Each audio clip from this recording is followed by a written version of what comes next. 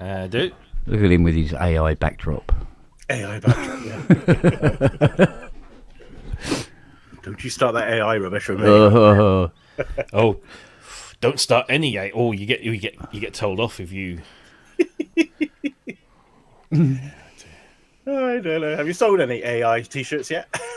That's a good question. Well, at least one. I can't remember. At least one. That'll be the one you're having, huh?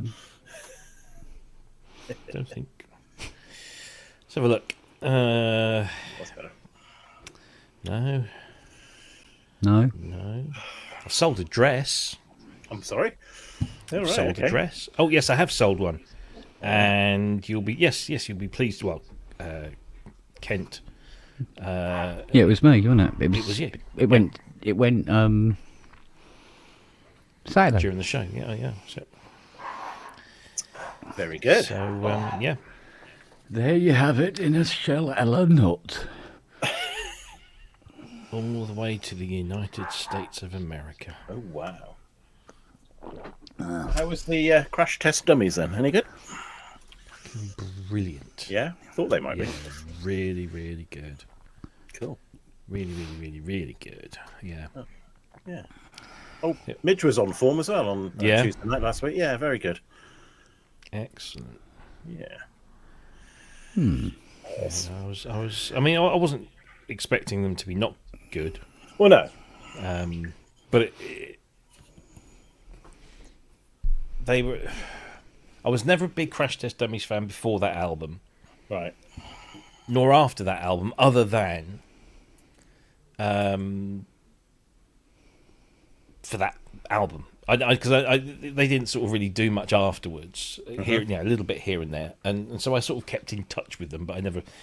So to see them live and do that album after 30 years, was pretty cool, and they've still got it, and it's still. I mean, I think the bass player, the singer, the backing singer, the drummer, all original members.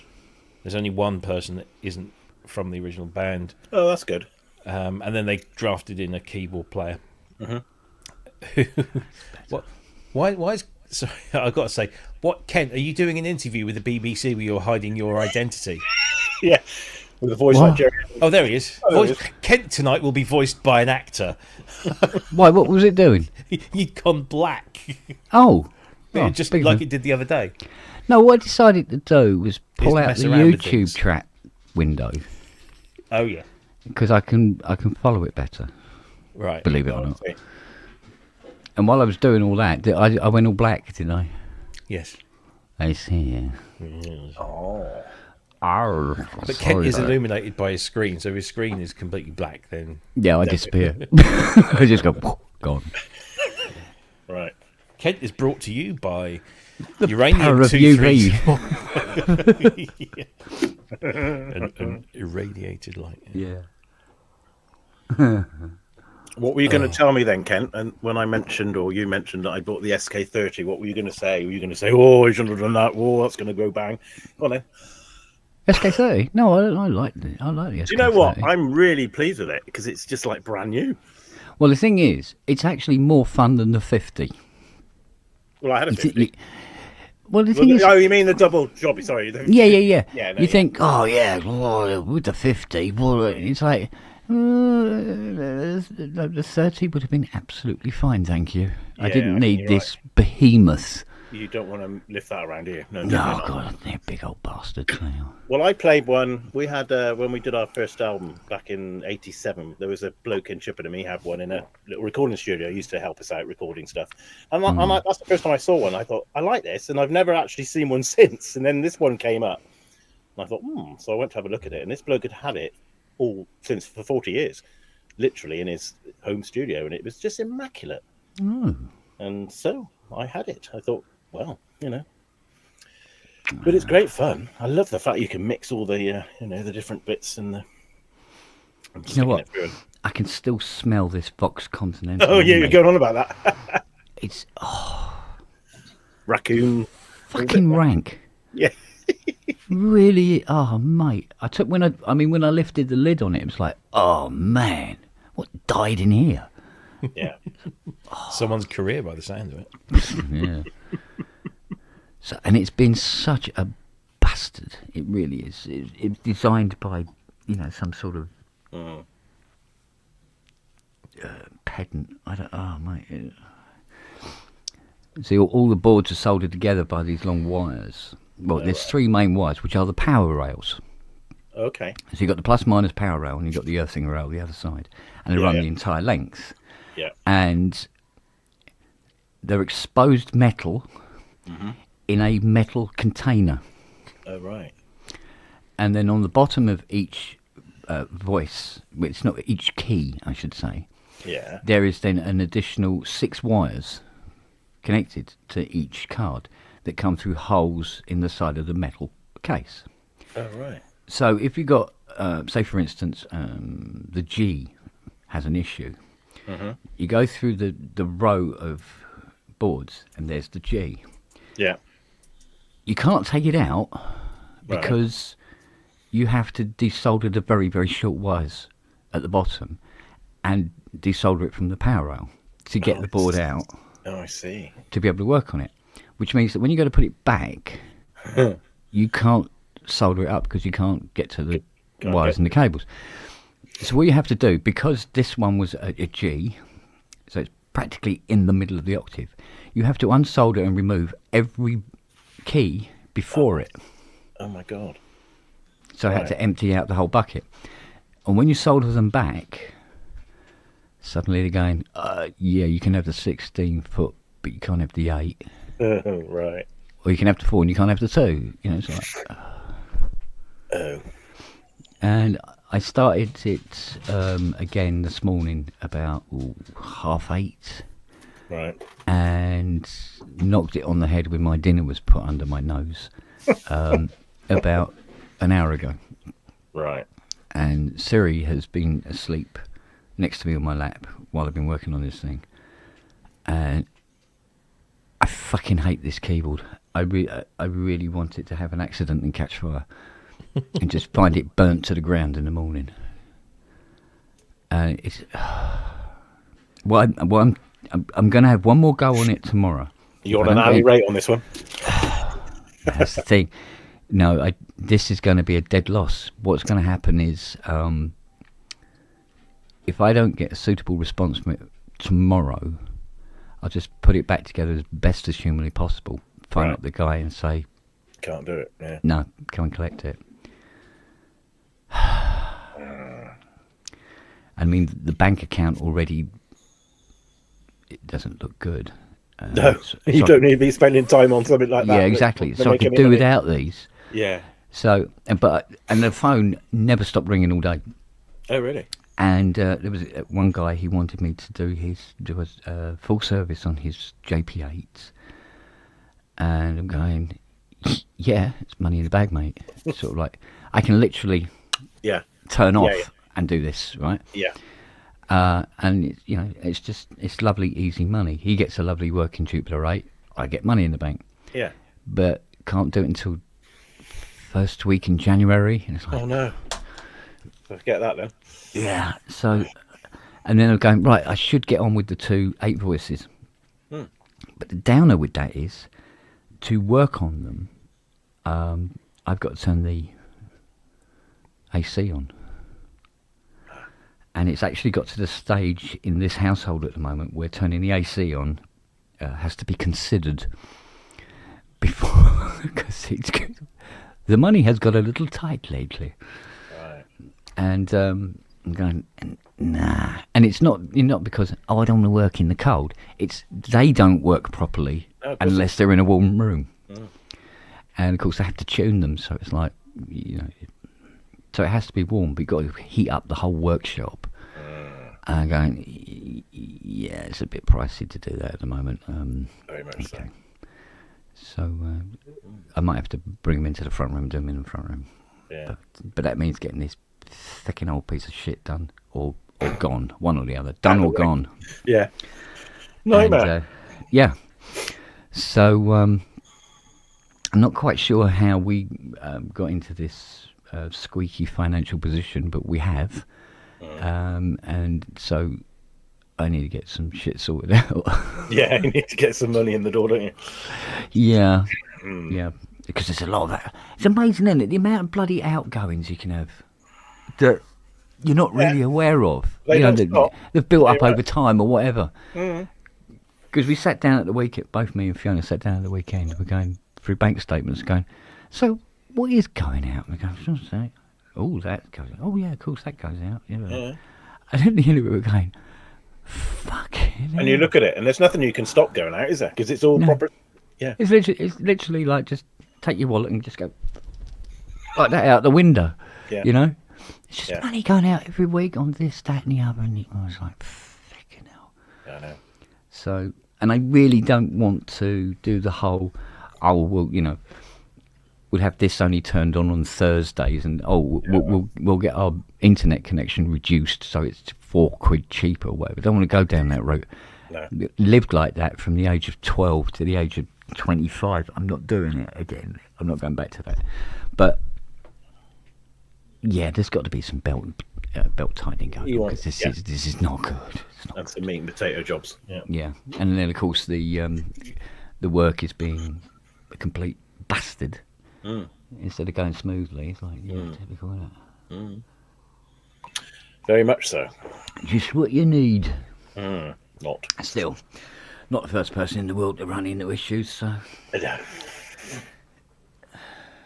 Well, our bloody work stopped. Bloody taps just turned right off since that budget.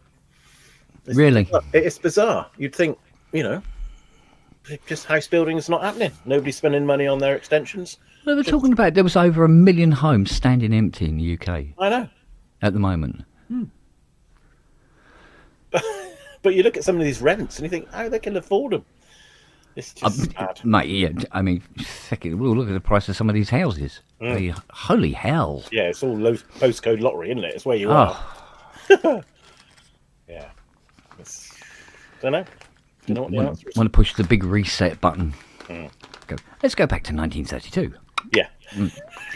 That'd be good, wouldn't it? Yeah. 4p a week. Aye, okay. Yeah, quite. Not like that. No. Still. Flog on, as they say. That's all we can do. Well, World War III. Look at the size of that wagon wheel, for goodness sake. They were a lot bigger than that in my day. You were a lot smaller.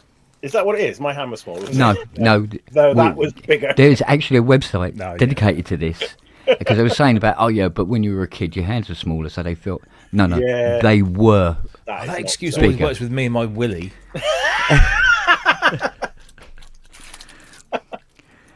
Well, technically, yeah. My willy's got my hands. Oh, dear. Oh, dear. Just another photo from a very happy T-shirt wearing customer. Cool. Yeah? Yeah. Cool. So,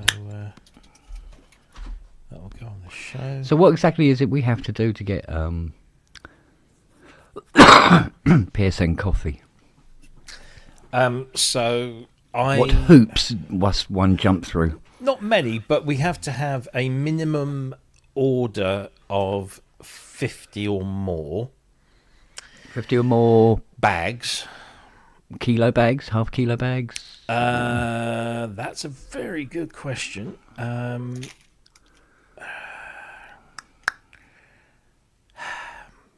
Where does it say? It doesn't say. Oh. Because what would help if we knew 12 ounces, which is 340 grams. Oh, it's the small bags. A small bag.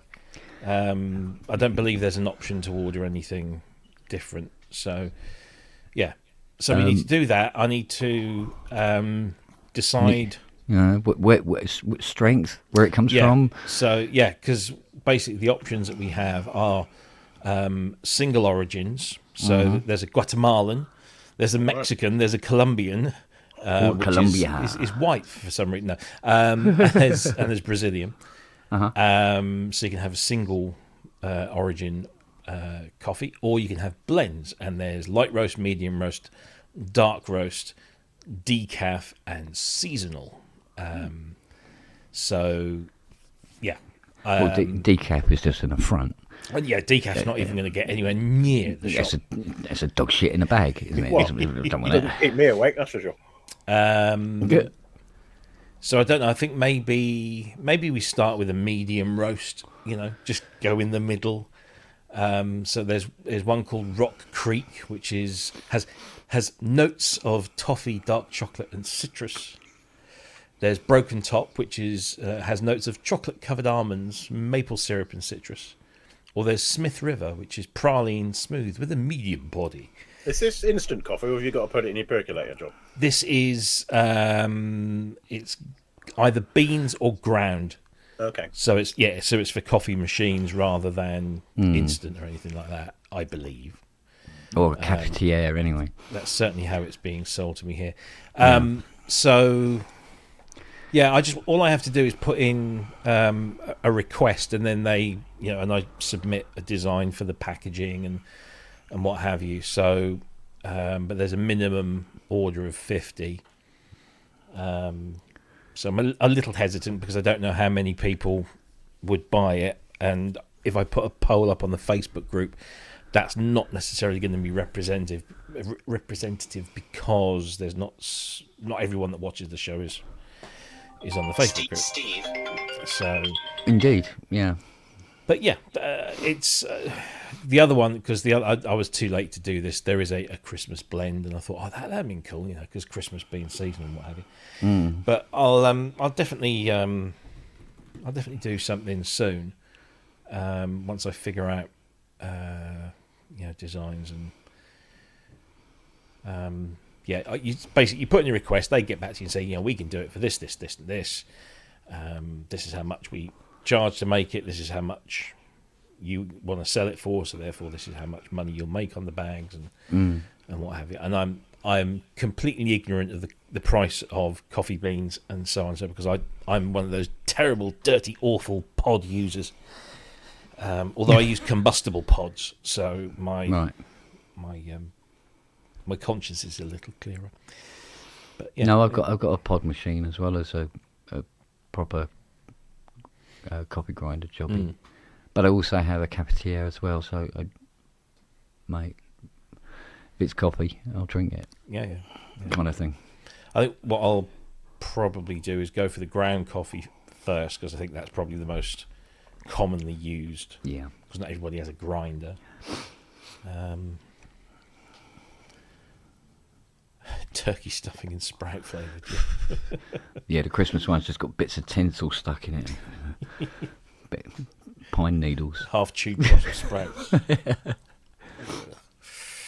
Yeah, we're just trying to decide what to have for Christmas dinner this year. We don't like, nobody here likes turkey, or certainly don't hate turkey, but I just don't. I'd rather, if I have a choice, turkey's not the choice. Really? Interesting. Yeah, no. What do you prefer? Anything that's not sort of turkey, because turkey I just find is a little bit dry, or drier, should I say? If you cook it well, then it's not so bad, but it's just dull. I'm definitely a lamb, beef, duck. I keep trying to persuade Jackie. Yeah, well, I keep trying to persuade Jackie to do a goose, because that's traditional Christmas fare. Swan. But yeah. Frowned upon, I think. Yeah, but she's. Oh yeah, I remember them things. Geese are quite large, obviously, and we haven't got the biggest oven in the world. And there's, when you think of all the other things that you have to cook as well, and when she does on the rare occasion that we have duck, which is really, I mean, like not even once a year, she might see one of these things in the supermarket, but it can get quite smoky because of the fat and everything. So yeah, she'd rather just have something that was more convenient. I don't mind pork again, but give me a really nice bit of beef or a nice bit of lamb. Lamb. No, Sarah got a goose crown last year, and it was quite big. It had all the kids around in it. So, they're big old birds. Mm-hmm. Oh yeah. Actually, where I went to see my accountant today to sign off my accounts for the year, he's got a massive. He's on a small little business estate, and they've got a massive duck pond, and they've got all these ducks. And I was like, Help yourself, is it? I don't think anybody would miss one, maybe two. No. I missed that. In my last house, I had a pond. There were no fish in it. They all died eventually. But it used to attract ducks. And we think it was the same family. So each year the kids would come back and they would... And I missed that because they used to come up to the back window and tap their beaks, and we'd go out and feed them, and they would just sit there happy, and the cats would leave them alone completely. And I miss having me ducks in the back garden, but never left us any eggs or anything. But No. yeah. Yeah. Because initially, when they first appeared, years and years ago, I had this neighbour on one side that kept ducks. He was weird. He was so weird. He would go out around dusk and collect a duck in a pet carrier. And it's almost like, you're the one that's coming in the house tonight. And his wife would actually be walking around the village holding a duck every now and again. She was weird. But we thought, when I went out, I said, Jack, we've got ducks in the garden. And we're like, I reckon some of his next door have escaped. So I went and knocked on his door, and he said, I don't think so. And he comes round in his wellies. Oh, no, they're not mine. Oh, okay, fine. And that was it. Yeah, very strange. Yeah, signed off on all the accounts. It's been a good year. Well, it's your first year. It's got to be a good year, isn't it? Yeah. And Can't not hopefully be a good year. set us up for a good year next year. Excellent. Yeah. Seemed all very grown up, signing all these forms with numbers I on. know.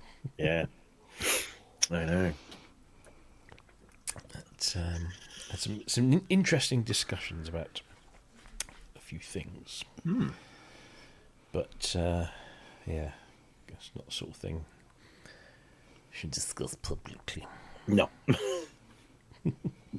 I turned when I first signed up, because this guy, my accountant, is a guy I went to school with 40 years Oh, I remember ago. you saying. Yeah.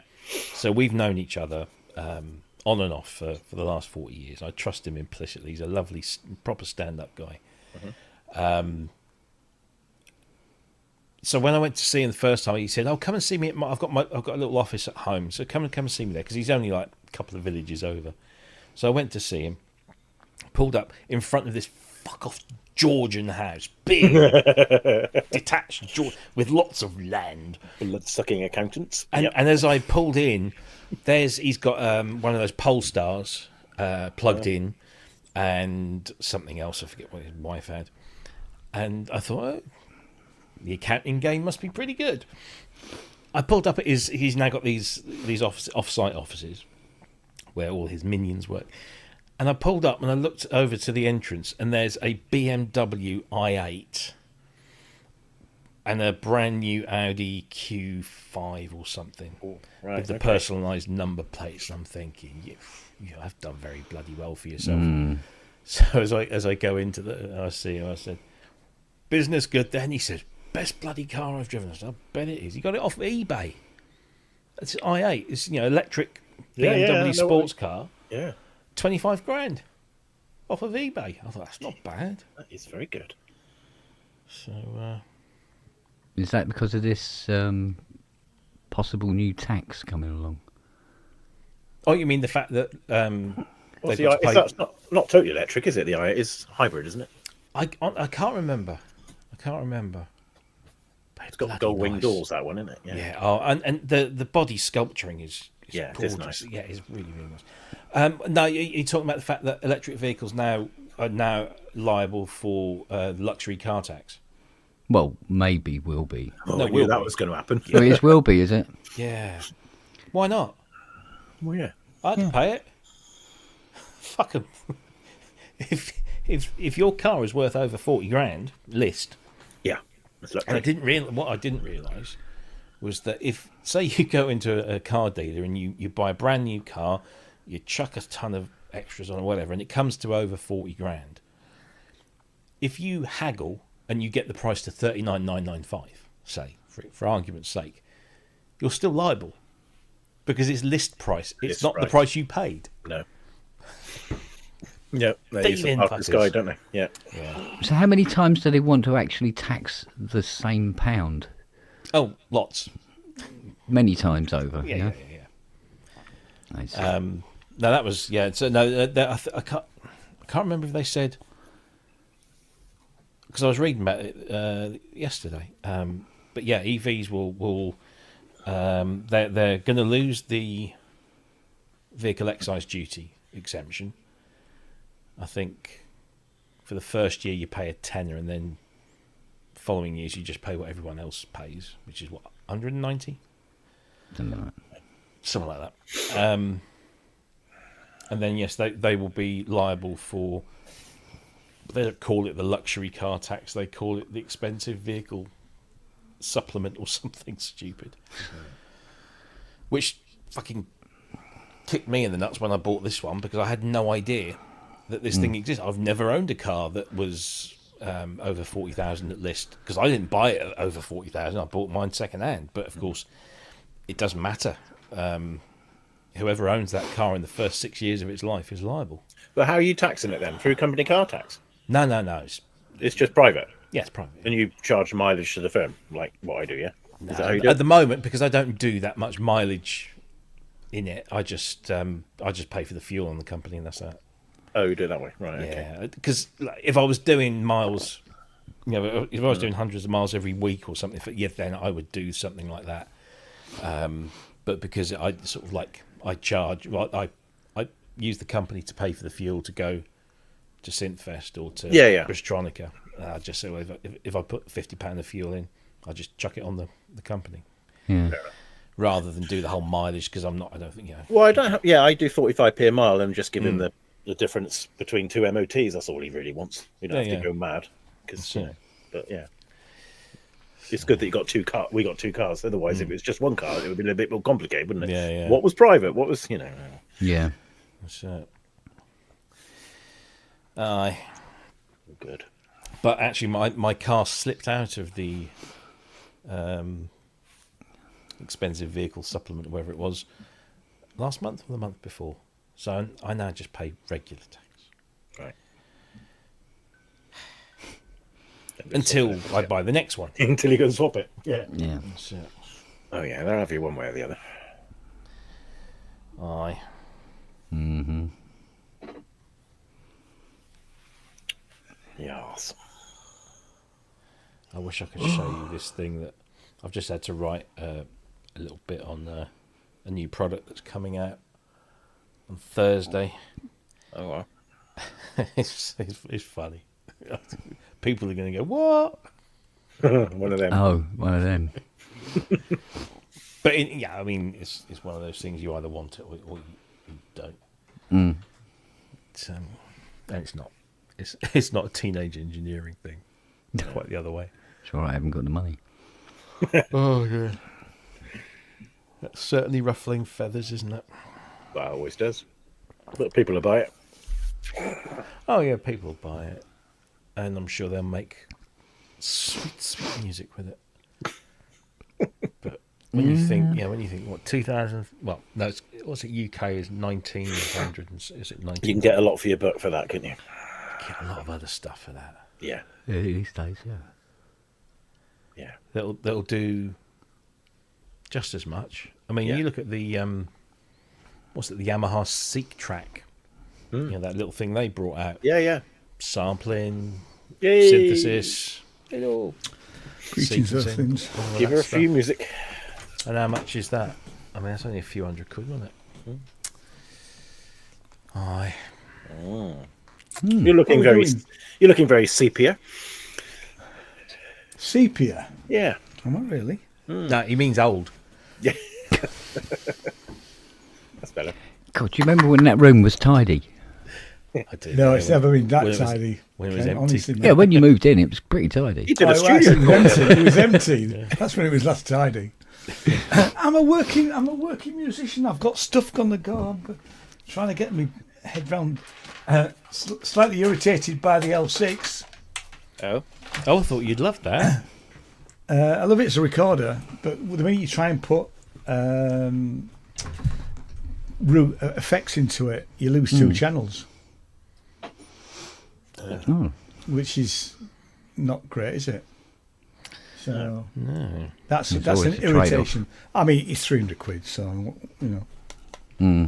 There's more pluses than negatives for sure. It's great. It's great as a little EMOM recorder, which is what I bought it for. Oh, perfect. Just remember to press record next time. Yeah, exactly. Well, I did halfway through. Actually, it sounds great. I mean, That's all right. luckily there'll be a desk recording at some point in the future because we'll be putting another EMOM album out from. Well, there's another 2 next year. Okay. You know, so yeah, I'll get a proper. I won't get a multi-track recording, but I'll get a recording of it. And I've got the practice recordings that I did, so. Oh, right. Okay. You know. Blend it together then. Definitely, yeah. Cool. So, how's everybody? Oh, I got bloody cold, but other than Not that, dead. all right. Not dead yet. I'm sorry to roll it cold, Pete. I mean, Oh, it's all right. No, I'm all right. I just got my mother into hospital. She's in hospital at the moment with a heart problem, but she's all right. She's as bright as a button. You know, enjoying herself, I think. So, you coming out yet, Mum? No, they're looking after me. She's 89, so whatever. it's a good age. It is a good age, you know. Yeah. And they're telling her, well, you know, your heart's wore out.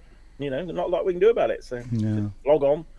But yeah, I think there's a lot of anxiety going on, but she won't listen to me. I'm not that. I don't want to go in a home. I think, okay. Now there's an Well, app. We were before my mum passed away. We were about to have that conversation with her about. We talked about this in the car, didn't we? Yeah. Yeah. The fact that we were going to get her to go into a home because she needed to go into a home. She wasn't taking care of herself anymore. That's the trouble. And luckily, we've dodged that fine. bullet by her. Yeah, we dodged the clogs. bullet about getting my dad to stop driving. It was getting a bit worrying, and then he dropped dead. So it was like, that solved that one. It's like, oh dear. Getting old, eh? It's a bugger. Tell me about it. Wouldn't. Apparently, I'm dead. Oh, yeah? According to my mother-in-law, Oh, because she's like in cloud cookie land every day now. It's just it's never getting any better.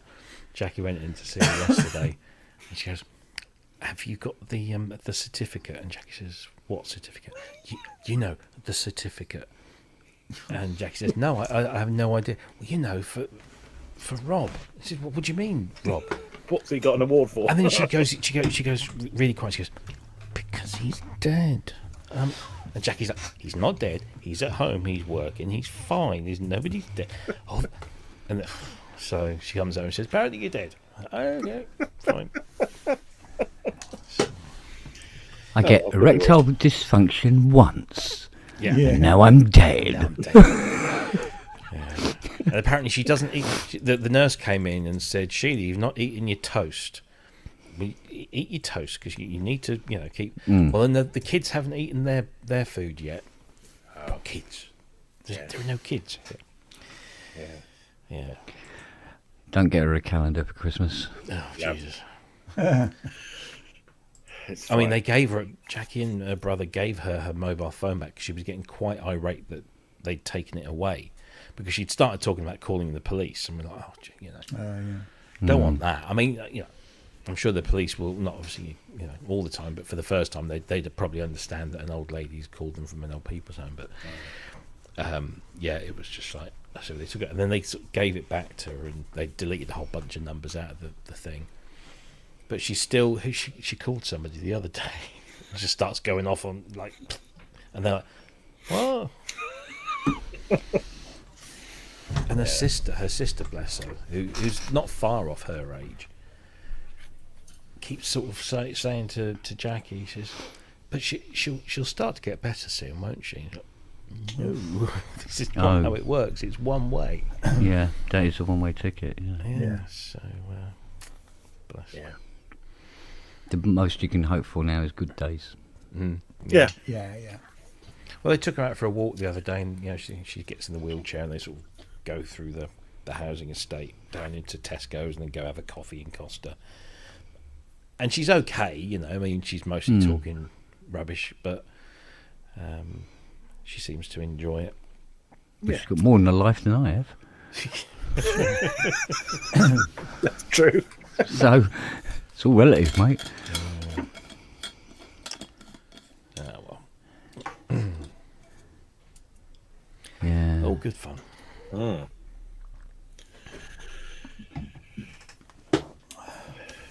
Watched your studio tour the other day. Very good. Thank you very much, sir. Quite a few people have watched it, actually. That's quite nice. It was a spur of the moment thing with Rans doing it, and actually I thought, well, shall I try and do it live? I thought, actually, no, that's a recipe for disaster, isn't it? The Wi-Fi here is crap, so I'd have to it worked well. do it on before. So It's amazing how much you got in that little room of yours. I know. That's not what's in the garage. All that problem. Yes. Here, Ian, you're a hi-fi guy. Did you see who's bought Macintosh? Oh no, Bose. have they? Yeah. I was never a fan of Bose stuff. No, particularly. it's very Marmite, isn't it? 401s, the original 401s, 401s, the weird shaped speakers. They were all right. The rest of it didn't do anything for me. I liked their player. I don't remember their player. That green thing about Nabig. Oh, what was it called? It had a really brilliant sound on it, considering it was only 3-inch speakers. Huge sound, but Is that the one that had? Was it like a domed shaped thing where it fired the sound in? No, it was a flat thing, but it had like a slightly curved front and a speaker either side of it, a display in the centre. It was an FM radio and a CD player and a. Well, it's actually I still use it. It's in the workshop, and I can take the fucking windows out with it. It's really, really good.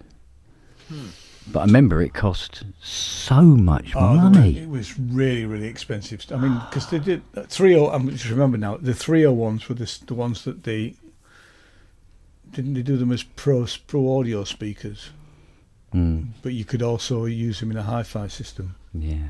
This was 70s, late 70s, early 80s. Yeah. Bose really leaned on the bass end of things, didn't they? So, oh, very much so. Yeah. Yeah. So, but he gave a lovely. All right, darling.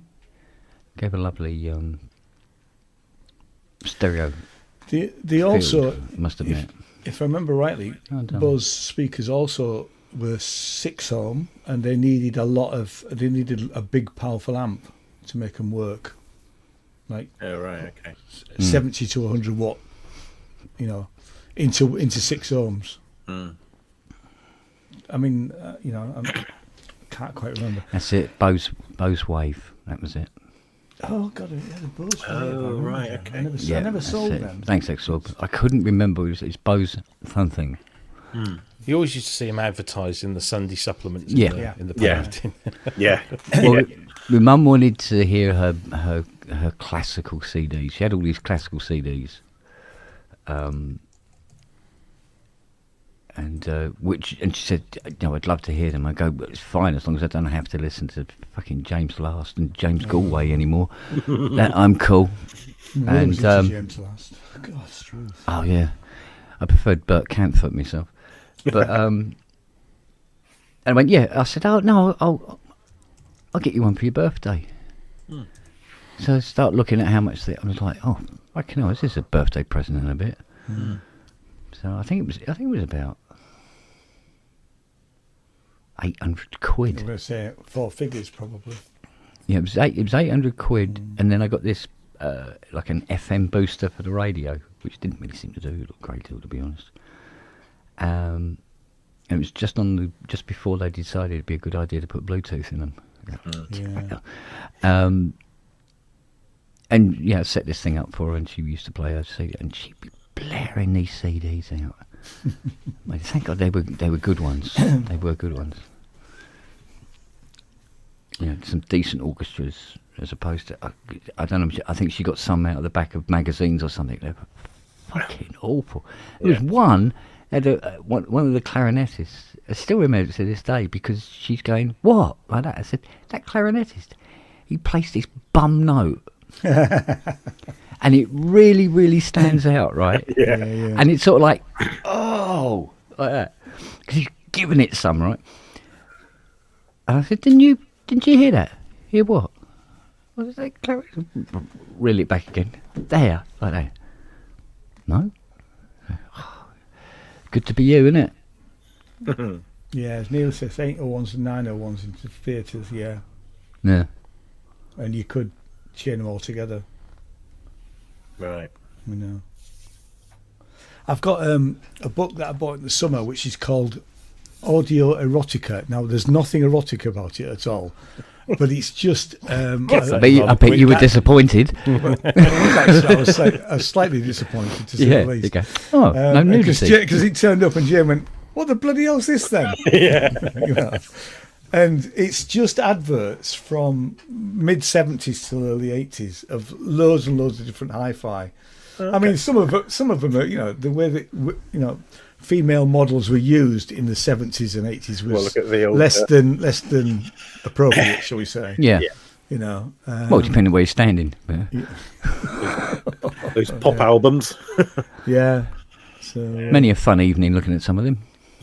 Yeah. Yeah, they'd have some sort of woman in a almost translucent sort of like silk thing. Yeah. With her arms hugging a big Wolfdale speaker or something. Exactly. You can see her nipples. Yeah, exactly. Yeah. So there's all that. Tits sell. 14 and up for it. Yeah. Yeah, I can work with a nipple.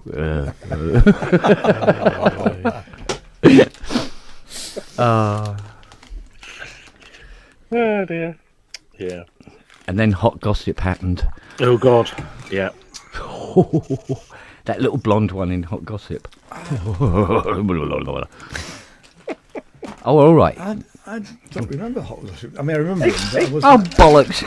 Pans, Here, pick one off the floor. Help yourself. Down here, look. Before that, it was Pan's People, wasn't it? Pan's People, Yeah. Legs and Co. Legs and Co. Legs and Co. Yeah, that's another one. Yeah. I was going to give you half of a minstrel, but Looks like you got a lot. many to choose from. Don't tell your friends. Oh, hello. They've arrived. Hello, friends. Oh, mate. Anyway, I'm not staying long because Celebrity Get Me Out of Here started. It's the only one I watch these days. I don't watch Big Brother or any others, but so I wouldn't Jane even says watch that. I have to be there at 9 o'clock to watch it. Well, I was hoping to just chill out on the settee tonight, but he goes, Is that not "You going to doing a happen pub?" then? And she's going, "You doing a pub tonight?" Yeah, Why? Well, there's this French detective show that I want to binge watch with subtitles. And I go, okay. Hence the 8 o'clock start then. No, dinner was late. Ah, right. Yeah.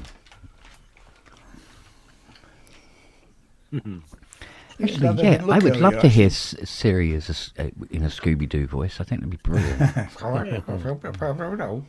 That needs doing. That needs doing, Babs. It really does.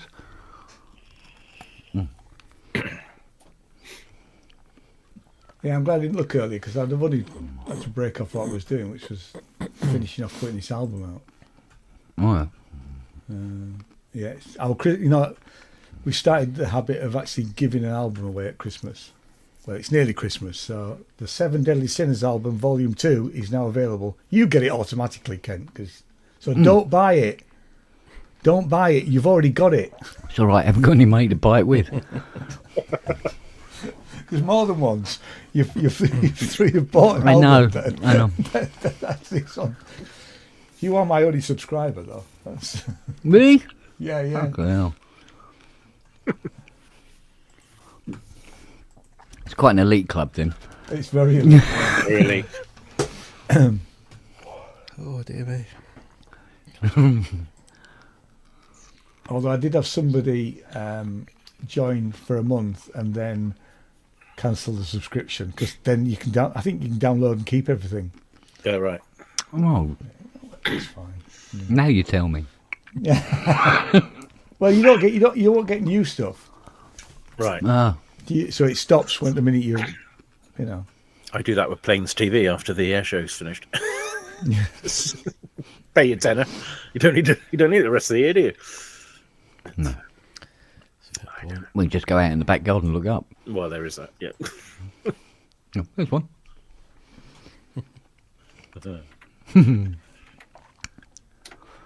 Oh, mate.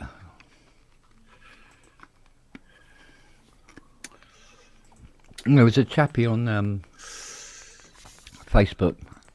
He was talking about his dog was feeling a bit under the weather. And I've been following the little fella's progress. And things were looking promising at the weekend, but I think she may go tonight. Oh, no. You know, and you sort of like... Yeah. You get right sort of like giving him words of encouragement, saying, look, you know, he might pull through. And beautiful looking animal, really is. But he's very, very old, you know. And it's like, Thing is, once I was engaged in it, it brought back. Yeah, I can imagine. All, you know, the others, as it were, from. So it's a bit of a shame.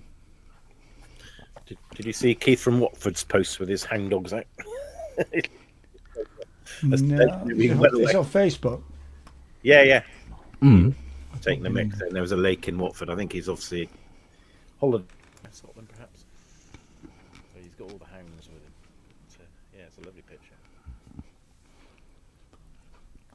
Yeah, because he's got quite the menagerie. Yeah. He certainly has. Mind you, I was on the phone this afternoon and Lily started a game of some description with Noah, which made Noah bark, which made Nelly join in, and Siri joined in, and then Charlie just stood in the corner of the room and just howled at everybody. And I'm on the phone going, shut up! Don't talk to somebody on the phone. Do you know who's on the phone? Boy George. Jesus. I'm trying to listen to this bit of music that him and Roland are working on. It sounds really good. Sort of a cross between Edgar Froese and Depeche. Okay. They're quite good. But my goodness. The racket these fucking dogs are making. And by the time I put the phone down, it went quiet. Yeah, of course they did. Yeah, guaranteed. Go, Didn't oh, they? you're off the phone. Yeah. I'm interested now. Yeah.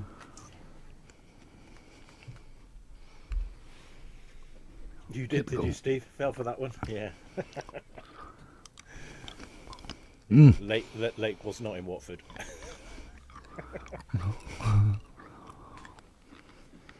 What? You can't possibly want another one. You had like 9. Chocolate's bad for dogs. Try telling them Horse that. shit, you say? Was that your personal opinion? This dog has not left my side since 7:30 this morning. Have you?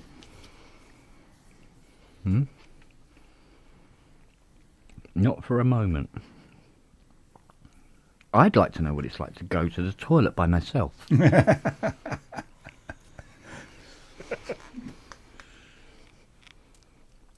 She even scratches at the door of the shower when I'm in the shower. Can I come in as well? No, because that means I've got to dry you as well. And you're a nightmare to dry. Yeah. I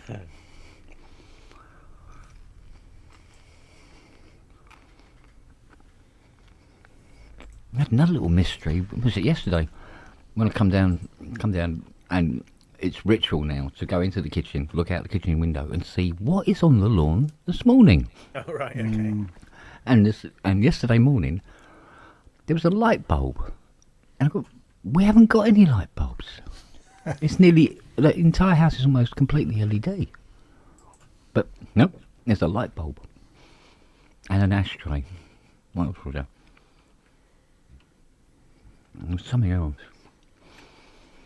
Oh, box cutter.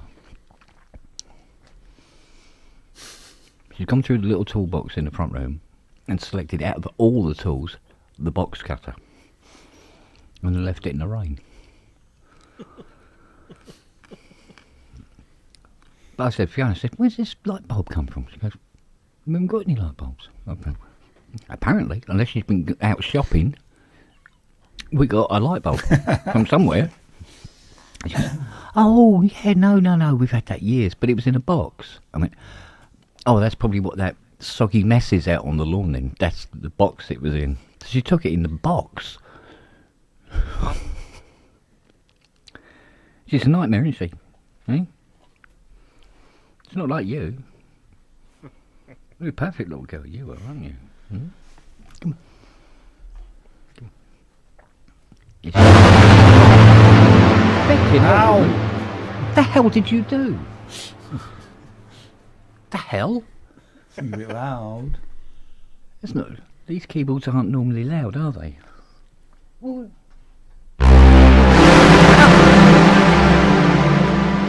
No, it isn't the keyboard. What is? Oh, it's something running up here. Fucking hell. Poor. It is loud. It is. Poor. I don't know what's wrong here. It's not normally loud. Oh God, he started again. Your mate's kicked off, Rob. Oh, he's my mate when he kicks off. I see, it's like that, is it? No, It's he's your yours. child when, yeah. He's often referred to as Robbie's mate here. A lot. Or Robbie's favourite. Yeah, well, there is that, isn't there? We were doing, it was a couple of weeks ago, but all the dogs are sitting on the settee with us. And and Fiona's going, she goes, here you go, Siri, and he's giving him a little bit of, what was it, like a jelly tot or something. And it's one for you, and here's one for Robbie's mate.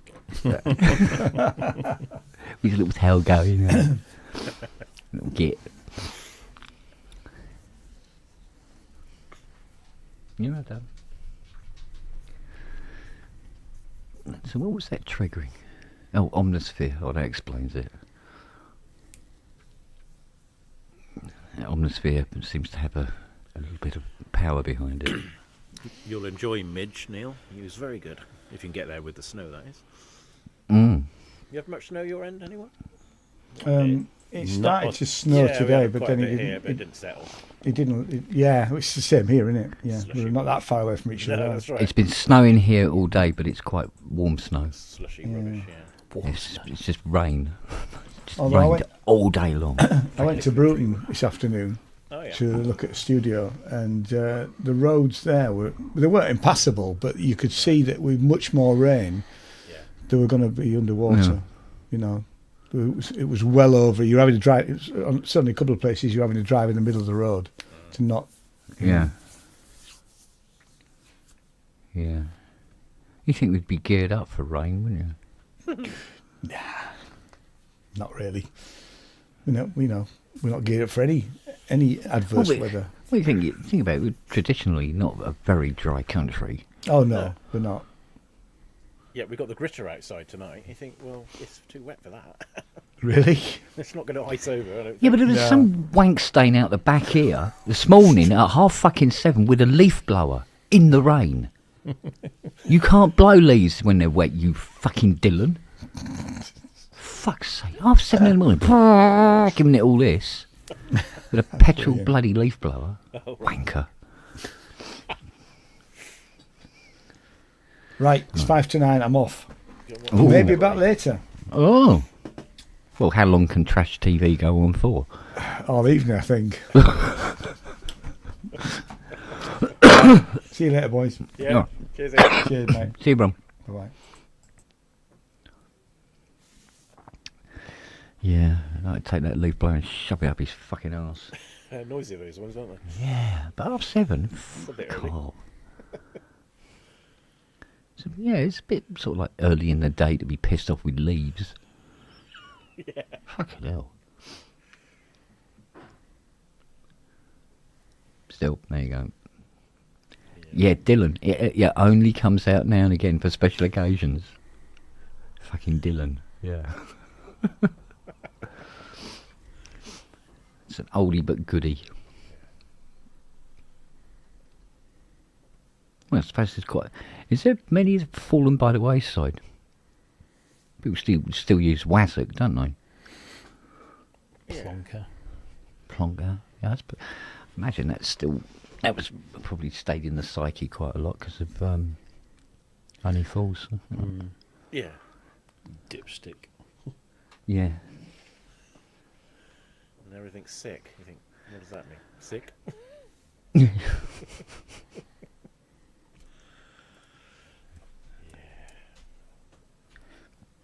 Oh, pardon me.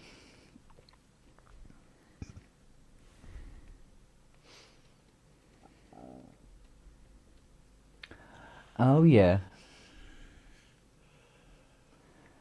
My drum log has moved. No. Probably because a puppy came this way. Jumping up on them. Just a little.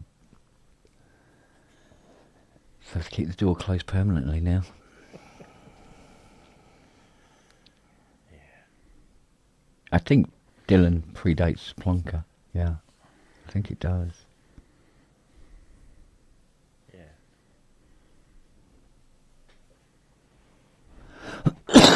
I don't know if it's actually tied back to Magic Roundabout or not. Yeah, possibly. That was a great show, wasn't it? Weird. Yeah, but when you watch it when you're growing up, Yeah. because you had it when I was Yeah. used to babysit Scott, See and the real reason. yeah, and you go, hang on a minute, All stoned. sugar cubes. Hello.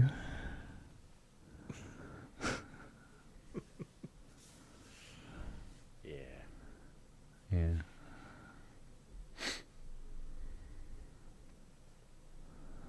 I don't know.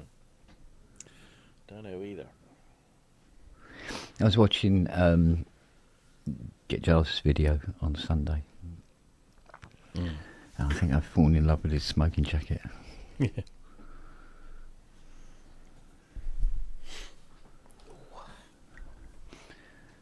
Very chic.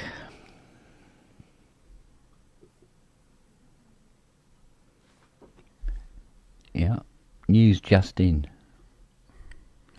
News just in, get it? No, all right. I do. Oh, good. Well, yeah, never you heard get that it one before. every day. Yeah. Yes. Have you? Oh, yeah. I swear, I can do this all night. Since birth, I've gotten it. Yeah, yeah. Not in that way, but, you know. Oh, yeah. Yeah. New camera angle, Justin. Very good. I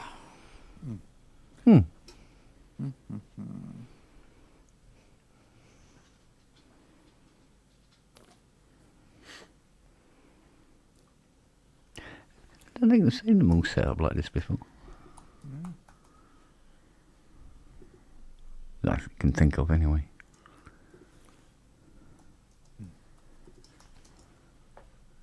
Oh wow, she's actually gone.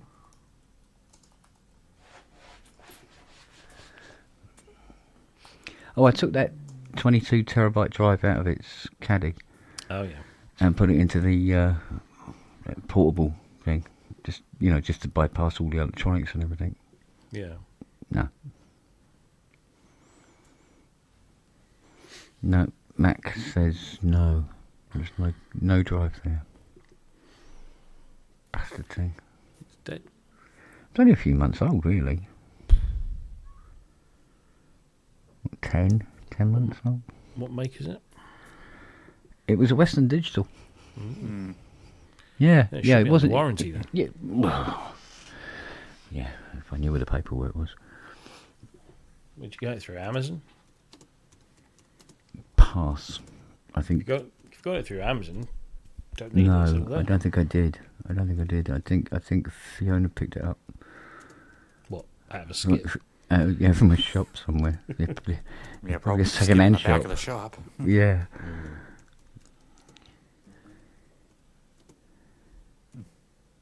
So, mind you, it's been interfered with now, hasn't it? Yeah, true. So that's that. Oh, pardon me.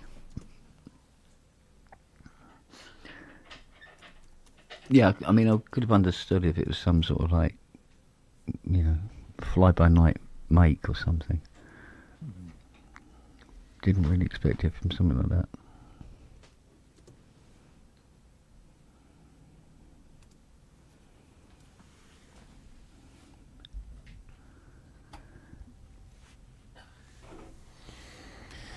Oh.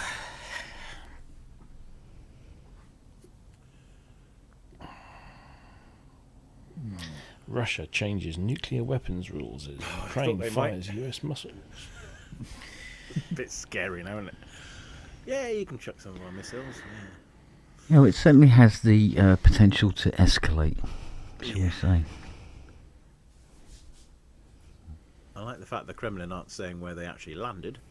But who knows?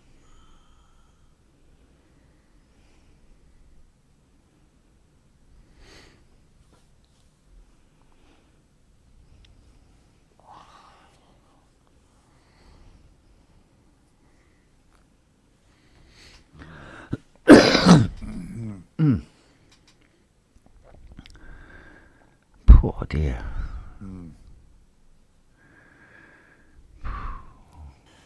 Yeah, Xorb, my DX7 has been fine since 2017. And I've left it plugged in for a good couple of years before I had to move from where I was. And never had an issue with it. No.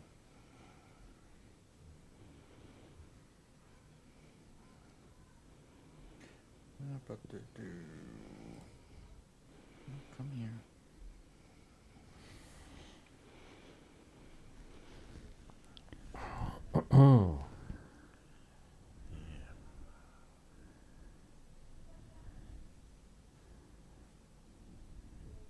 I think I've only ever seen two power supply issues on a DX7 in 25 years.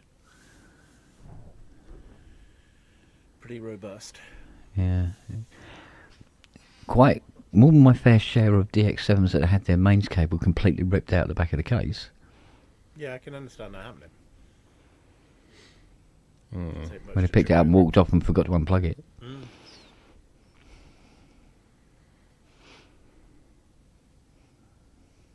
It's funny how they did it with that, because they didn't do it with the DX5 had its own plug, didn't it? DX7, I don't know. Although the DX5 used the IEC IEC 10? plugs, That's yeah. right, yeah. the 2-pin IEC That's right. 10s. And that's what the same on the SK30 as well. Yeah. You're not going to pick that up in a hurry. Yeah. Yeah, it's same for the old DX1, isn't it? Using the IDEs. Well, that's got a IEC. regular kettle plug. What, Earth as well? Oh, right. Okay. Yeah, IEC connectors.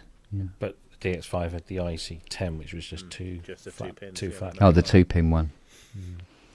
I used to fucking hate that. Yeah, I had that chart, didn't I? I told you what all the different plugs were. Right, go. Oh, it's gone. Yeah, I used to hate that. When they drop off the keyboard, they haven't supplied me with the mains cable. It's like, oh, fucking hell, where's my one? Because they normally have to have a mains cable of all sorts of different types and everything. Couldn't find that one, I must admit. Yeah, the KX88 had that 2-pin one as well. Yeah.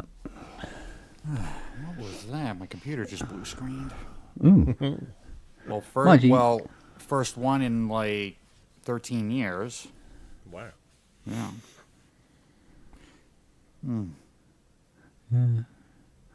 Now, sometimes you see those 2-pinners on, any of the 117 volt ones.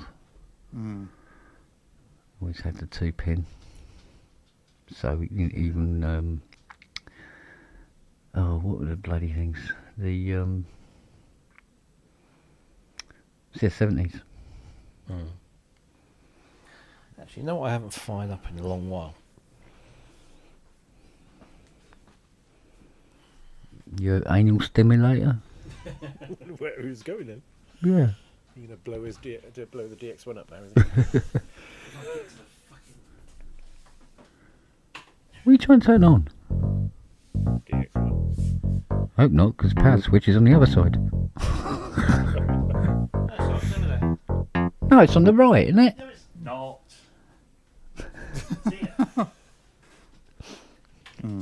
Well, it is, looking at it from the back. Well, yeah. Well, that's where I normally am all the time.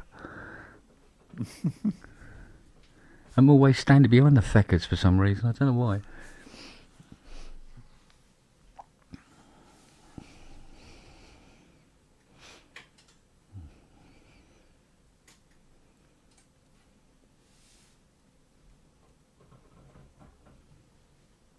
Let's see.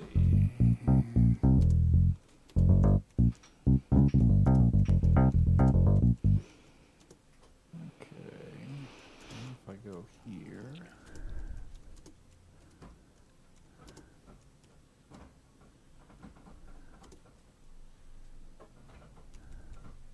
Ah, there. There we go. Wonder what it sounded a bit.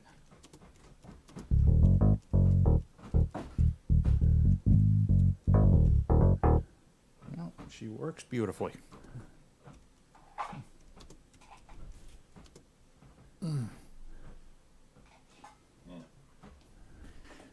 Actually, that DX7's a funny story. I found it at a thrift store. One town over from where I am now, and unfortunately that store is no longer there, and I kind of wish it was, because the people that ran it were, like, really genuinely good people. They really ran it like, obviously a store, but it felt like comfortable, like you could easily go in there and hang out and talk, and it was really welcoming, but they had a ton of stuff in there. But they had like music gear coming in and out all the time, and I saw this DX7 actually in a different chassis that was a little bit more beat up than this one was, in the corner, and I'm looking it over, and the sales guy comes up. Oh, that's not for sale. I'm like, really? Can I just try it? And he wasn't sure. He didn't quite know that I was a keyboardist. It's like, yeah, if you want. So I start, he plugs it into an amp, and I start like just, doing what I normally would do,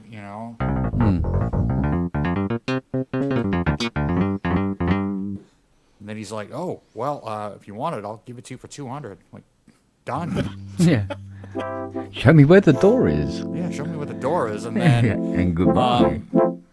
just like a couple weeks later, I'm like, you know what? I want to go into Reverb and see if I can find one, that's got a good case. I don't care if it's working or not. So I found another one for $100 for parts. So took the two apart. The two became one. Okay. And the jack sockets on this one, on the parted one that I bought off of Reverb were in a lot better shape than the one at the thrift store. So I swapped those out too. Cool. Yeah, and then this one, it was beautiful until somebody knocked it over off of my moving cart when I was moving up from Seabrook to here, which is about 50 minutes away, and the whole like right corner, like bottom, is kind of dented in. I'm like, It's annoying, isn't it? looked at him like, yeah, you owe me a new DX7. Good luck. Or just get me a right end cap. Good luck with that too. I think we're hearing everything except the DX1. Yeah. It's too low for it. Is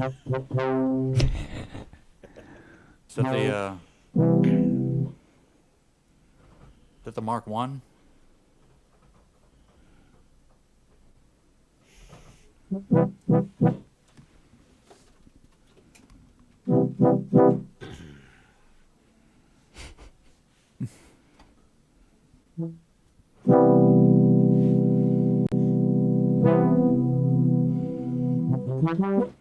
Which one's which? Well, the Like one of them DX1 is the big one. Yeah, right. That's how I recognise them. Okay, that's DX5.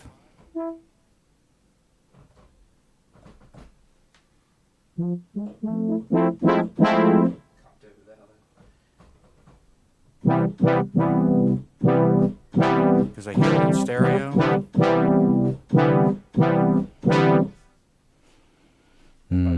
It's the DX1 and the DX5, so they should, in essence, sound very much the same, but they don't.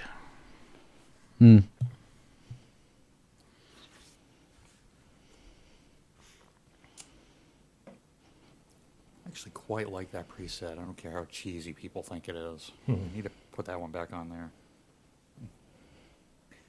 Oh, time to fire up OPS 7. Somebody really needs to make a Mark II DX7 plug-in. Yeah. So I've been going through all of these patches. You have to go over there, especially when you're backing it up, backwards and forwards. I just want to try them out. How does the DX5 sound compared to the DX7? Impressive. DX5. DX7. Yeah, that answers your question.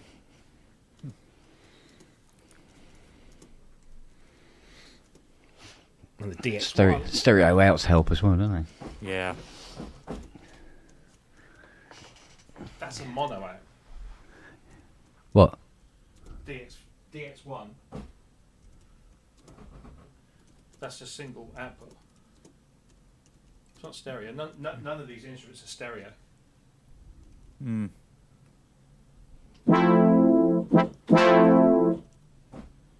So I don't hear the one at all. No. Yeah. You're not hearing the one?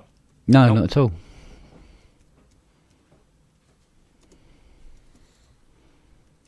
They had a 5 at that shop in New Jersey that I went to. I didn't dare ask the price of it, though. Yeah. Dickhead. Yeah. Why should it? Oh, there we go. Because I figured I wasn't going to be able to afford it. That's the DX5. That's the one.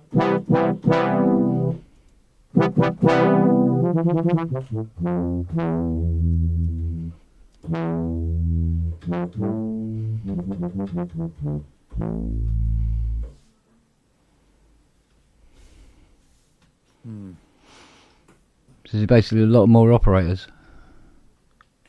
The one and But the are they five smooth? Same. One and The the five same. are identical. And yet they sound very different.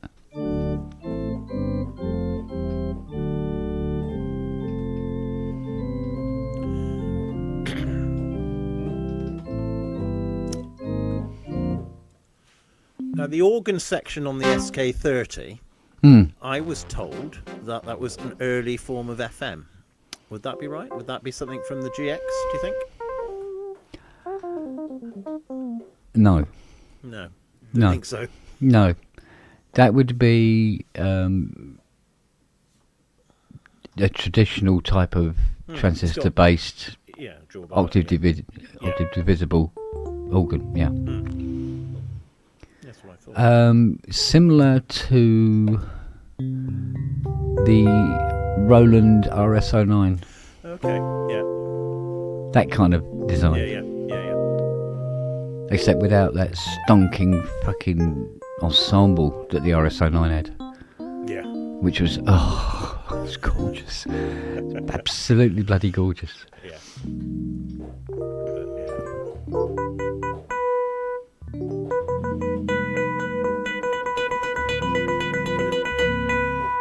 It's the separate outs I like. You can just treat them differently with different effects. Yeah. And it's just suddenly you've got a real mix on It's you. almost like early workstation, isn't it? It is. Yeah. Yeah.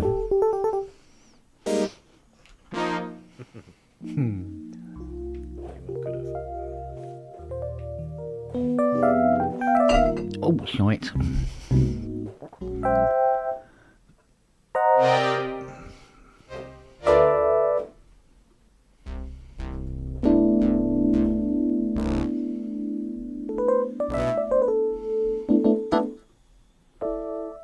So what's we got here? What's this?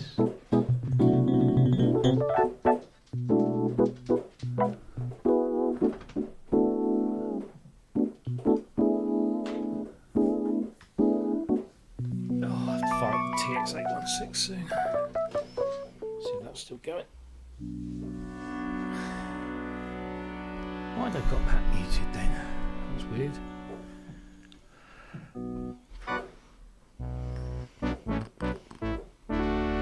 It doesn't work at all.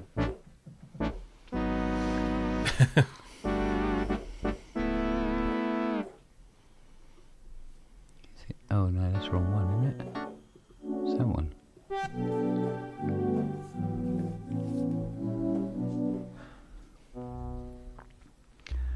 Oh, here we go. Ridiculous Reverb, Part 1.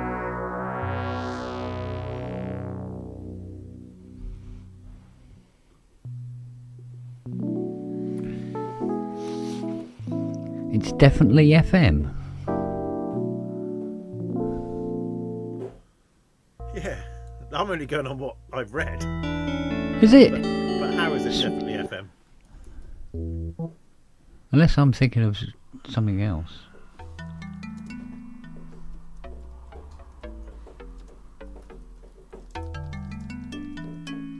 Because I always thought that the SK30 came out before the DX7 was invented. It was 79, so it must have been. Yeah.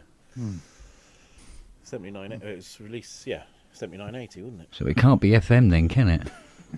Well, no. When was the GX one? That was 80, was it? GX one? Well, GS1. GS1. Sorry, the GS one was 79, right? No, Yeah, so they would have been. no, the GS1 wasn't 79. No, it's about It was 82, 83, 81. Yeah, 81. So GS2 FM is really 82. Yeah, it would have to be GS7 was 81 to 83. make it to Blade Runner soundtrack, wouldn't it? Right. So there's no FM in the 79 then. I don't remember seeing any in any of the ones I've worked on, put it that way. I mean, who knows? Because they had the technology. Well, if it was daylight, I could go around the garage and let you know. But if it was FM, it would have been a very primitive. Oh, yeah. Definitely. It would have been cross mod like the GS1 or the GS2 rather than algorithmic. But it's not generally known as that. No.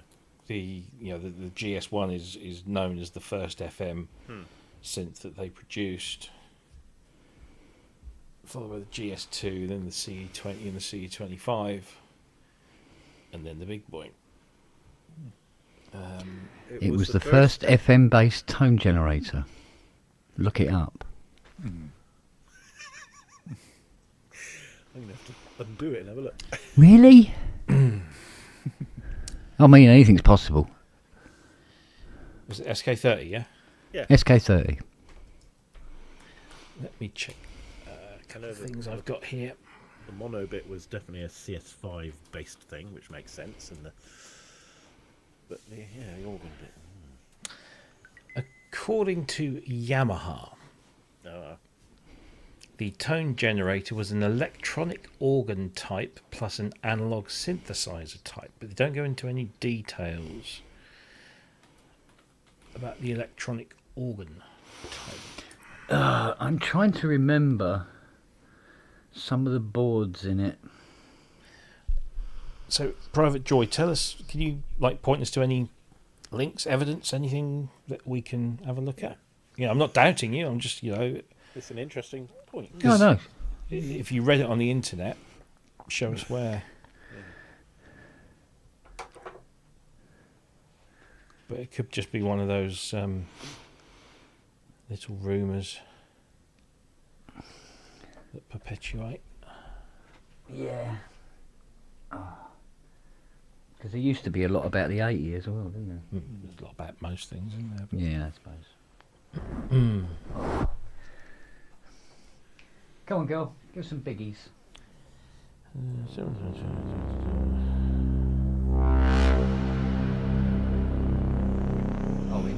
It's in Dewberry.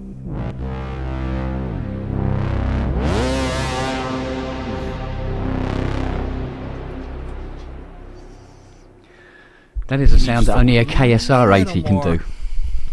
A little more reverb. No. I think that's more than enough now. Okay, so I've got a spec sheet here that lists the organ, the polysynth, and the monosynth are all analog. That's what I thought. The organ section generates a square wave in 3 clicks. Yeah. There is literally no mention. No, the only reason I say that is because if it was FM, I would have had a lot more trouble trying to repair them. Exactly. Yeah, because it would just be chips, wouldn't it? It wouldn't be. No, there's. As opposed to Tone Gen's Gear Space, yeah. Okay, we'll take that as a leading authority. Sorry, Steve, but it's Gear Space. Oh, in that case, fuck it.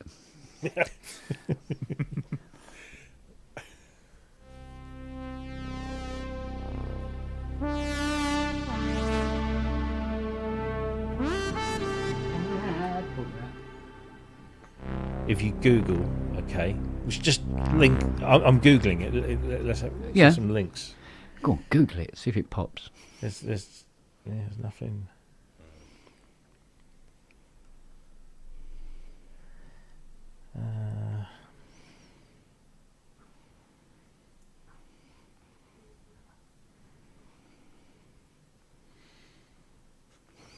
Is it possible there was 2 types? What, of SK30? An SK30 Mark II type shebang? If there was, it wasn't ever retailed as a. But that doesn't mean to say that. But they would. No, they would have made a. They stopped making them in '81. So, I found something here that says its organ has one of the early implementations of Yamaha's FM technology in a very limited form. Yeah. Concurrent with the GS1-2 development platforms. But it doesn't... Then what it might be then is it would be a IC generating multiple square waves. And it would be one of those big fat ICs that they did where they had short leg and then the next leg is a long leg, then a short leg, then a long leg. So, yeah, which would technically make it digital. But then I've got another website here that claims that it is all completely analog. So, I mean, look, it could be. Well, technically, it is after the sound, the waveform source. Right. Like, for instance, there's 2, 3, 4 40-leg digital ICs in a CS80. But it's not digital synth. Dead Man's saying it's all old school, custom signed. Gonna have to dig out that SK30, aren't You got one in the shed? In the I? garage? No, in the garage. Right.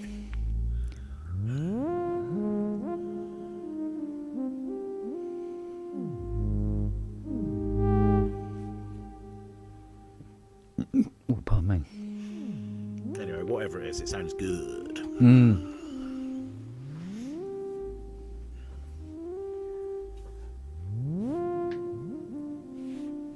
Sender, wasn't it? Oh yeah.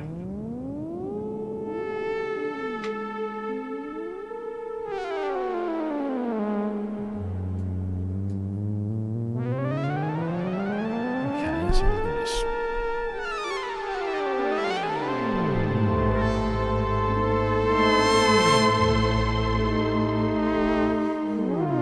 Nice.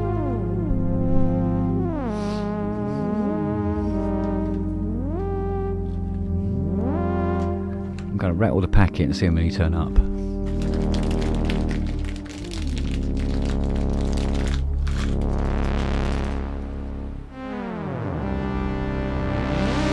Aha! There we go. Bonsoir, madame. You heard the vacuum? Come on in. There you go. Good girl.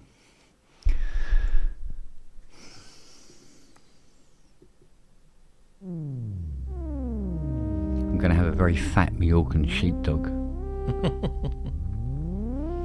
Nice. Little chocolate hound, aren't you? Mm.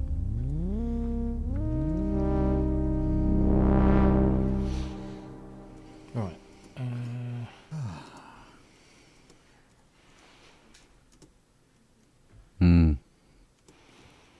All they all know. It just depends on whether they can be bothered to come up the stairs half the time, Jake. That's the thing. See, there might be something just as nice going downstairs as well. In which case I go, oh, you know, I don't need the trip.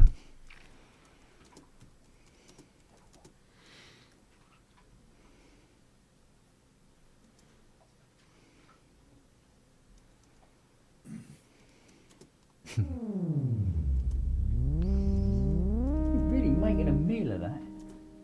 Yeah, I was just randomly wondering. I know it's got portamento, but does it have glissando? Sure enough, it does. What's this, Hydra? Yep. Yeah, the Hydra does, yeah. Thank God. It's literally about the closest thing you can get to a fucking 80 without getting an 80.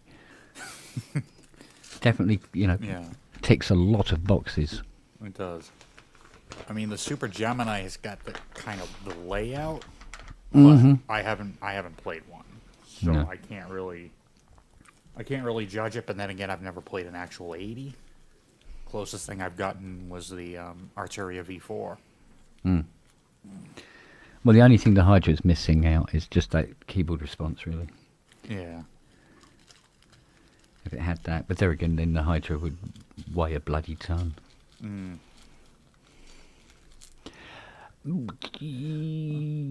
you talking about the action? Yeah, the action. Yeah. In sound. Yeah, probably, but I haven't fully explored the M8X yet, to be honest with you. The keyboard action's nice, but it's actually a little harder than the 80. So.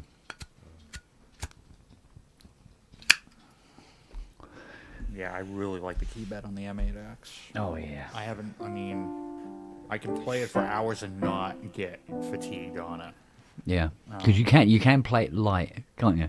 Yeah. You know, where you get a lot of these weighted keyboards where they're great to play, you know, you're doing piano stuff, but when you want to try and play them light, they don't allow you. It doesn't quite, like, the lightest velocity you'll get is probably like a 7 or an 8, and you can't get below that. And when you're a pianist, you want to be able to go 0. Like, you want to be able to have complete control over the dynamics. Yeah, it's definitely a lovely board for that. Yeah, all day long. Oh, yeah, and like I said, I mean, because of my carpal tunnel back in 2018, my hands have not been the same, so there's only certain actions I can tolerate. That one and the my old Roland RD1000 that I had a beautiful, beautiful action. I had an RD88 EX for a day. I think I told this before I got my CK88. And I was fatigued probably after a minute of playing that action. What was it, the PHA4? Yeah, and I immediately, like, it was after hours, so I emailed my Sweetwater rep, and I'm like, dude, I got to send this thing back. Like, I can't even play it. And then he's like, yep, no problem. Like, I've got to wait a little bit to get the CK88, so I got a little bit more room in my budget, and then as soon as I did, I jumped on it. It's still the GHS keybed, but it's not terrible. I can play it without getting fatigued. Repeated notes, let's see, like that kind of stuff. It's hard to get the same dynamic. I mean, I can do the repeated notes, but after like the initial one, everything after that is quite soft. Yeah. And I don't really notice it if I don't do that kind of stuff on the CK88. But as far as the actual feel of the keybed, it's not bad. It's not as good as the M8X, but it's not as bad as like some of the other Yamaha ones. Yeah. Like, I don't like the P515 action. I know they've changed it out when they did the P525, but that was incredibly heavy.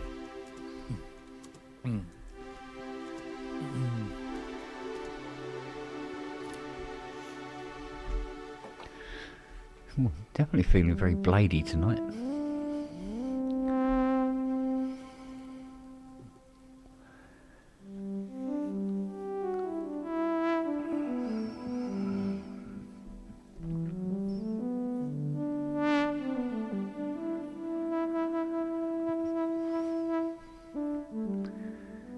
You look deep in thought, Rob. I'm just having a look at this, trying to find anything that's definitive. Found one thing that claims it's FM and everything else claims it's not. It don't work with the timing, does it? With the years. So when did the SK30 come out? 79. That was 79.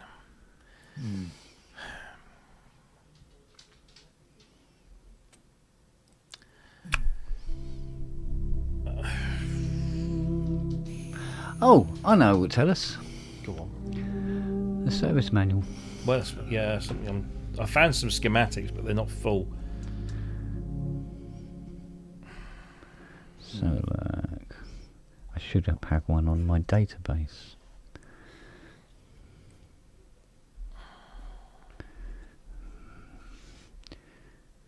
He said, like, he was organised. Right. ChatGPT will tell you anything. Yeah, well, it'll tell you anything. Doesn't mean it's going to be correct. Right, let's have a look. Right, main board. Where is the main board? Well, so far we're very CS80. Lots and lots of CS80 based. Right, that's the CPA circuit. Standard CMOS. Blah blah blah blah blah. It's one of the front panel boards. Go on, we want a keyboard controller board. Where are you? What have we got here? IG double O's again. Custom ICs, yeah, blah blah blah.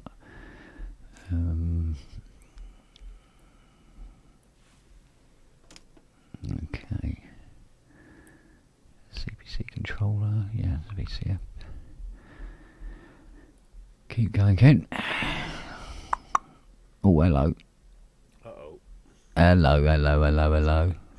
We've got some big girls here. Let's have a look. Zoom in. God, I miss my iPad when I'm doing this. Let's have a look. Oh, hello. It's a YM 26100. No, it's a 20. No, it's a 62 100 and a 64 100. So that's the key aligners. Okay, right. Manual bass. Yeah. Okay. 62100 is MIDI. Yeah. MIDI? No MIDI in it. Oh. No, but it adds. Oh, so it's a direct replacement for the 62100. Right. Key assigner, sorry. Yeah. Yeah. All right, now let's have a look at these. Oh, for feck's sake! Keeps reverting back to the beginning of the book. Stop doing that, you ass. Right, now, let me zoom in on that, please. Tone generators, LSIs. Right, polysynth generator. Organ wave generator is an YM72. Yes, what Deadman said is 7200. Yeah.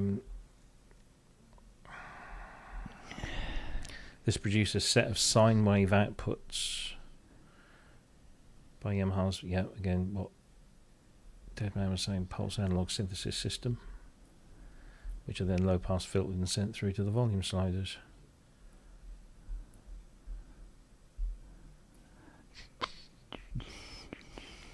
Do not think there's any FM in that. Still waiting to find the actual schematic of the ICs. Oh, here we go. 7200s.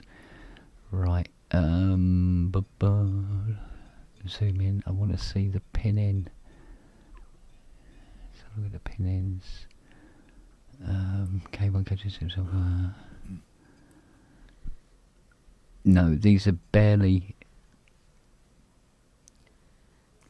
No. Essentially.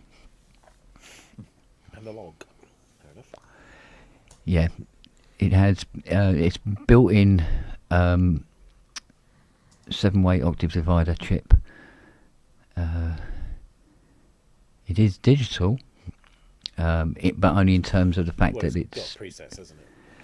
Well, yeah, but I mean the organ generator is a digital IC. Okay.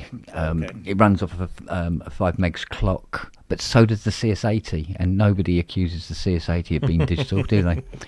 So, but that's just the way these ICs work. It's a transistor on-off type thing. There's no real, well, there's no software, essentially. No, it is as I remembered it. Yeah, it is. It is not.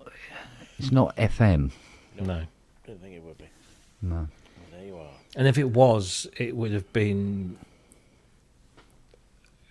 It would have. Trust me, I've done a shit ton of research It would have been pretty for crap, various wouldn't it, things, that time of year. and that has never, ever. Well, put it this way: the note data that comes from KC1 and KC4, Right. which are the keyboard control boards. Yeah. The information going into the ICs is, voltage level. Yeah. There's a clock running the IC at a particular speed, and it's analog coming out, analog tones coming out. There is no FM in it, I fear. No digital FM. To be. No digital FM. Yeah. No. But apparently ChatGPT agrees. So. That's all So right. Kosh says. So, I'm not even sure Manny would know, but because you got to remember Manny didn't come into the Yamaha picture until some while after. yeah. But I'm not saying he may have, but yeah, exactly. As Deadman says, if it had been FM in 78, 79, given that the GS1 followed sort of 18 months later, you would have been seeing GS1 chipsets, or something very akin to a GS1 chipset. Yeah, plus there would be a processor. Yeah. You can't have it without some form of hardcore processor, most likely a Z80.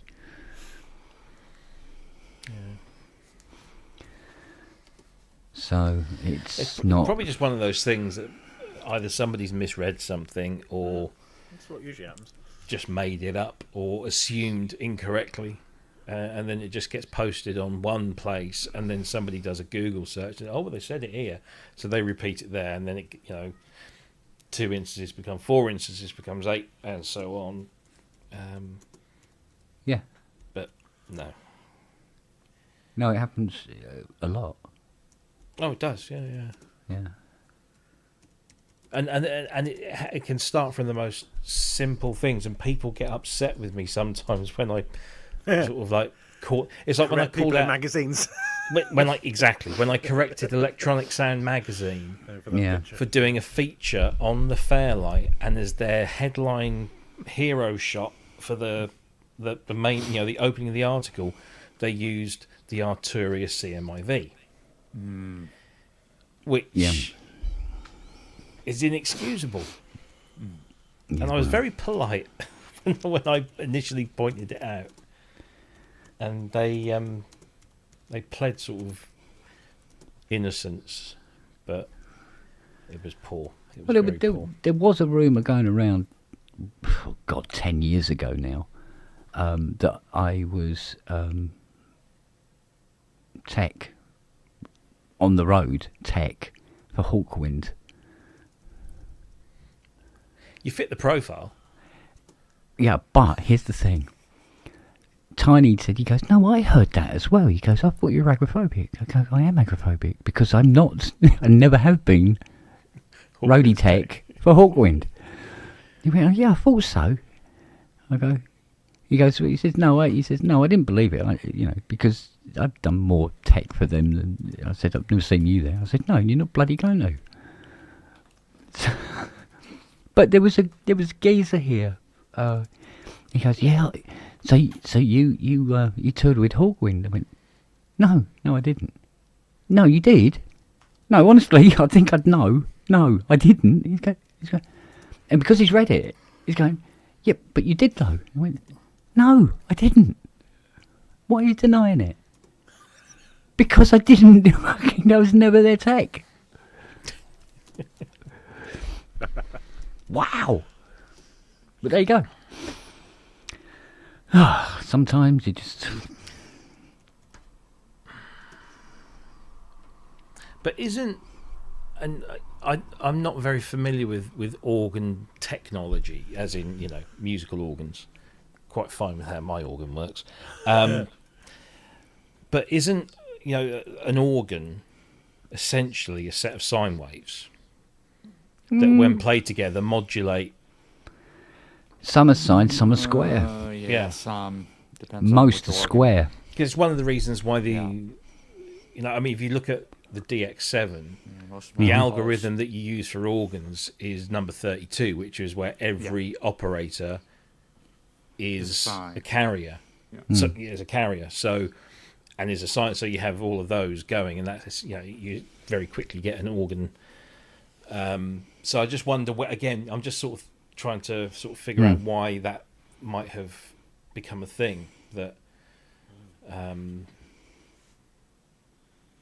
Well, it would be the ICs in the SK30 would be long, black, 40-leg ICs, right? And to all intents and purposes, apart from the fact it says, Yamaha 7200 on it, IG 00 whatever, 7200, to all intents and purposes, it looks like a processor. Right. Because it is big. So they go, oh, that's a digital IC. Because it's got all those, otherwise they have 14 or 16 legs, don't they? Or 8. Yeah. And then everything else, it's, anything that's 28 and 40 is digital, like EPROMs and whatever. But Yamaha were in that unique position of going, no, we're going to make an analog IC and we're going to make it 40 leg. We'll put the whole board into one IC. Because we can. Well, having in-house chip builders, boom, boom. Yeah. So, Built like a British. so it's understandable to go, well, perhaps this is early FM.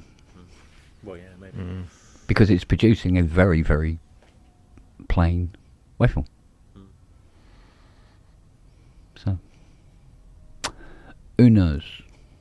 But this sort of shit happens all the time anyway. So, it's just not worth getting into a bar fight over, that's all. No. Yeah.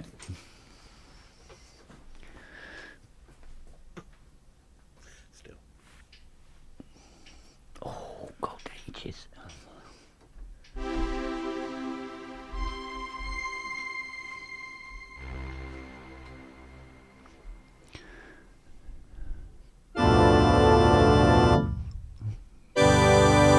What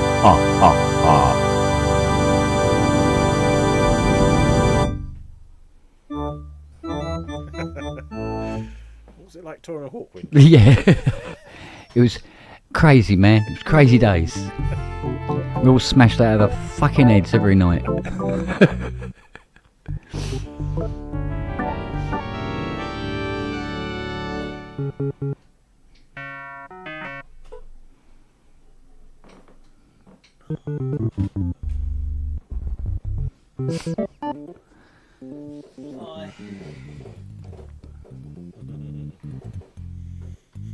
Yeah, I literally can't remember those days.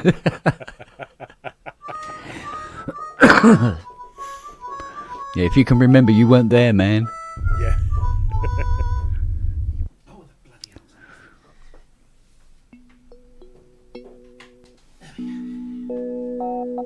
Save my electricity. Yeah, absolutely. Yeah. Let's heat the room up nicely. When was the last time that big girl was on? Excuse me. You heard. Which big girl? DX. Oh, that. Months. I'm thinking, and it still does that thing, and I just think there's a sticky relay somewhere that when you first turn it on, everything comes on, but you get no sound. Mm-hmm. And you just leave it for like 20, 30 seconds, turn it off, straight back on again, and you hear another relay click, Yeah. an extra relay click, Yeah. and then it's all there. Yeah. And that's it. And that's the only thing with it. I'm sort of I'm going to leave it, leave it well alone. I must admit that particular relay that's in that. Well, there's I think there's 3 relays altogether. Well, there should be one for each. I think there's one for each board and then one for the actual audio output board on the back. No, sorry, there's one on the panel board. They're weird. They're very bespoke, shall we say. So, yeah, just give it a tap with a screwdriver handle. That's all right. Give it a crack. I don't need to, because it's almost like you power it up. Yeah. And it's kind of, it wants to go somewhere, and it just requires that little jolt just to go, there you go. I'll connect. And so all the while it's doing that, I'm quite happy with it, because it doesn't get used an awful lot. I'm debating whether to take it out next year. I'm not sure. Still not sure what I want to do. What, to shows? Yeah. I spoke to Arturia last week, and they're quite interested in something I suggested, and they'd be sort of happy to assist. So that might be interesting to do. And then I thought, what has anybody ever assembled all Sonicware's products into one thing? So all of the Livens and all of the small, the XT boxes and sample tracks and the ELZ ones and stuff, and then link them all up, sync them all together, and have this massive. How many is it? I forget how many Livens there are now. 1, 2, 3, 4, 5, 6, 7, 8, 9, 10 or 11. I don't know. Yeah, so I don't know. I'm not sweating it. I've got until sort of just before the end of February to make my mind up. Depends how much space I get. Well, yeah, it's a bit cramped, that one, isn't it? I was looking at fucking Ryanair. So I was looking at flights to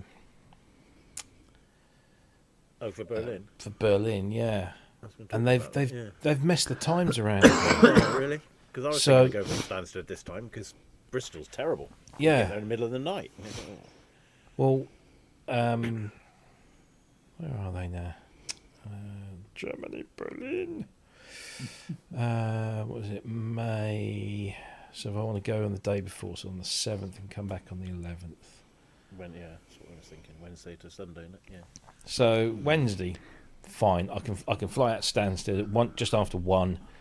Gets into Berlin 10 to 4 local time. There's plenty of time to get to the hotel, chill, have a beer, go out and meet, whatever, and be ready for the morning.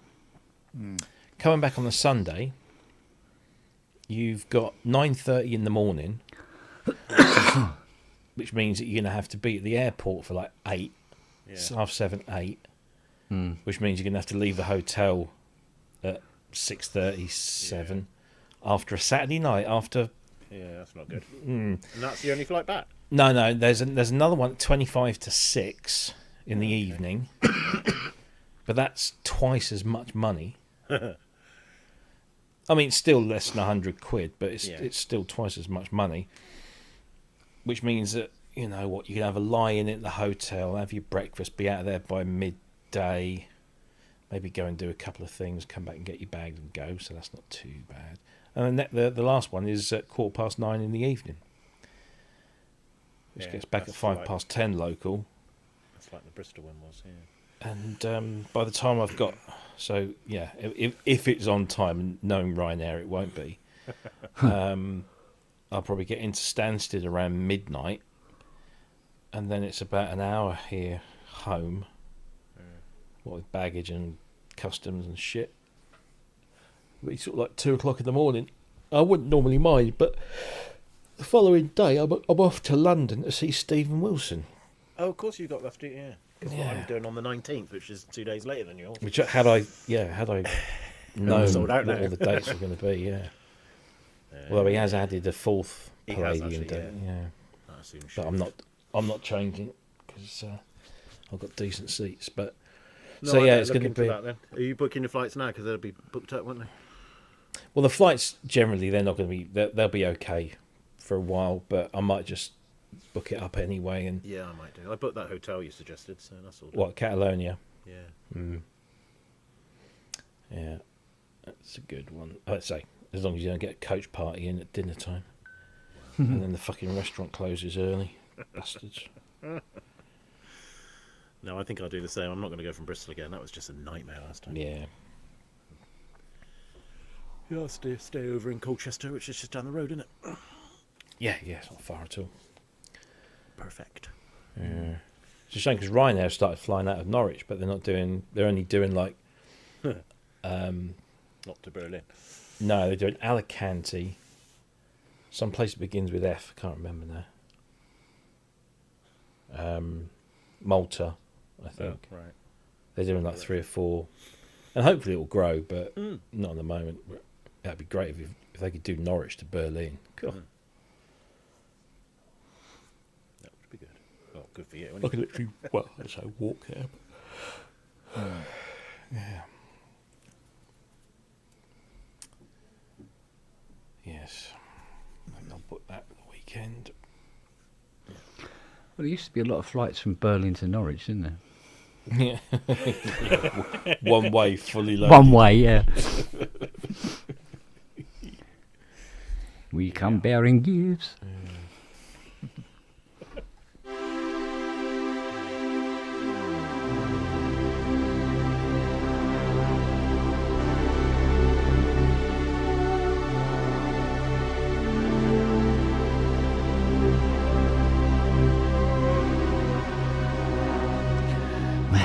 It has to be a VP330. I'm going to have to dig it out of the cupboard. As well as Omnisphere does. It doesn't sound... Just not the same. It's not the same, no.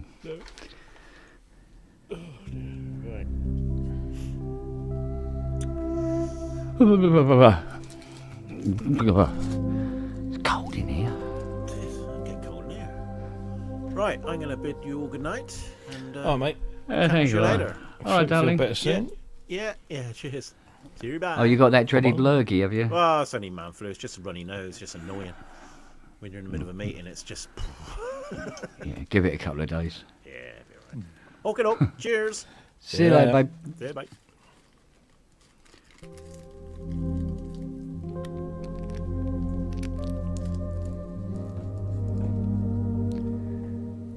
Sounds like preset A013. It's probably because it is. I love that sound. Yes, with a couple of changes. Yeah.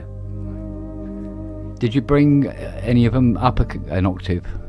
I just brought the low ones up an octave. Exactly the That's it. same It just here. brings it like closer together. Yeah. Yeah, I think it's better.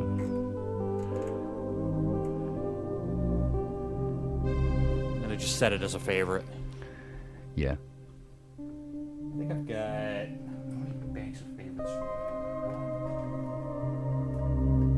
I've got maybe 3.5 pages of favorites on here out of like all the presets, like the singles and the multis. I just haven't had time to like play through all of them. I've been doing things where I've been finding presets and go, oh, that's really, really nice. And then going, Yeah. where was it? Yeah, exactly. Well, What did that's where having the favorites Yeah. function comes in. Yeah, I'm even forgetting to push that. It's like when I play out live with this, that's the first thing I do is shift, browse, and then just have the favorites up and then like ready to go at a moment's notice. Yeah. Like typically on the first page is like my most frequently used presets that I use live. Yeah. Let's see. You heard from Ty this week? Well, last week. Yeah. Yeah. Was it the weekend, I think? Yeah. Spoke to him a few times, yeah. It's funny, we were playing telephone tennis because he called me and I was on the loo. I didn't really want to, give him that satisfaction. And then I called him back and he wasn't answering. Yeah. And then he called me back and I missed his call. So, yeah, but we eventually, I think it was Saturday or Sunday. It might have been Saturday. Yeah. He'd been out with his good lady missus. Yeah. Because, like I said to him, I'm reluctant to call him now because just in case he's in the middle of some crescendo or something and Well, kill the moment, you know what I mean? indeed. So wait for him to phone me instead.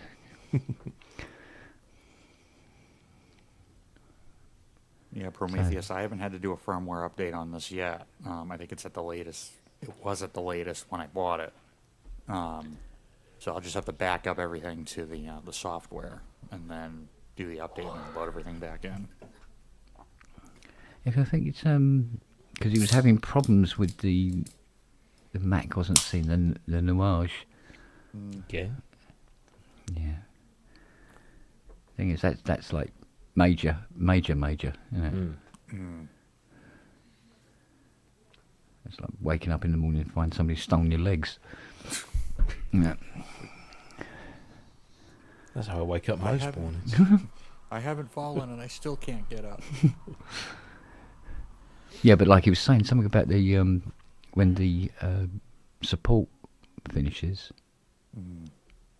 That's it. Yep.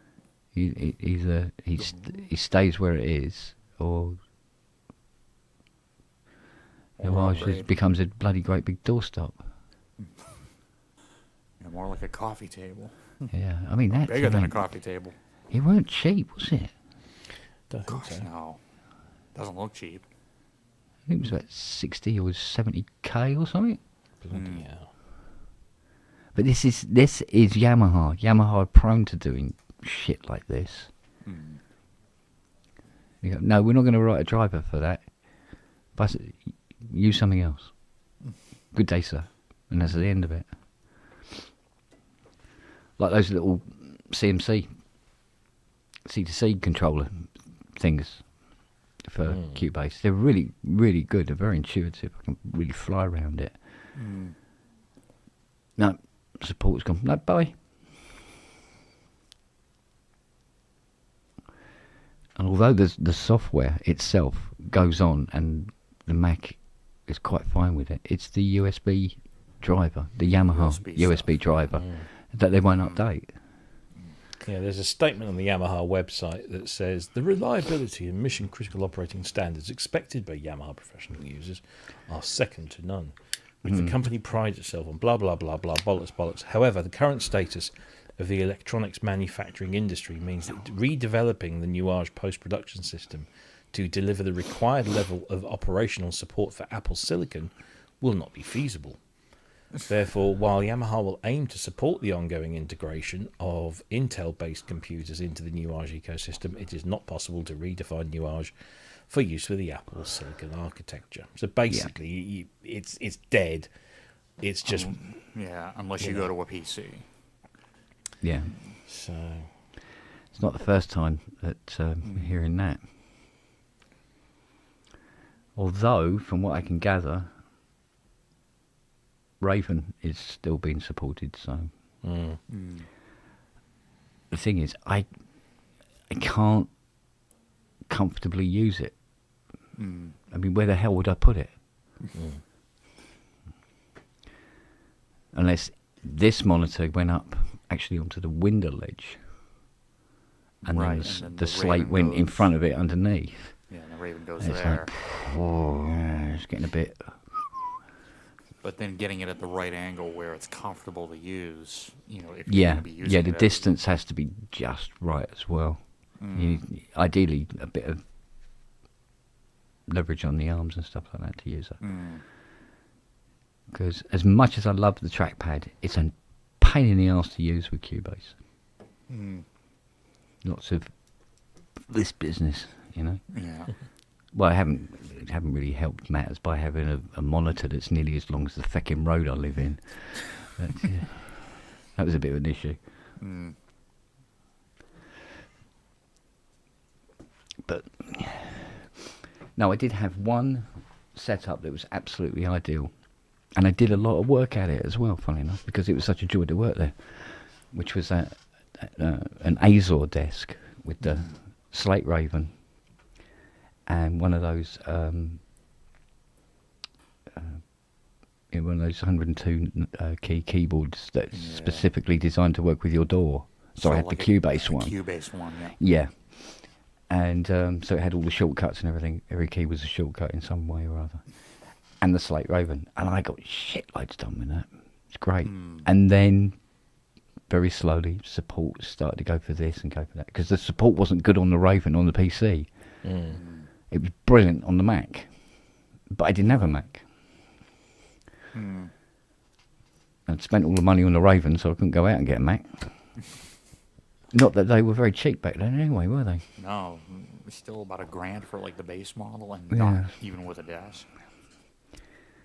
But when old Spears gave me his old 2012 Mac Mini, I fell in love with Mac. Just after using it for like a few days, I go, oh, the amount of fecking around you don't have to do. Mainly, well, I suppose mainly because the operating system doesn't allow you to do any fecking about. Because you can go into the weeds, can't you, on Windows? Well, you can go And the into next thing you know, weeds you on Mac. yeah, but I mean, But you can go into the weeds without knowing what you're doing on Windows Yeah. and break it. Yeah. But then can't. Regedit, anyone? Yeah.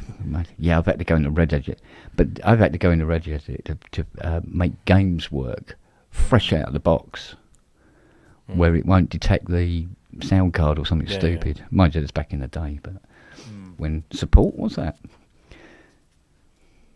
So. I can hear voices, like background voices. And I don't think it's here because everyone's fucked off to bed. It's only every now and again.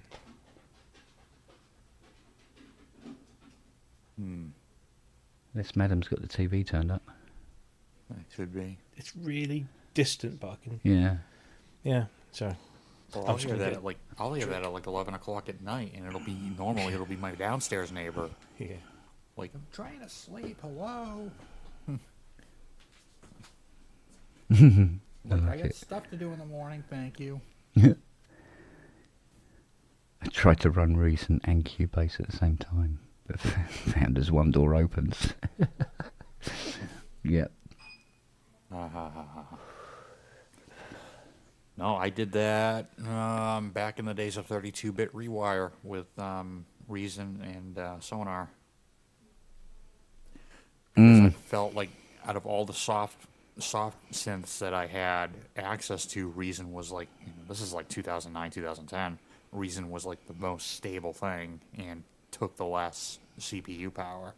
And I liked it because I could do all of my, background stuff, like, my backing track in Reason, and then do all the audio stuff in Sonar.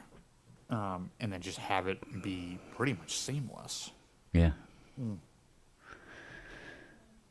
Yeah. I did try working with other Daws, but well, it's funny. I talked about this last night, when I was doing my stream, that I started out with like Pro Audio 9, and I started out just doing audio. yeah. This is like early Cakewalk. On a Dell, I remember exactly what it was. It was my first laptop. It was a Dell Latitude CPI Pentium 2 running Windows 2000. Yeah. Never had an issue with it other than the sound card. Yeah. I didn't touch software instruments until maybe 2006, and I got my hands on Reason. But I got a hold of a copy of Sonar, and it was almost like learning a new DAW with when I'm so used to Cakewalk Pro Audio 9. Sonar was completely different. So it took me a little bit I had to break away from it for a while and then get back into it a couple years later. Once I did, that's when I was doing the Reason rewired with Sonar on the same computer. And then I stopped using Reason for because things started going to 64-bit and rewire was no longer supported, so I ended up having to stop using Reason unless I get a second computer with a MIDI interface, interfacing between the two. But by then I got really good at using Sonar with all the shortcuts and stuff. Then just by chance I ended up just getting a 2011 MacBook because while I love PC, depending on, what project I was doing and the way that I worked, I wanted to be able to have access to a Mac if somebody gave me some tracks on, like, Logic. A Mac with Logic, it would have been nice to have, and I got it. And I found Logic pretty quick to figure out. Again, you have to take the time to learn it, but if it's intuitive enough, if it's well-designed enough, it shouldn't take that long to pick up. DAW, a well-designed one, should get you making music right away. And Logic certainly did. And the nice thing about it, when you're collaborating with somebody, is all your stuff is in one file. And all you have to do, and it's the same thing with GarageBand. You can zip that file with like WeTransfer or Google Drive, and whoever you're collaborating with, if they've got the same plugins, should be able to open it up on their Mac. And if they're missing plugins, it'll open it up without those plugins. That's all. But yeah, so it was only recently that I switched over to Studio One, and it was because Cakewalk was going through a bunch of stuff because they were once owned by Gibson, and then they shut it down. They basically stopped Sonar altogether, and then BandLab picked them up and then made Cakewalk by BandLab, which is basically Sonar Platinum without all the add-ons. They made it as a free DAW. And then I'm thinking, all right, what's the support going to be like? And I just kind of went along with it because I couldn't afford another DAW at the time, and it was free. Now they're going back to Sonar, and they're going back to it being a paid DAW, which basically means how much longer is the free version going to last. So 2 years ago, I switched over to Studio One. I just wanted to check it out, and I know how people are about subscriptions. I know a lot of people don't like that that model. I don't mind it because of my income. Yeah, I can't shell out $500 for a DAW right off. when I get the opportunity, then I will. But for right now, $15 a month for PreSonus Studio One Plus, and it comes with everything, like the software, the loops, the sound packs, the notation software, like everything, for $15 a month for somebody like me that can't work a regular job. It's pretty much a no-brainer, and because it's a monthly thing, if I need to take a break from it for financial reasons, I can just stop it whenever and then pick it back up when I'm ready. But for $15 a month, it's quite affordable. And I found learning Studio One really, really quick compared to some other DAWs. Like, I tried Reaper years ago. I couldn't even wrap my head around it. Same thing with Ableton Live. I couldn't get around it. Yeah, well, it was the same when I was doing the controller, and Dave said to me, he goes, look, he said, take the Imposca software and try it in all these different doors with the controller, and just in case, you know, there's problems and stuff like that. And actually physically setting up some of the doors. Some of these I was seeing for the very first time. The one I really, really struggled with was Logic. Yeah. I can't remember off the top of my head what aspect it was, but there was something where it wouldn't find something or other. And, you know, I was trying it with, you know, the various... What if I couldn't find the AU folder? Yeah, there'll be something like that, or there'll be something about connecting up the controller, and the USB wasn't enjoying it too much. Little things like that. But in the end, you know, as time went by, the software was always constantly improving. There was always a new build, and it got better and better. And I got to experience some of these doors, and after trying out, you know, Bitwig and Logic and Reason and, you know, well, basically all the ones that were available at the time, I went, I'm just lazy. So even when Cubase gets complicated, I'd learn it because I'm only going to use Cubase. And it was just weird, you know. But I mean, there was one, I can't remember which one. I think it was Reason. But there's a little text file with the controller that you load in, and it's basically a CC map for the controller. Okay. And in Reason, there was a problem with one of the CCs. Because the problem was there was so many controls on the controller. All the CCs were used up, and then some of them were like NPRN type, you know, just a slightly different language that you had to speak to, to make them work. And there was a few conflicts in Reason that didn't occur in Logic and Cubase, and I had to make up a special text file if you were using Reason, which was in the box with the controller anyway. So. Right. And then of course, you know, it kept supporting it for quite a while, because there was a lot of, you know, updates in both hardware and software.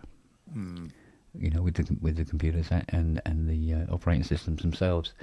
But generally speaking, it went pretty straightforward. I mean, when Andy bought one of my controllers and plugged it into his, apparently it just worked. So, thank God for that. Yeah, that's weird. I've never had that issue with Reason, but then again, I think the only external controller I've ever used with it would have been just recently with the Keylab. Yeah, the thing that and I was using Reason for a while when I bought I think I bought 11 after we had got one of those stimulus packages I was like, all right, I'm going to get Reason 11. I'm going to build a new computer. I did. And the one thing that I had a hard time with doing was parallel compression, because you have to flip the rack around and you've got to do all this cabling to get the sound right. I mean, I suppose I could use a compressor on a track that has a dry-wet blend. It's not quite the same sound. Meanwhile, I ended up going back to Cakewalk for some of the stuff that was just easier to do there than in Reason. Yeah. But Studio One, there's a couple things that make it intuitive for me. One of which is it comes with templates for different key commands. And if you're migrating from a different DAW, like say Cubase, like say you went from Cubase to Studio One, you could load up the Cubase shortcuts in Studio One and basically work the same way. I did that with Cakewalk. I loaded the Cakewalk templates, and actually after a little while, I found it a little awkward. So I ended up going back to the Studio One templates, and I found out that a lot of like the transport controls, most of them are very similar to what Reason was. So like my over on my numeric keypad, asterisk is record, enter is stop and play, spacebar is play, and all that stuff. And then I found myself quickly getting around, and especially when I go into like the piano roll and do all the editing. I can just move stuff around if I want to change like the pitch on something. I can easily use the arrow keys and get that done. So up and down arrows, moves your note up, in half steps, up and down half steps. Left and right arrows go back and forth between, all the notes. And if you want to go up or down an octave with a note, shift and then up arrow or down arrow. So I can do a lot of editing and a lot of flying around in that piano roll with just the keyboard. The other thing that I liked about it, and I was messing around with it last night for the first time, is Studio One has what's called a scratch pad. And it's it's basically another arrangement window right next to your main arranger. And what you can do is record ideas into that scratch pad, and you can have as many scratch pads as you want. And you can record whatever you want in there without messing up your original arrangement. Oh, okay. And then you find something you like, you can basically just copy and paste it or drag and drop it wherever you want into the main arrangement. Got you. I was playing around with it last night on my stream, and I was like, okay, I really like that feature of it at all, a lot. But yeah, I mean, I find Studio One quite intuitive. I think I tried Cubase like once or twice, and I don't know what it was, but I had a difficult time. I think it was inserting a soft synth. Like if I wanted to throw Omnisphere in, it would be nice to be able to just drag and drop it in. I know what you mean. Like I can here with Studio One. So Studio One on the right, and you can do it with Reason too, because you have that browser.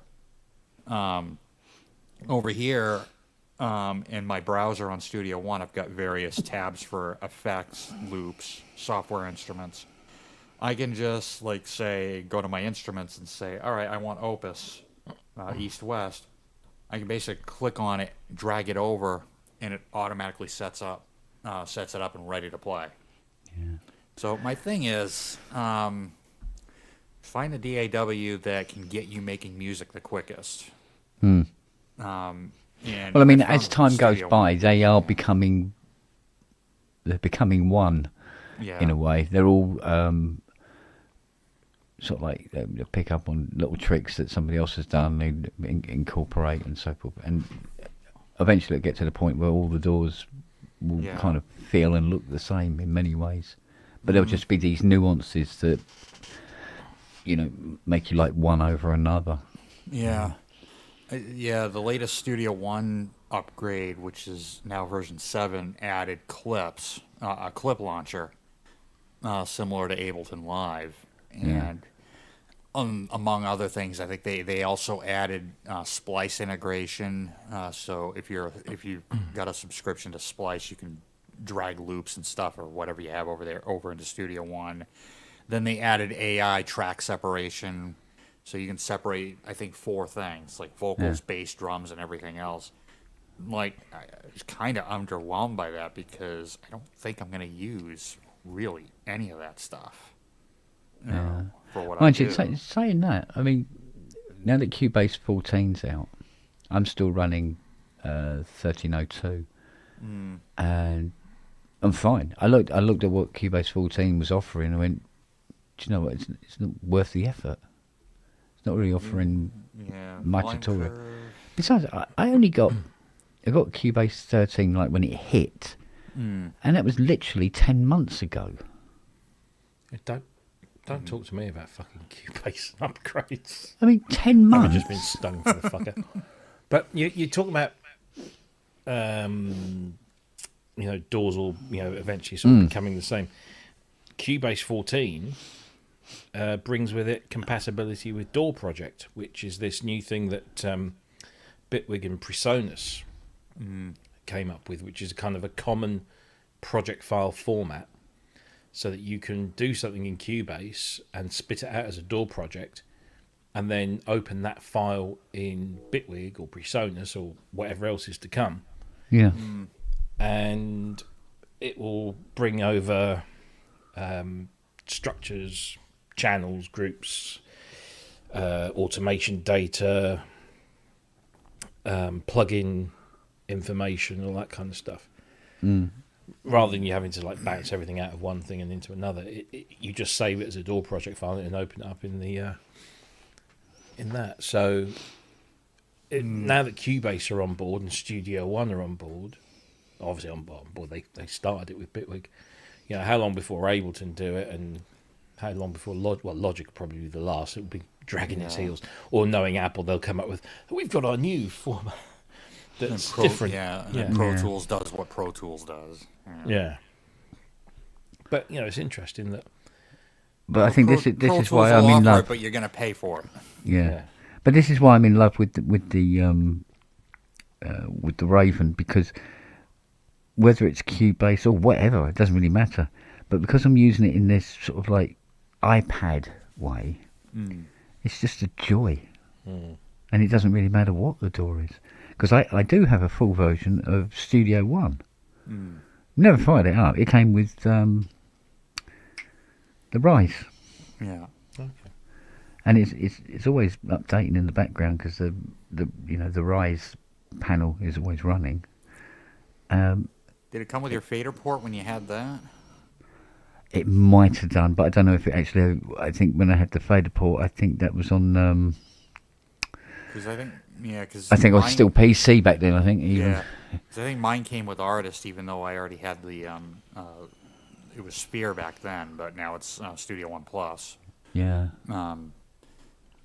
Yeah, I just never bothered registering it because I've got Studio One Pro. Yeah. It's it, but yeah, I mean, it's. I mean, I think like using like saying in the chat about using Cubase on the Atari ST. Yeah, it was a joy to use, but then it didn't have to do a great deal. It only dealt with MIDI, didn't it? You still had to have a dedicated bloody multi-track recorder somewhere to get any audio done. So, but and actually, I must admit, I like the idea of this. What this X32 can do. Oh yeah.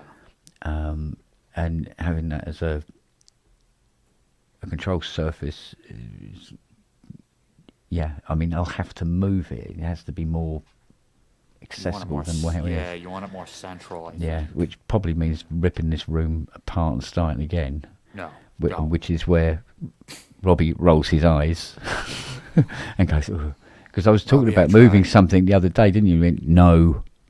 Leave it. Yeah, okay, dear. Not to gloat, okay to gloat. As soon as I wired all this up and fired it up, worked instantly. Yeah. You're welcome.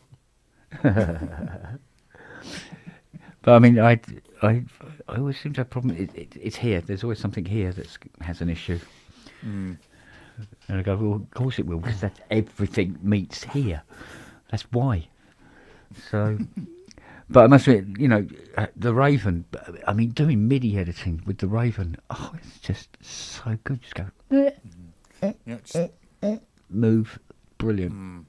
It's absolutely gorgeous. Love working with it. God, you're making me want one now. Well, they just brought out the, was it version 4? Because I'm not kidding, it's like having a 27-inch iPad. It's just glorious. Yeah. Glorious to use. And you can just scroll, move to and select and drag. And, oh, man. Love using it. But, again, as you say, because we've got, the... What was its nickname? Oh. Hang on. What, not of the North? Oh. Angel of the North. Angel of the North, that was it, yeah. Your moniker for it, wasn't it? Yeah. So, it is. It is wide. So, but there again, I don't know, maybe the stand will go up quite high. It can stay there, and it just goes up in the air, and then the slate can go in there. Underneath it, yeah. Underneath. Because you want it at a nice angle anyway, so... Yeah, I'd like to get a way to get my 40-inch monitor above this one. Yeah. So I can, when I'm doing streaming or when I'm on here, I can just put StreamYard up on the big monitor and then have my DAW down here. Yeah, well, I went that way with the last one, but for some reason it was on the opposite wall to what where I was facing. I don't know why. Yeah, for anybody that doesn't know what the Angel of the North is like outside of the UK, Yeah, true enough. Yeah. this is the Angel of the North. Yeah, that's my Kent's monitor. Yeah, It's, it's ridiculous size. It really is. it'd be good for like running Minecraft or a flight sim on. Yeah. Or Portal, honestly. Actually, that Oh, game this- would look really good on a big ultra-wide monitor. Somebody told me that there is a Gran Turismo 4 update in the pipeline. A big one. A Gran Turismo 4 update. Gran Turismo 7. Okay. No, an update for Gran Turismo Right. in the pipeline. Gotcha. Yeah. Yeah. What I said, but mix it up. Give it a stir until it makes sense. If you have dyslexia, you'll figure it out. Yeah. So I don't know where we get extra cars and stuff like that. So. Oh yeah, Ezio, I forgot about Studio 1.7 supporting Atmos. It's like But when I'll ever use it. there's a 73 Mustang fastback in the cars, in the American cars. I took it out onto Brands Hatch. It's quite slow and handles like a shopping cart. Its arse is all over the place. I mean, right, remind me not to drive that Mustang very fast anyway. Because it's like, what bend? Into the gravel trap. Oh, jeez. Needs a bit of adjustment. Suspensions needs doing up anyway. Needs to be much harder than it is.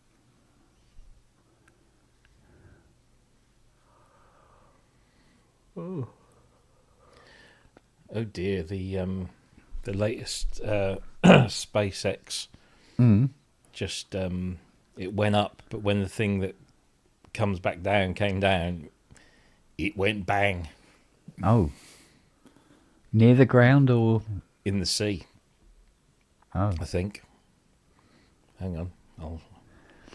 Because imagine if it goes dramatically off course, they probably would detonate it. They did, I think. I think as soon as it hit. Are you seeing that? Yeah. Yeah. Let me just get rid of the chat thing there.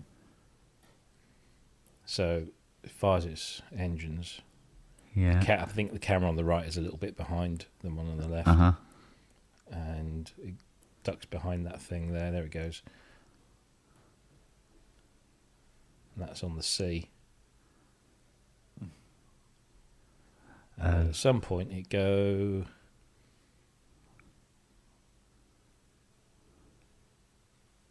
Boom. No, they probably didn't detonate that. If it's gone in the sea, they could just retrieve it later. Now there's nothing to retrieve. It go bang. Yeah, didn't it just? Oh, the huge manatees. No. Yeah. Oh, cops are coming for Justin. Yeah. Yeah. It's alright, don't let me catch me. When did we adopt the American police car siren? Years ago. Years and years and years and years. Was it really? Mm-hmm. Well, it depends where you go, whether which. Someone got that.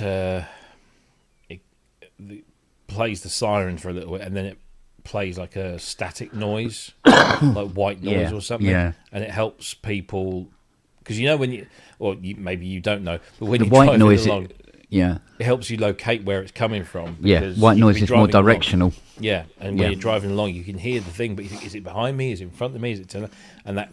That's whatever sound it makes. Yeah, it's very precise. Yeah. Helps you. Something to do with it doesn't bounce off walls the same way as the siren does, so you can work out precisely where it is. Yeah.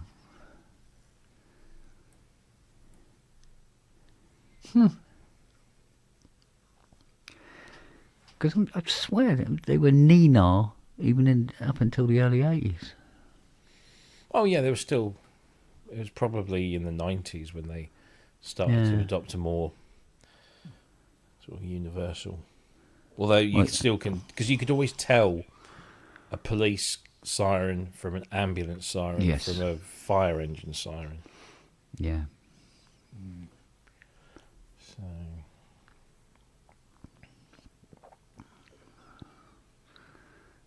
Why you need to know what type of thing it is you've got to get out of the way of. Well, yeah. Poor thing. Indeed.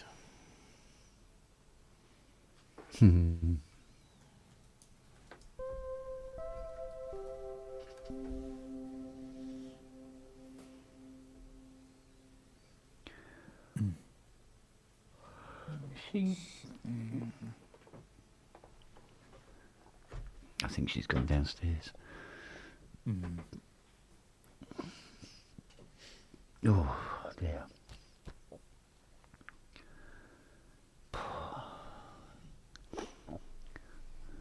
There's too many boiled potatoes tonight. Sitting heavy.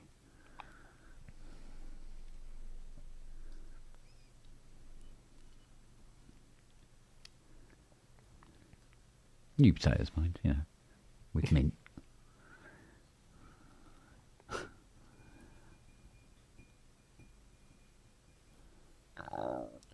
Ooh. Excuse you. Oh dear, that came from down. The hell is blockhead drawer? Probably invented by a blockhead. Let's see.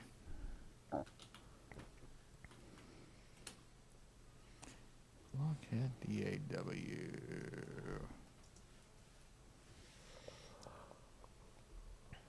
Oh, excusez-moi.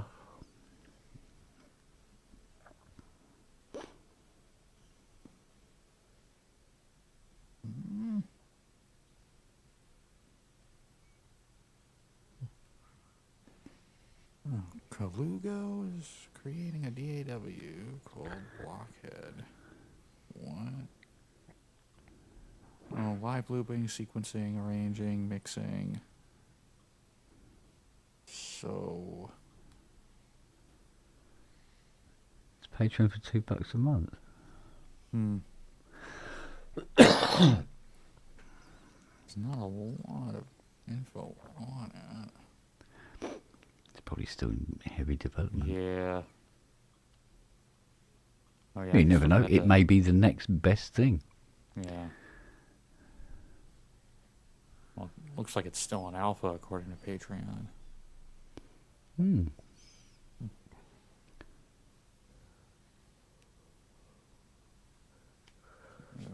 Must admit, it's coming into a already crowded market, really.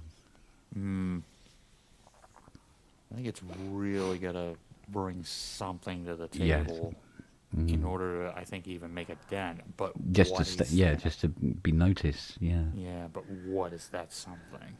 It's gotta offer. Like Well, when I think if it's giving high end facility and it's for minimal amounts of money, that would work. Yeah, bang for the buck. I think it could work. Yeah. If you think about it, it's probably the only thing. Because, I mean, what could you be bringing that's so innovative compared to what's already out there? Right. There's not a lot of play there at all, is there? Right. And, Reaper's already in that market where, $60, but even then you could still run the demo for pretty much as long as you want. Just that $60, get you a perpetual license. But it's, a full-fledged DAW with, a pretty much pro-level DAW for that much money. I can't think of anything else. Maybe Blockhead might be, its competition. But, Blockhead is still in alpha, like I said. Yeah. Have to see what it's like when it comes out. Oh, Azio says it's... Watched a video of mine saying it was easy to mend a Transcendent 2000. Yeah, it depends what's wrong. Yeah. It's quite different to most DAWs. Depends on what I meant by easy to repair back then. I'm trying to remember. Could be that the parts were readily available. Very, still off the shelf. They can be a little cow, but generally, they're relatively straightforward to repair. It's just making sure that they stay reliable. That's the thing. Yeah, because I still got mine. I still got my Transcendent 2000 up in the attic.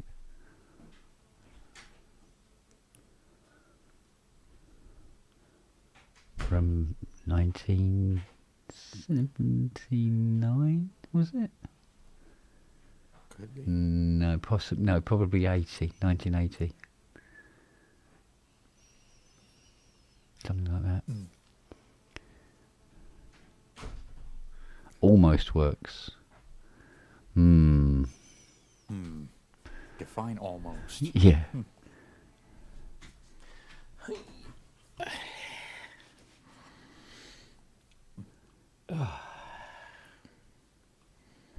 Because it was only one VCO, wasn't it? Transcendent.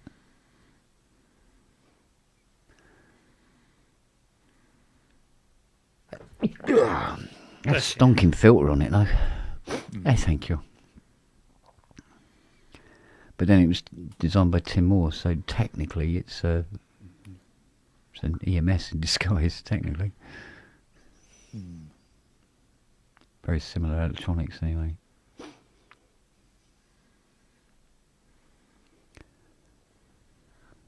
Yeah, hit us up, buds.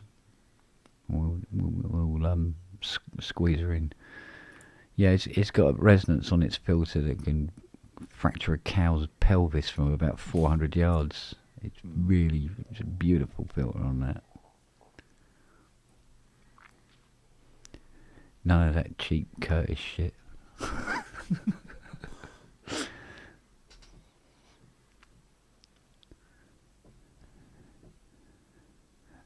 It was always the same. You look at the prices of VCS3s, and you look inside a VCS3, and you go, really? Where's all the value coming from? It ain't all that inside.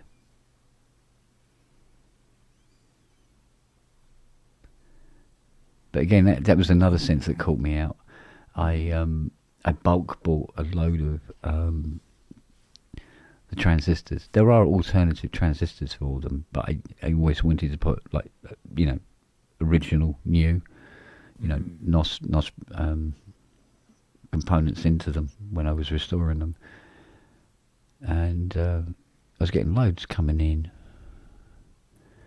Synthesizers or AKSs and stuff like that, and there was this bloke. I think he was just packing it up, and I bought all his stock off him for an extortionate amount of money, and haven't had another one in since. Market completely dried up. Back in typical days. That's not the first time that's happened to me as well. Wow.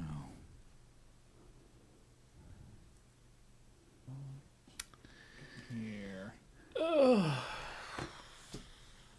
It's the same with Tolexing, I don't think I've had a proper Tolexing job since Brexit.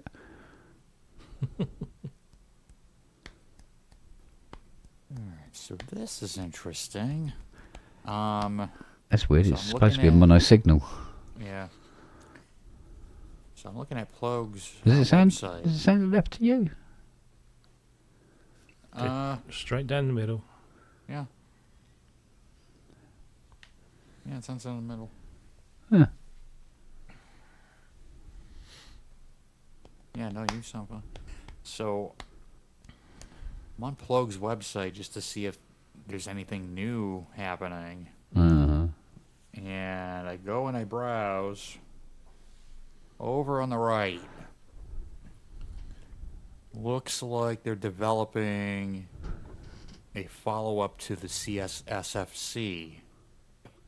So I am going to guess that that's going to be based on the Famicom or the Nintendo Entertainment System chip.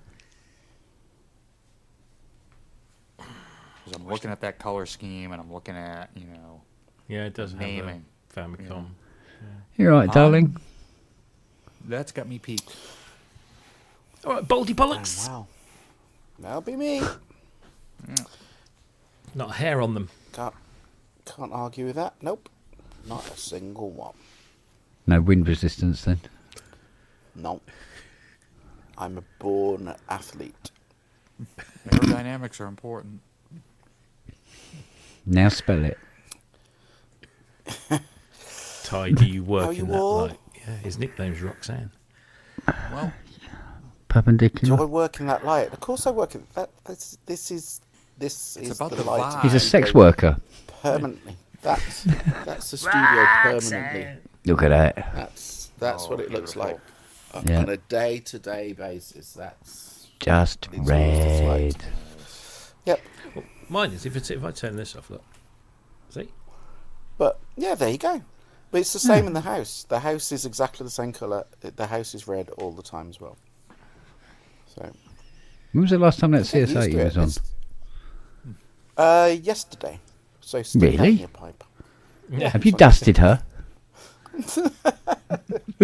I have dusted her, but no, it was on yesterday. Really? When you there. slip? Yeah. You slipped and fell on it. No, absolutely not. Wow. Nippy, It was so on you just turned yesterday, it on. yeah. Yeah, it was getting a bit that's cold it, over yeah, there. forget the heating. I see. We all well anyway. We all good? Yeah. Yeah, much better than I was last week. I'm not dead yet. Well, I've had a funny tummy all day. I don't know what that's all about. pregnant Yeah, there you go. That'll be what it is. again. Did you not think that suggestion for Andrew's t-shirt was the absolute best? Pip's suggestion. Oh yeah, Pip's one. Yeah. Yeah, that was fun. Okay. I was talking to Pip about t-shirts, and I told them And other merchandise items. and other merchandise items, and she had some suggestions which we won't talk about. But we talked about the t-shirts, and when I said about Andrews, did I mention I worked for Emu? I mean, I know Jim always says that she's the funny one in the relationship, and normally I argue the toss, but on this occasion, I have to say, literally in an instant, I mean, we're talking less than 2 seconds, she just said, "Oh no, it shouldn't say. Have I mentioned that I work for Emu? It should say, had his hand in more emus than Rod Hull." Yeah. Which, for anyone that isn't British, will mean fuck all. Yeah, this is true. Yeah. Had his hand in more emus than Rod Hull. Sorry. Wow. Yeah, I was driving at the time. Yeah, very funny. So there we go. Anyway. Fuck yeah. Well, I know that feeling.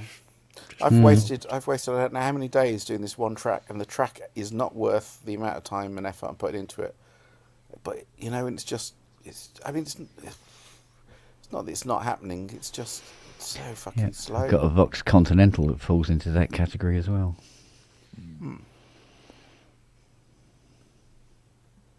I wouldn't mind. It smells like shit. That's the problem. No, poached raccoon poop, I think. Yeah, post raccoon shit and dead trees. Yeah. Wow, that's a combination. Yeah, it's awful. I just hate working on it. Oh dear. Oh well, I'm glad I popped in now. I'll fuck off. So why is this track taking up so much of your? Oh, there's no reason. There's no reason at all. It's a completely inconsequential, nothingy track. There's nothing special about it. There's nothing difficult about it. It's just taking forever. I mean, tomorrow, hopefully I'll finish. That will have been 4 days. I'll have been doing one 3-minute track, and there's nothing difficult about it. It's just not really. Thing is, I'll be honest with you, it's a track that I should just put to one side and forget about, because there's going to be so much sound design and crap going on in the background. You won't even hear. You won't hear what I'm doing. I might as well just get a hi-hat and go tick, tick, tick, tick, tick, and that'd be it. No one will notice anything else.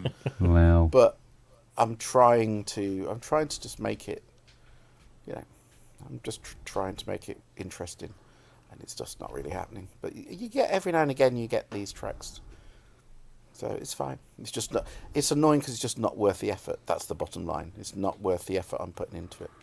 That's the frustration. But there we go. Have you got to the Cretaceous period yet? No, it's not done in period. It's just done in dinosaurs. Oh dear. I don't even know. I don't even know the name of the one I'm working on at the moment. But it's Colin, probably. Colin. A lot of them were called Colin. I did tell you they've actually given them all names, like proper names. Yeah. I kid you not. It's the latest thing now, because they're trying to get people to actually associate, kind of, so they personalise with them. So they actually have given them names, like proper full-on names. Oh, there you go. Yeah, I don't know what I don't even know what the name of this one is, but it'll have a name. It'll have a name. Tyrannosaurus Rex. Oh. No. None of that belong. Walks around going, yes. I can't fight. Yeah. But the one thing I did have Get closer. to do, oh my god, this was a pain in the ass. I told you I was doing remember I did the a couple of years ago I did that film about autism, and yes, with whatever his name is. Yeah, the guy. That guy. It's a film about autism. Yeah, Mm. and there's so they're doing a second series. So I did some of this. I think I told you about 5 months ago, something like that. I went and did some filming for it, and then I wrote the tracks needed. So that's fine. So Yeah. that job's done. And then they suddenly get in touch on Friday and go, "Oh, by the way, we're going to use the same pre-titles and credits that we used from the last series. Great, except none of them fit." okay, can you rewrite them now so that they do fit?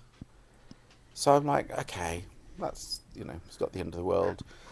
Okay. Except then I suddenly realised that the pre-titles, because it's quite a long pre-titles and it's in 3 separate sections, so it's actually done as 3 separate pieces, so 3 separate projects in Nuendo that then crossfade and form one big piece. But it's basically 3 projects in Nuendo. So I thought, it's still not the end of the world. And there's 2 episodes, so that's 3 for the first pre-titles, 3 for the second pre-titles, credits, another lot of credits. So that's 8 tracks that I've got to go and work on. Right. Try to load it up, only to find that this was all done pre. Do you remember the disaster I had on Christmas Day 2022 when I lost all of the... Yeah. So I tried to load the tracks into Nuendo, and of course all I get is Contact going, cannot find this library, can't find this library, where's this library? So nothing would load up, essentially. Great. I mean, it was just full of all of this, everything.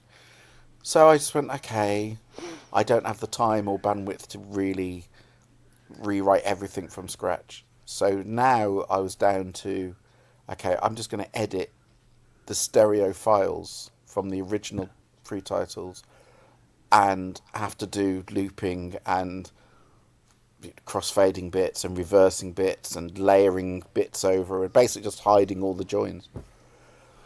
And of course then I find out that the editor, who I hope he doesn't watch this, but the guy who obviously edited it, he may be a great editor, but when it comes to audio, less so. So as I always turn around to them, please edit on the beat. He obviously didn't have much idea what a beat was.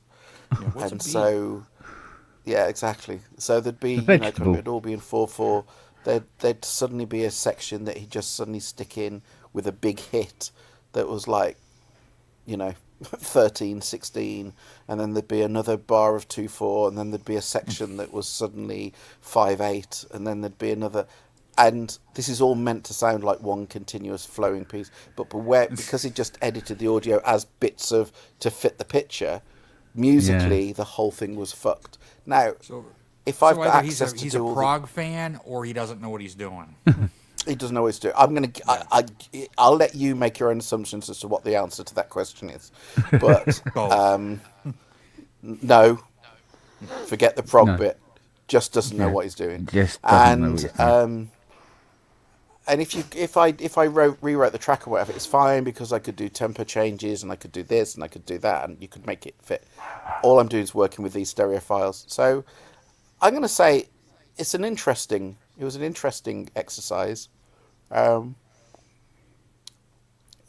Which was shit, but it was choosing the places where those crossfades were put, basically, and I think I've more or less succeeded. So you're not really going to notice a lot, but it's such a pain in the arse. So I hate doing that anyway. I hate just editing stereo files for stuff and trying to make it fit because you're onto a loser. But I've mastered all the tricks with filters and rolled cymbals and high sustain string notes that convince you that you can have a really shit edit, but if you've got one high sustained string note over the top of it, somewhat mask you focus on the violin note, and you forget the fact that what's happening underneath is a pile of shit. So all the tricks are there, but but again, that was a job that I finished months ago. That they come back and go, "Don't suppose you could just do this for us, could you?" And how much money do you think I get paid for doing that work? No extra. Not enough. None at all. I get paid not a penny more for doing that. Yeah. No. But there we go. Anyway. Yep. Anyway. But no, I just thought I'd pop in and say hello because I didn't realise you were on tonight. Sorry. Is Tuesday becoming a regular? Is Tuesday becoming a regular thing? Because I know that. No, I got bullied into going upstairs. Oh, okay. Yeah, Fiona wants to binge watch this French detective thing with subtitles. She goes, "You doing a pub tonight?" I went, no. She goes, no, let me rephrase that. You're doing a pub tonight. Yeah. Oh, that's nice. Oh, okay, dear. Because she knows I'll be sitting there just bitching about it. Go, why are we watching this? It's in French. What's he do? What did he say? Well, I've been catching up on old shows over the last couple of days. So that was interesting. Just so watching your... Oh, yes, Robbie. Hello, The other day you mentioned when you saw Duke Special. Yes. I am a humongous Duke Special fan. Have been for years. I'm close I'm getting close. Yeah. Yeah. So basically, I first saw him in would have been 95, 96. He was supporting, and I can't remember the woman's name now, an Irish singer, and obviously he did his stint at Symphony Hall. He was supporting then back in the mid-90s, and then at the time he was called Booley, and he released one album. You can't get it anymore. If you get chance to hear it, there's a song called Bathroom Floor, which is one of the best songs ever. And he was called Booley, and then he became Benzine Headset. I'm not saying I know my shit when it comes to Benzine Headset. He didn't stay as Benzine Headset for a long. Then he became Duke Special. Wonderful. I met him a couple of times. He is the nicest. When I say the nicest guy, you know who he is on stage, how humorous he is, and how down to earth and whatever. He is just exactly the same off stage. He's such a brilliant guy. But honestly, I mean, you and I have the same love of CDs. If you can, just buy his entire back catalogue, because every album is a treasure. Absolutely so underrated. And he's one of those artists that, you know, the ones where you kind of go, how has this guy not made it huge? If you get a chance to he go hasn't and been see on him, PSN yet. Yeah, that'll be what it is. That's what I it is. Yeah. I didn't even know he was touring again, because I know he stopped touring for a while. But if you go and watch him when he headlines, he has a 3-piece, and well, actually sometimes it's a 2-piece, because he works with this other percussionist as well. And this percussionist is basically just like it's kind of drummer percussionist, more like a one-man band entertainer. He basically takes up half the stage with all this junk, and it's not just drum kits. There's gongs and all loads of shit. Amazing to watch. To watch. So when you mentioned Duke Special, unbelievably, fantastically talented guy.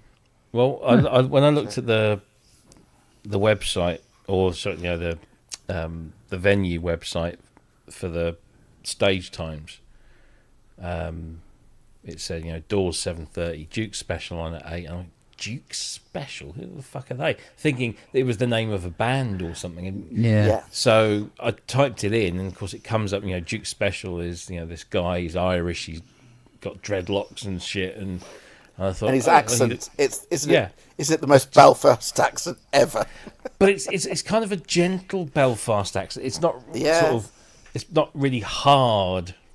No. Like I've got a friend from Newry, which is a little bit south of Belfast, and that's really quite a harsh thing. But he's got that lovely sort of. But when he came on stage, and he had to say he had this gramophone with him, and he puts the gramophone on, and it's just kind of playing the exit loop. It's just a surface. Yeah. And he just stood there for a while, and I looked at Jackie, and Jackie. And then he sort of just moves around to he's got his little tiny upright piano. Yeah. And he just sits down and he launches into this song. I'm thinking, that's very good. I like that. That's especially with that background noise. And so that was very good.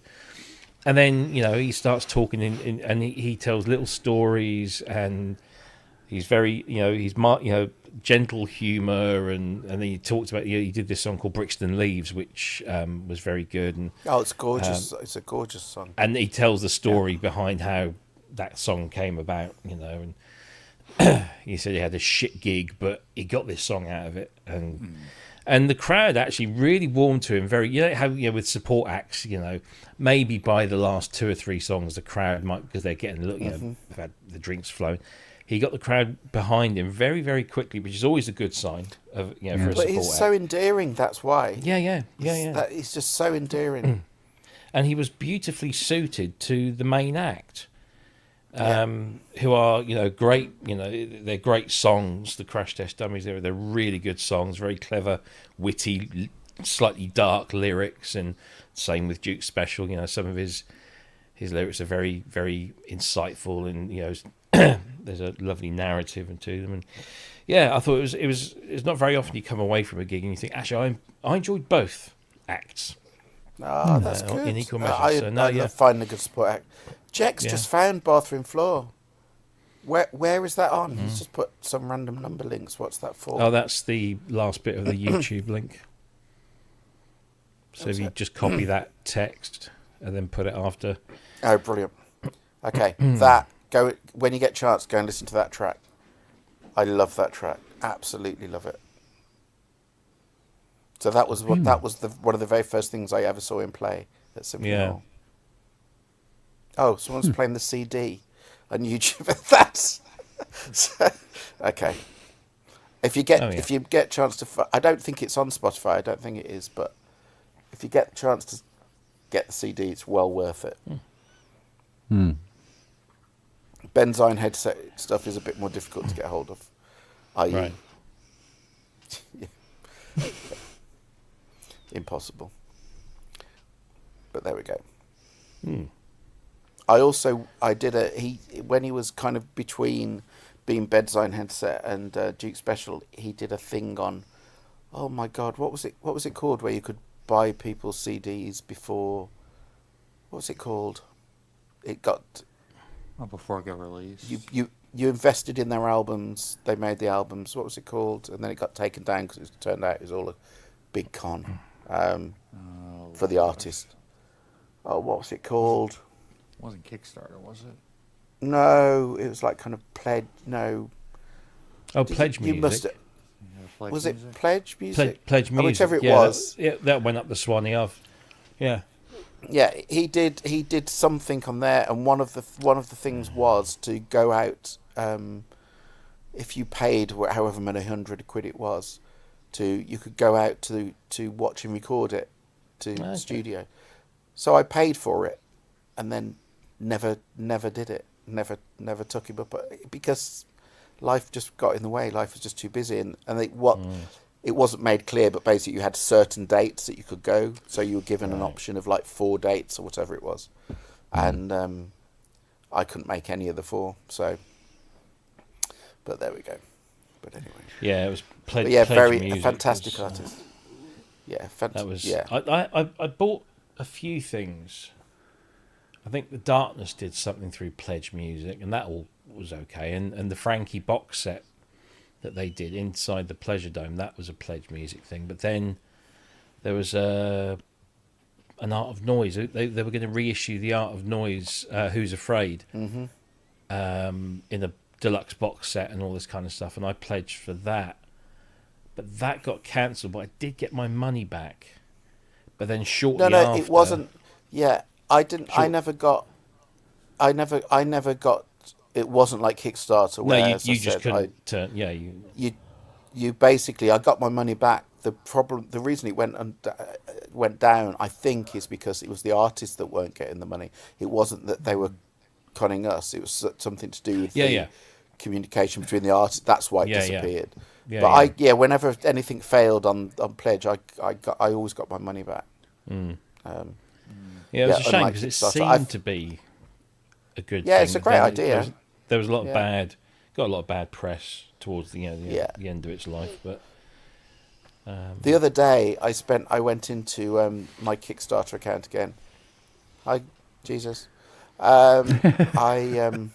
Jesus H Christ! I went into my Kickstarter and my Indiegogo accounts, and fucking hell, the amount of things. I thought it was just a few things over the years that I hadn't received, but when you just kind of get carried away and invest in loads of stuff, and so much of it never seen the light of day. I mean, we're not talking 1, 2, 3, 4, 5 things, probably 10 things that I've invested in never never. A really nice, fancy air purifier. There was a ball that had a drum machine in it that bounced and all this kind of thing. Never got that. There was a whole so much stuff. I think the funniest one was when it was the pandemic. They this company invented these little metal hand sanitizer dispensers. All right. So they're really nice, really trendy. About kind of so big, all made out of titanium. Put your hand gel in, squirt. So all this came up with, and it turned around and said, so this was in the April or whatever it was of 2020, and it said delivery expected by, I think it was September 2020, and they eventually arrived the beginning of this year. Wow. Okay. So they arrived the beginning of 2024. They did arrive. But I ordered a few of them in all different colours and materials and all this kind of thing. And of course, I'm not being funny. When was the last time we carried hand sanitizers around with us these days? It seems such a big thing in 2020. Do you? 2020, it seemed like the thing to do. Now, it's just like, fuck off. When I go to these Synth Fest and stuff like that, I'm meeting so many people and shaking so many hands that I'm just not just for me, but just for everyone, because somebody could come and shake my hand, and then I go and shake somebody else's hand, and I've transmitted it. So I just always carry when I'm in, But if I go out, for a meal or something, that doesn't. Well, I've got some beautiful titanium ones. If you fancy one, they're really lovely. Oh, don't mention the fucking Amiga. Yeah, I mean that's that's just one of the many. Talking of one of the many, hi Andrew, how are you? I bought some pledge for your bonds.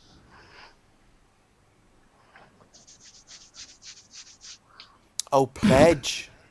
Oh, I see. I see. Now we're there. Yeah. Now we're there. It I'm fine, slipped thank you over very my much. head. Far too Yeah, well. it would. You need a hair. I mean, talking of hair, you honestly not wood. do need a haircut. You need a haircut because it's it's gone nuts. Buffon Central. I'm turning into Jeff. No. I'm mini. What, Canadian? What, I'm the mini son of Jesus. Mini Jesus. Look at that. I don't think Jesus had a Buffon cut, to be fair. He could have whatever he liked.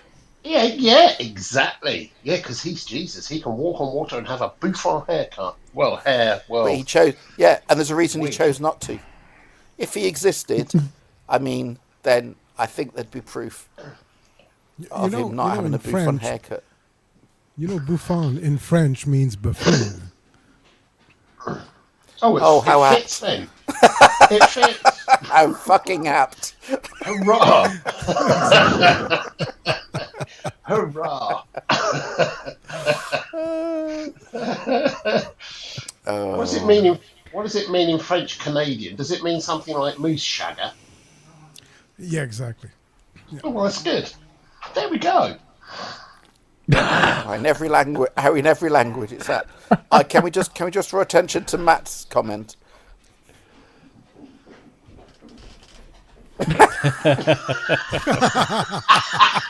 I rest my case, my lord. Oh, yeah.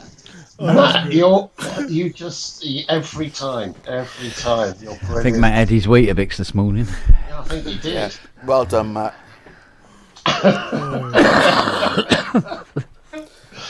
So someone talked me down from this one then. Oh. Has anyone had any experience with or even seen, the Modor stuff? The what, sorry? The who? The Modor. Modor. Not modal. Modor, not modal. We're all aware of Modal. Modor, Belgian company. What? Yeah. One ring to rule them all.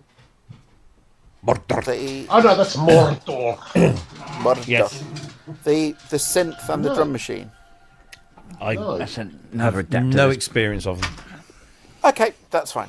So I'm going to get them. Couldn't possibly say. That's Mordor. all. I just I swore I wouldn't get another drum machine, but is it a new thing?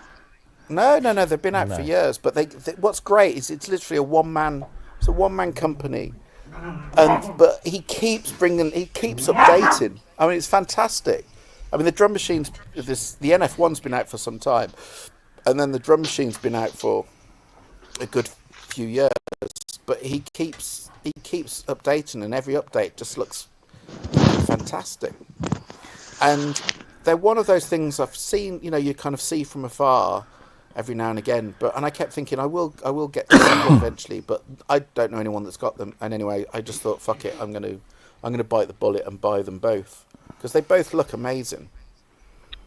They just, and I'm fed up with. And the other thing is, I'm fed up with bloody analog. I am just fed up with analog remakes. So this is like proud to be digital kind of synth, and so yeah. Right. Oh, Wagoo's got one. Fantastic. Cool. Would you recommend it, Wagoo? You just get the big one, not the small one. Of course, I'm getting the big one. I didn't even know there was a tiny one.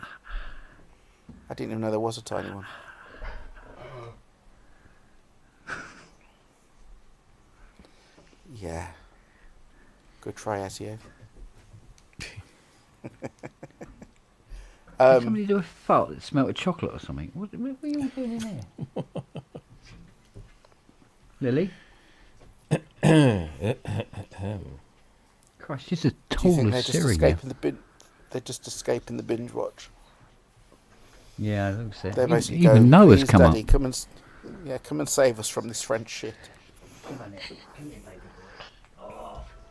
No offence, Jeff. Well, technically. Got to do it. Oh, fucking dog. Noah, what are you doing? Done now. Okay, you're so cute. Did you hear the quote that I think I've already said it twice now? But did you hear the quote that Pip came up for your T-shirt, Andrew? My T-shirt? No, go. So when I told Pip your T-shirt, she said that it wasn't good enough. So her suggestion was, had his hand in more emus than Rod Hull. Yeah. And what was the rest of the suggestion? No, that was it. All right. Work on it. It's already up on the website. That'll work.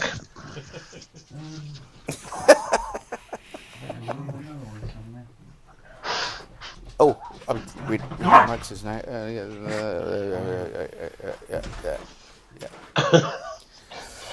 That is well, it wasn't my hand. Is probably the best thing I can say. I was going to say it's probably best to clean. It's a clean version. What the bloody hell? What?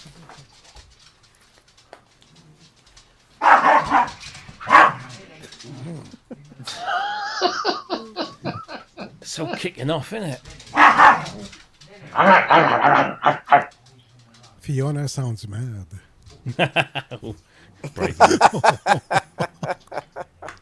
Whoa! Is, I love the way brave Sir Robin.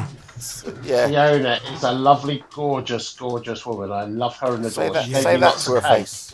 I did. No, you just. No, not you. I mean, Jeff said it to. Yeah. Oh. No, but you just tease the people you like, right? So, there you go. Yeah, you're only cruel to the ones you love.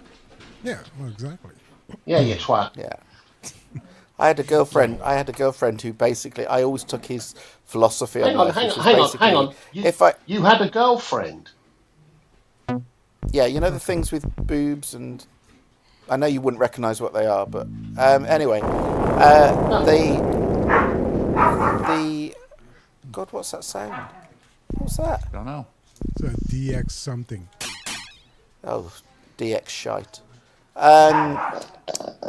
What was I going to say?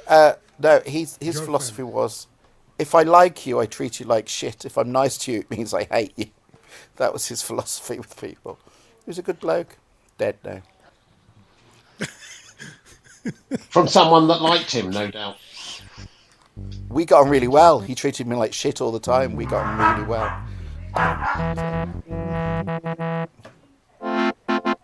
Oh, for God's sake. What? Is it that BC1 or BC2? It's a BC1. BC1, yeah. Wow. I got 2 of them. You sad Put them wanker. side by side, yeah. One for each nostril. The 2's so much better. I know, these are awful. They are really bad.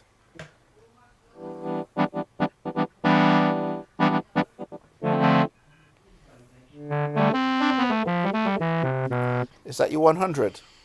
Yeah. Yeah. Yeah. Do you know how I could tell? Because your Oh, fat shit. fingers couldn't play one fucking note at a time. You were just playing clusters just with your fat fucking sausage porky fingers on those mini shitty little wanking keys. Go on, try and play in one note. Can you? No, you can only play a fucking cluster. Yeah, there you go. Played it with his dick. That's why. What was Thomas the Tank Engine doing in there?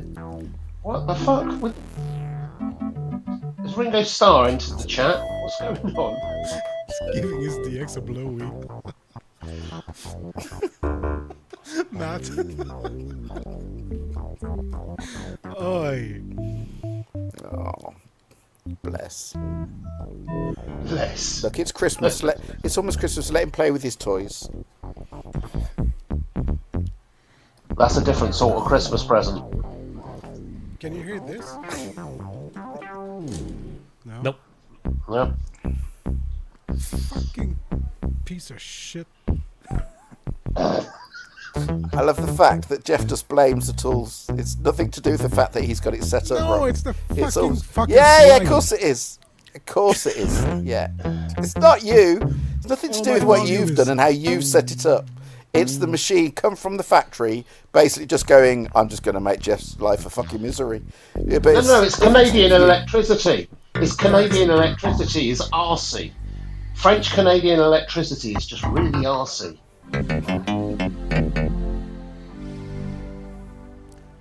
Oh, do you know what that sound's crying out for? Another 2 operators. That's what it's crying Yeah. out for. I got 6 more in the bag. Yeah. But you see, Any I- less than 6, and it's not real.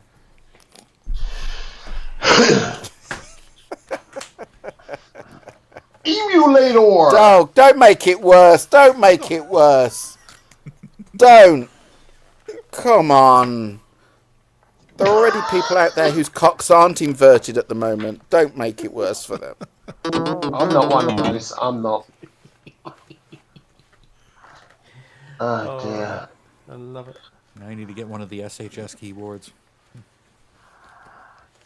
Jean No, you Michel's don't. Just jarred. I had one. Actually, Jean-Michel Chard. found the SHS 10. This is probably about maybe 2009, 2010 at a pawn shop for $25. Bought it, turned around, sold it on eBay, made like 10 times the amount.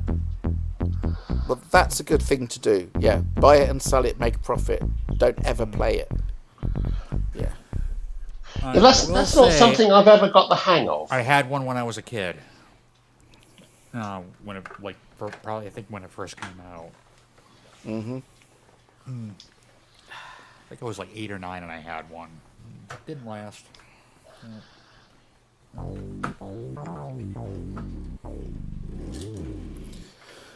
Oh, okay. I'm How's going to your do some music? work. Yeah, how's it going, Ty? Slow, but it's going. It's going well. Everyone's loving it, but it's just going slow. Thank you. It's fine. But the main thing is people are loving it, so that's all that really matters, if I'm honest. It's all that Yeah, matters. came yes, for the hot it's synth guitar action. Oh, don't guitars, even. Oh guitars. no, don't do this. There If you you go. You've carry got on like this- Robbie and Andy there to finish off all the rest of your music for you. How about that? You know, that's worth paying £1 for on crowdfunding ledge. Hey, you guys are talking about something earlier. This is a relative of it. See if you can guess what this is. that an SK? SK20. Is that Yeah. an SK something? Yeah. No, we were having conversations about the CE20 and SK30. Somebody was claiming that Do you it know- was an I think it's FM. very ballsy. A lot of bass on this thing. FM. Claiming it was FM. Well, the organ part was FM. That the organ part was FM. But Okay. we determined that it was not. I was going to say, not that I'm aware of. No. Do you know, But it I does seem to be almost... something that it does seem to be I- something I that wanna is put- perpetuated on the internet. So.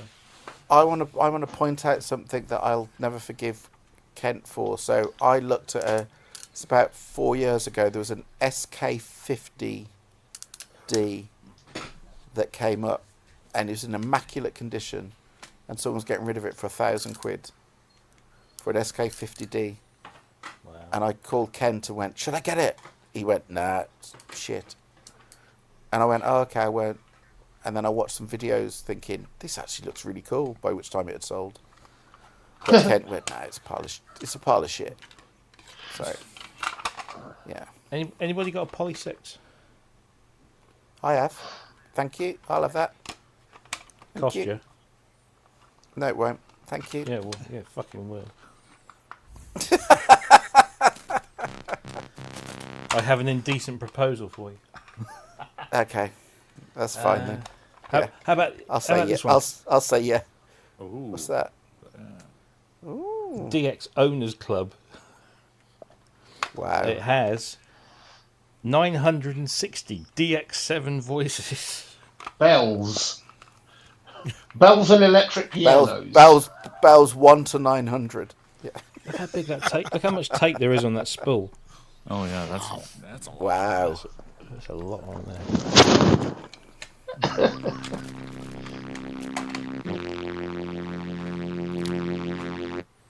You So see, nice I love ensemble. that sound. That sounds great. Yeah.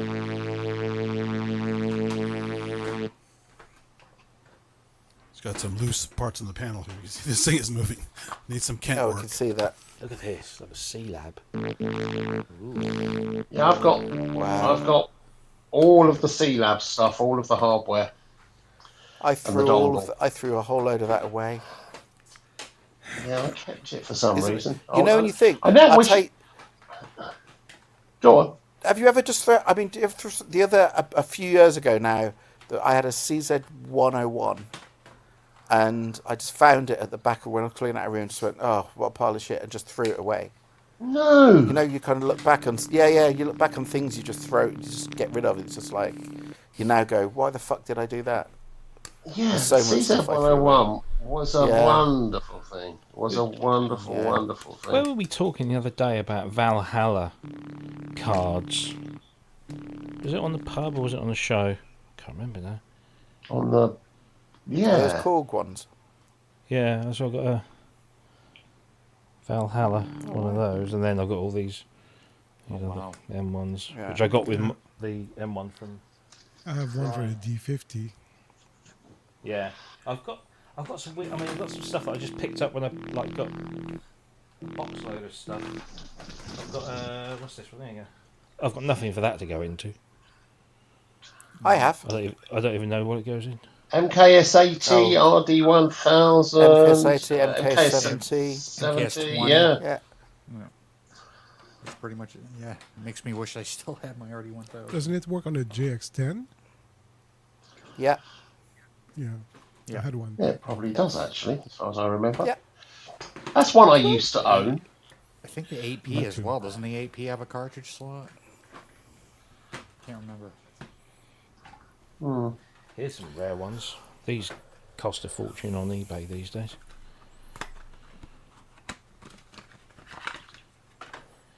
This is the ADP1 adapter. It allows you to take a Mark 1 cartridge Go into a Mark II. to go into a Mark 2 DX7. Nice. But the even rarer one, or is it the more rare one, is the ADP2. You ever thought of taking up train spotting, Robbie? I used to be a train spotter, so fuck off. Oh, why does This- that not fucking surprise me? This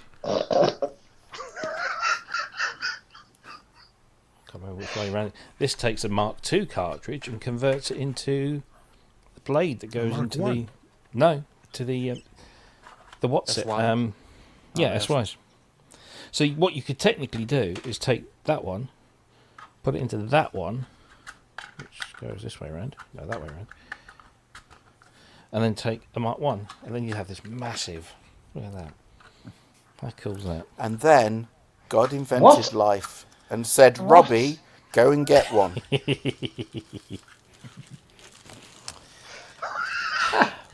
Fucking hell. Well, I'm This is still my- sitting on a bazillion emu sound ROMs. Didn't You should sell try selling them ROMs at are great. Vimeo. You He should tried. try selling them at Vimeo, see how much you fail. Yeah, I did that. Did you sell anything of the... Did anything go? I sold a few bits, but nothing significant, nothing terribly expensive. What about the major stuff? None of the major stuff, no. No, none of the major stuff. I'll put it up elsewhere at a better time. You know, it's not the right time to be selling. Well, it may never be the right time to sell. Or I may just have put to it into a say- studio. I may put it into a studio for people to use, just to, you know. Are you selling the Protean drum ROM? No, I don't have that.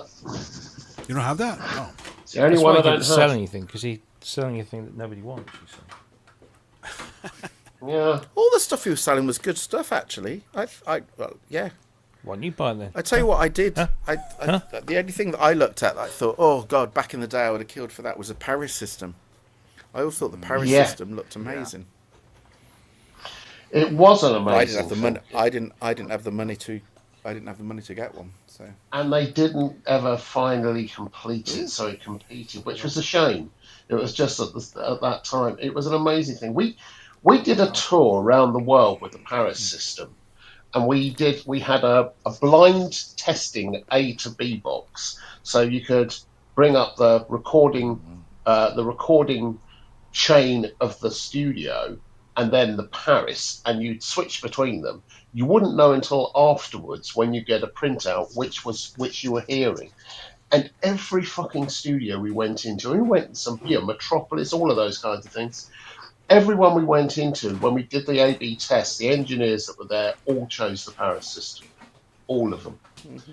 It was an amazing sounding thing, still is, if you can get it up and running. It's an amazing sounding system.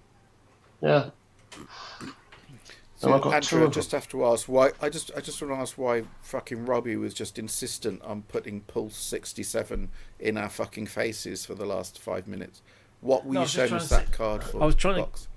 It was the address Sorry, on there. it was so Conduit rudely Street. interrupting you, Andrew. It was what? The address on there was Conduit Street. Okay, I'm just and trying to we were remember going to what- guess that just by shoving it in our faces. Well, no, I was just forget it. Fuck off. Just.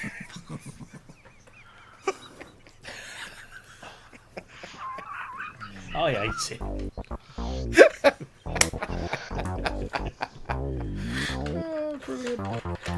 Okay, well I'll fuck off then. I'll go and do some work. Don't take it Never have personally, time. but, you No know. way. I love that. I fucking hate him, but don't take it personally. Oh, Insult me I'll and go my. work. Go and stab some keys. I've just done some fancy shit. I want to go from D minor, and just to hike it up, I'm going to go up a semitone to E flat minor. And so what I've done is I've done, as well as some fancy moment thing, I suddenly got into my head, do you know what? I'm going to have two notes on an Osmos. I'm going to start on an F, which is obviously in D minor. I'm going to have one recording that slides up to the F sharp, G flat, and I'm going to have the other recording of the F sliding down to the E flat. So both tracks start on an F. One slides up a semitone, one slides down a tone.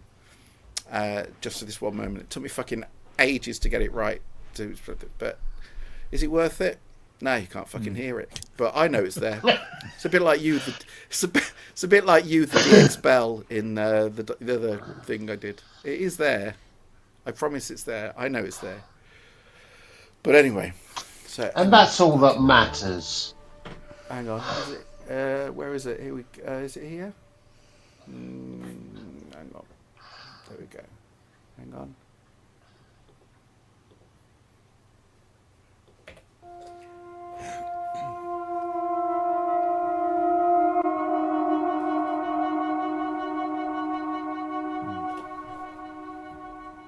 That's great. Can you hear it? I don't know if you can hear that. I just yeah. came in my pants.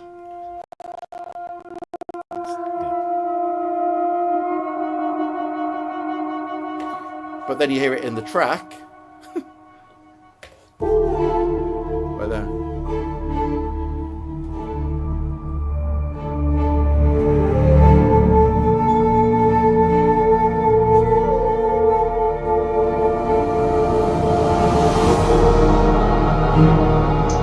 That works in the track. That's fucking brilliant. That's lush. Anyway. That's lush. Anyway. Yeah. There we go. That's Anyway, lush. I'm gonna go and do some. I'm gonna go do some stuff and get paid some money to do it. So. There you go, Ty. Instant 70s. Oh, go on. Wow. It's like Blake 7 never happened. Very fizzy. It is very fizzy. Good old Blake Go away. 7. Go do some work. I'm doing it. Fuck off. Go and bend some notes again, you bender. Bender. There we go. I was Big waiting for it to bender. happen. Okay. Ben Sherman shirt on. Right. See you Who later. played that chord? 'Cause Yeah, it's when's only Benny your and when's the your Jets, Elton and John Benny and the Blu-ray? Jets chord. Yeah, fuck. Go fuck yourself. You were right first in line for that, weren't you? The old Elton Diamonds Yeah. Blu-ray. Don't even. Oh, don't even. Seriously. Have you ordered You the Simple Minds, Simple Minds. bundle? Yes. Bundle, yeah. Even Watch, though that's it's going to be, no one, that's going to be no one has earworm a now. clue what Ty's going to we're have that talking chord in his head. He's going to be composing with that chord pretty soon. Just watch. Yeah, find a way to get the Osmos to slide into that chord. yeah. Let's hope it never happens. Okay. I'm loving and leaving. Be good. Have a great evening. Good seeing you all, and I'll see you all again soon. Be good. Fuck off. Bye. Go. Fuck you. Just go. Just fuck off. Oh, he's gone. Good. It's still there. Oh shit. Oh.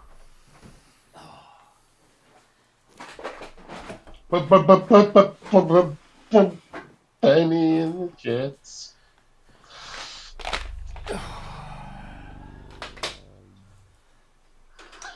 Hi, Ken.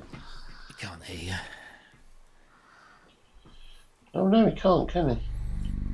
He's got no ears. How does he smell? Terrible. That's a great Python episode. Secret weapon. The secret joke. Yeah. You have to translate to German.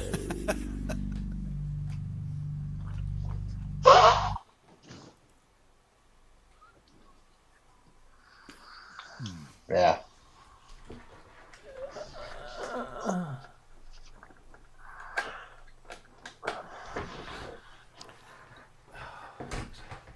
The fuck? Can you hear that? Nope. No. Just your voice. You got it working the other week. You see, I know, and I didn't change anything. You're so shit. Yes, I Did you forget to save the settings? No, I didn't. No, I thought Jesus saved. Come on. Yeah, but Pele got it on the I rebound. told you that. Come on. I What was that believed joke in you you. used to go around? Jesus saves with the Woolwich. Yeah. Come on, Jeff. I believed in you. Well, that was your mistake. No, it's Jesus saves on zip disks and it gets the click of death. So But why the fuck? I don't know. I mean, I don't touch anything, and then it doesn't. Right. Can you try reloading the settings? I might lose you, but yeah, sure. Isn't that what you did last time? You had to just reboot or something. It was about the default device on your system. Hey, Kent, did you recognize what I pulled out? Not your dick again, surely, please. Well, it's not here. It's this thing right here. Was it an SK? Yeah, SK20. Everybody's got an SK apparently. Yeah. Yeah. Yeah. Well, anybody is anybody. Okay, now can you hear me? Can you hear the mic? Yes. Yeah. In both ears? Yes. Fuck that. And no, we can't hear that. That. Is it still an ongoing thing, is it? It is, and because I wanted to make a public apology to Novation because I said that the Summit didn't sound fat, and holy shit, you can make it sound fat. You just And you fed it. Yeah. I fed it, yeah, exactly. I gave it bacon, and yeah, and Good man. yeah. So anyway, and Yeah, Summit's a nice piece of kit. it is really nice. Mm. But anyway, and I wanted to show you, how I made it sound. So, anyway. But it's not coming through. No. Hey, Kent, it's too bad you're far away. This thing needs some work. Look at this guy here. Oh, hello. You can take those switches apart, but it is a little bit of a pain in the bum. It's also mistriggering on some of them. Yeah. Yeah. Better now, but You got to split them open. It's the same And with the then- DX1 and the 5. Yeah, and then clean the contacts at the bottom. yeah. But this is mid 70s. I forgot. What is this? Well, we think 78, 79. Yeah. Sort of Okay. era. Something like that, yeah. Is it, Something like that. Let's see. the back said 74, but that might be the creation date, but not the release date. So Yeah, true enough. But it's all CS70 controls and buttons. yeah. And So it's definitely the oldest thing I have. I forgot how old this thing is. The Rogue is the oldest thing I knew that I had, but this is much Yeah. older. So Yeah, SK20 was 79 to 80. Yeah, 79. I felt Was it, quite... so is that the SK20 or the SK? 20, yeah. Yeah, Yes, that's 20. Yeah. 20. And it was a steal. I got it at my favorite local store from the Dead Guy sale for like $300. Dead guys. By the way, Lily, another casualty. Oh, God. Of?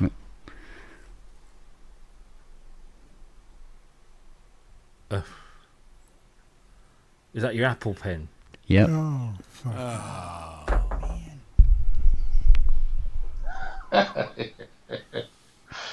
Well, if you will leave I've got these things lying I've around. got one word for you. Muzzle. Do you know where that was? The muzzle or the pen? I mean, we found it in the garden, but initially where it was on the window ledge behind this monitor. Jesus. Yeah. Well, you saw that time she went and played your keyboard. She got way up there, so. Yeah. So the studio door is permanently locked now. So, she's just such a. She waits.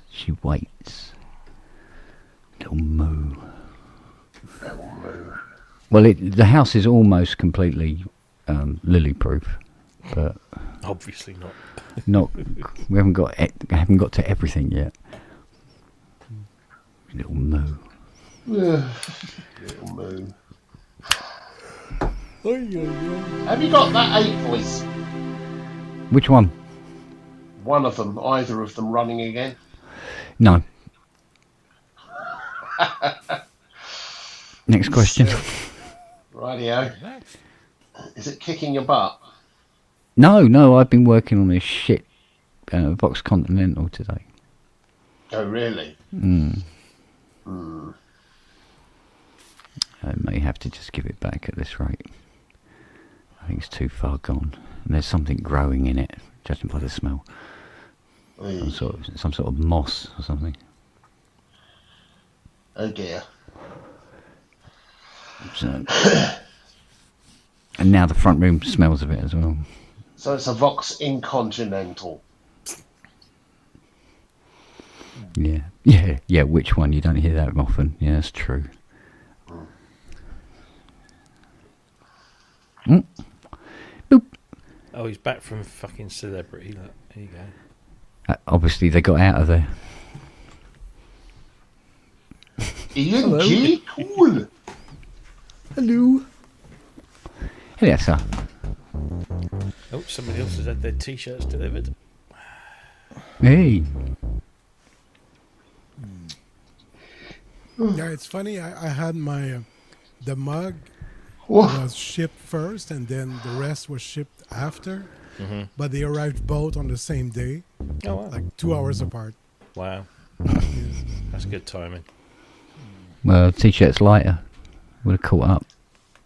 Well, yeah, but then I had the hoodie, which is heavy. It's a good hoodie too, man. Is It's it? warm. Oh God, Good. yeah. Well, if it No, gets the Canadian don't say seal is of it. approval. Don't say Well, no. is it. Just go. Yes, they are. I've yet to order mine. You see, I need to All right. do some ordering. Ooh, Yeah, no, it's very warm. It's I mean, it's 5 degrees out, and I just go out with it, and I'm fine. Well, then, if it gets the Canadian seal of approval, it has to be good. I'll have to order one because it's bloody freezing here. It is, yeah. We've got frost. Have you got frost where you are? Oh, It's no, gone down no. to zero. Cold. It's down Cold. to zero. Yeah. It depends where in the country, but not in Montreal. Yeah. I'll tell you how cold it's got. I've had to turn the 80 on. Yeah. I've just put the heater on. It's toasty in here now. Yeah, it's car's covered in ice. Annoyingly. Yeah. What's to say? Welcome to winter in the UK. It's supposed to be warm in the south. What's bloody going on? Next week, temperatures go back up again to about 14, 15. Yeah. Well, down here they do, yeah. You know, southern softies, we can't take it. No. No. We're tough up north. I tell you, when I was back in York, you see girls wandering around in mini skirts and t-shirts. It's bloody fun. I think you'd look weird in a miniskirt, Ian. I don't know. I can see it. Yeah, Yeah, me too. Well, I'd rather not. Actually, that's something I have That's never okay. done. I have never cross-dressed in my life. Oh, I Have you get not? angry. I get angry every morning.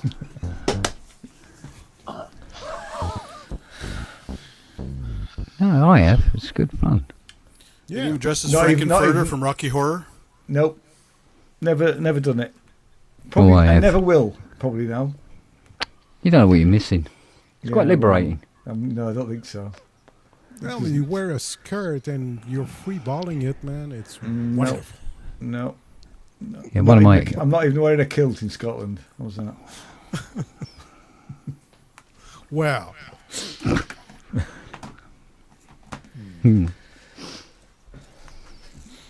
What can I say?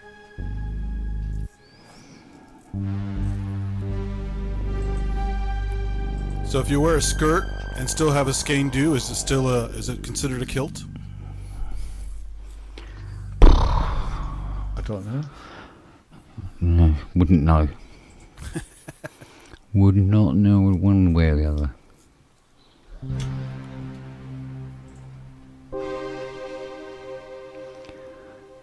Yes, Hey. Eric Satie had a Selena. Sorry? What? Ken, don't you dress in men's clothing a lot of the time as well? Yeah, just for the variants. Just the variants, yeah. Yeah, me as well. Yeah, yeah.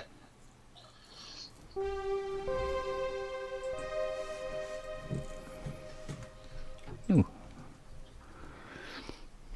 It's cute.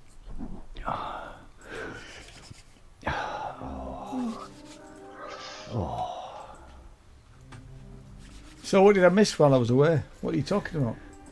You. I'm not gonna. Me. That's all. I wouldn't know. Lily just broke my headphones. I missed it all. Oh, that's lovely and warm. We waited until you came back in to talk about Minge. Gosh, you did. Because I know it's something which you're generally very forward with. You reckon? Did I say Minge? I think I meant weasels. I was going to say, it's on the front. You can't help but it be forward. Yeah. That's what it is. Weasels or stoats. Andy, you sort of live in your own world, don't you? Yeah. Yeah. What comes out of your mouth, obviously, it makes sense to you, doesn't it? No. It's the rest of us that are struggling with it. Not recently, but I kind of gave up caring about that, He was really thinking about the Mongkok. Yeah, well, that's up there, as you... There we go.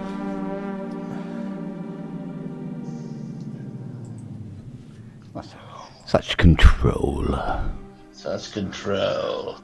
Indeed, sir. I was going to buy Contact 8 today, but instead I got... Don't bother. No, I'm going to, because I need the engine to play back. I just needed to play back a load of stuff. And I've held off getting it, and there's a Black Friday sale coming, so I'll probably buy it then if it does a deal on it or whatever. I don't know. But I got hijacked by my wife, who's going to a special do next week, an awards thing. So she wanted a special dress, so we ended up going and spending a silly amount of money on a dress for her. Yeah. Yeah. And I found myself doing that terrible thing you do sometimes as a hubby, where I went, no, let me pay for this, darling. I went, what are you doing? That's Contact. So, yeah. No, Paul Holmes, I haven't bloody started swearing. Easy, Ian, easy. They're looking for a new Archbishop of Canterbury, and you're up for that, you were. Is bloody still considered foul language? That would, no. That would be great if I was religious. But I'm an ex-Catholic boy. And I had all the religion kicked out of me when I was at primary school. Literally by nuns. But let's not go there. Got beaten up by nuns. This is a true story. As a 4-year-old arriving at infant school, right? The first day I ran, my mother dropped me off, and I ran towards my mother, and Sister Mary, I'll never forget this bloody woman, she tripped me up as a 4-year-old, and I went flying as a kid. Literally, she to stop me running to my mother, she put her foot out and tripped me up. Nice. Yeah. And talk about corporal punishment. Yeah. Well, that's called love, Ian. That's love. No, mate. She was loving you. No, she wasn't. She was a vicious bitch. Sadistic. Absolutely sadistic. Yeah. And I mean, the problem was they got away with it. You know. Absolutely got away with it. Yeah. You know. No wonder you like Father Ted. I actually don't like Father. I've never really watched Father Ted. It traumatizes me too much. But I imagine it may well do. Actually. No, it doesn't. It actually doesn't. It's just we started watching it, and Jane wasn't keen, so I'll probably watch it on my own at some time. I find it quite funny. No, they got it wrong in there. They got it really wrong because cows sometimes are that big. They're not that far. You know, that's the truth. Yeah. It really counts. What's that one?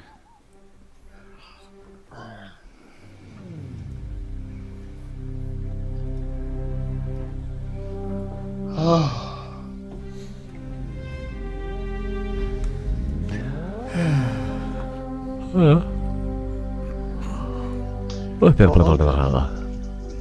going to go to bed, I think. I've got some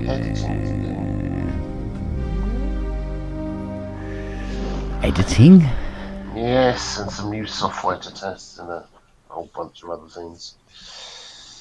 I used to really look forward to testing out new video software-y, plug-in-y things. But I'm finding it, there's just so much out there at the moment. I'm finding it a bit like, really? But, yeah, I need to do it. So. Yeah. Yes. So I'm going to say good night, gentlemen. Good night, gentlemen. Oh, dear. Good night. See you soon. You're my Bye. favourite, Take care. Andrew. I know. Yeah. I know. You're all my favourite, apart from Jeff, who's really my favourite. Of course. Oh, and Justin, of course. Justin's being very quiet. I do what I can. Yeah. He's the fastest straw in the vest. See you later. Oh. See you, Bob. Bye-bye. Bye-bye. Thank God he's gone.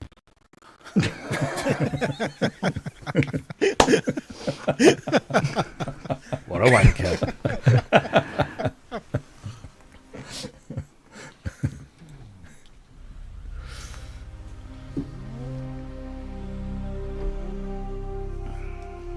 Oh.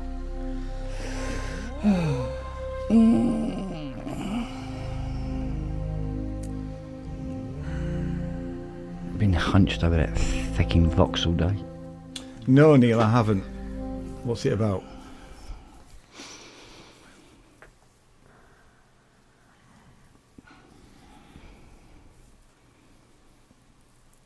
Do we all sit and wait now? Yeah, we have sit to- and we wait have to now. wait, yeah, so actual, Well, he types out an entire synopsis. Yeah, that'll do it. Yeah. Imagine, if you will.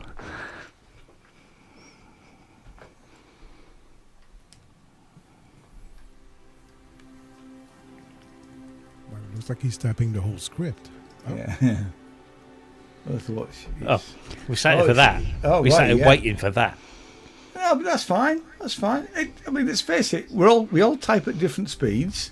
No, but I mean, he didn't give us any more information. It's just he worth doesn't a need watch. to. He We're doesn't need talking to. about- I will watch that. I will look it up and find it. Things like these. I'll make a note of it. I'll write it down. Yeah. Now, is it new or is it an older movie? Or I don't know. Pals. Oh, it's about nuns. Nuns. Yeah. Good film. You'll love it. Yeah, I will. Yeah. They get 'Cause burned. I have. Sexy nuns. Sexy nuns. No, I don't Because think I'm up Mum's for gonna that. ever be sexy for me. I'll be honest. Well, no. I understand. What's the scary nun? The Conjuring? Was it the scary nuns? It's the best nun film, bar none.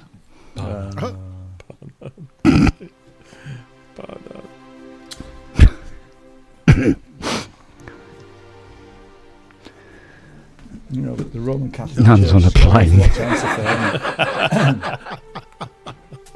isn't it? Get these motherfucking nuns off this motherfucking plane.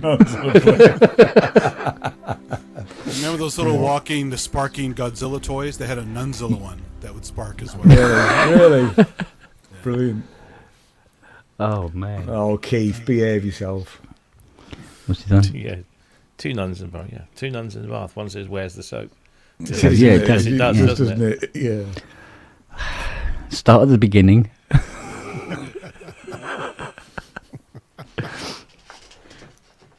Oh, man. Oh.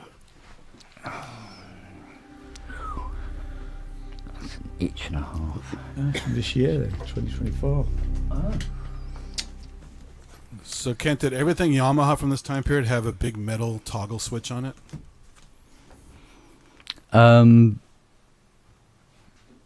Where? The power supply for the power. Yeah, power switch. Oh, It's this really old school metal SP, DT, whatever power. no, toggle no, no. Not all of them did. A lot of them had just the black plastic rocker.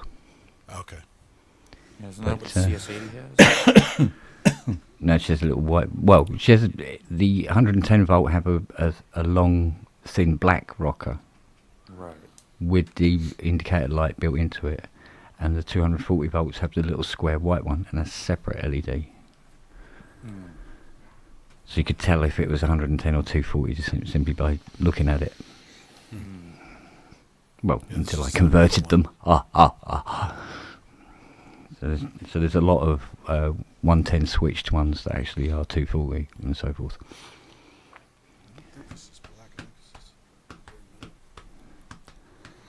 Oh, looks like they're releasing a 50th anniversary edition of Lamb Lies Down on Broadway. Ah. I wonder what's different about it then. According to the rumours, it will be remastered from the original 1974 tapes across either 2 LPs or 2 CDs. Okay. It will contain the Live at the Shrine Auditorium full live show from January 1975, including the 2 encore tracks for the very first time, which was Watch of the Skies and Musical Box. That's interesting.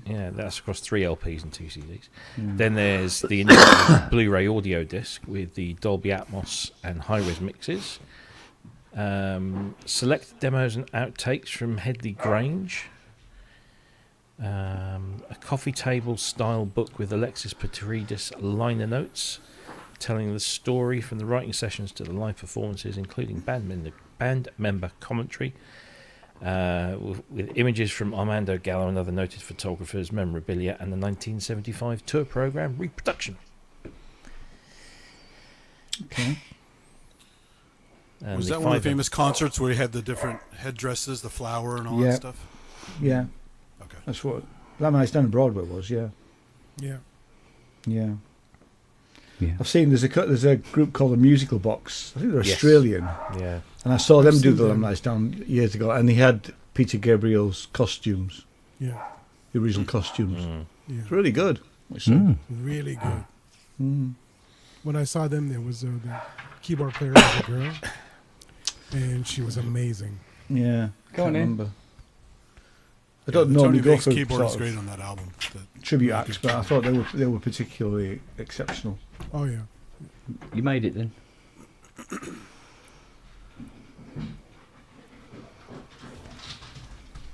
So I've got all the Genesis albums on box sets of Super Audio CDs, and they're really good, really, really good. So it'll be interesting to hear this new remasters. But you're into collecting that sort of stuff. I am. And I'm into Genesis. So. And you're into. I mean, I'm into early Genesis. Really, not interested after Gabriel left. Really, I have got. Yeah, I kind of. Because Trick of Tail's after him, isn't it? Yeah. I've got Trick of the Tail. Wind and Wuthering. Got that Oh, not as Wind well, and actually. Wuthering. Yeah. It's when there were 3. Yeah, then there were 3, wasn't there? Yeah, then there were 3. After That's Hackett when I left. lost Yeah. Lost interest, really.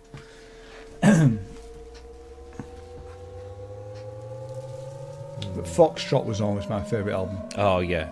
I think And actually- Foxtrot and Selling England by the Pound.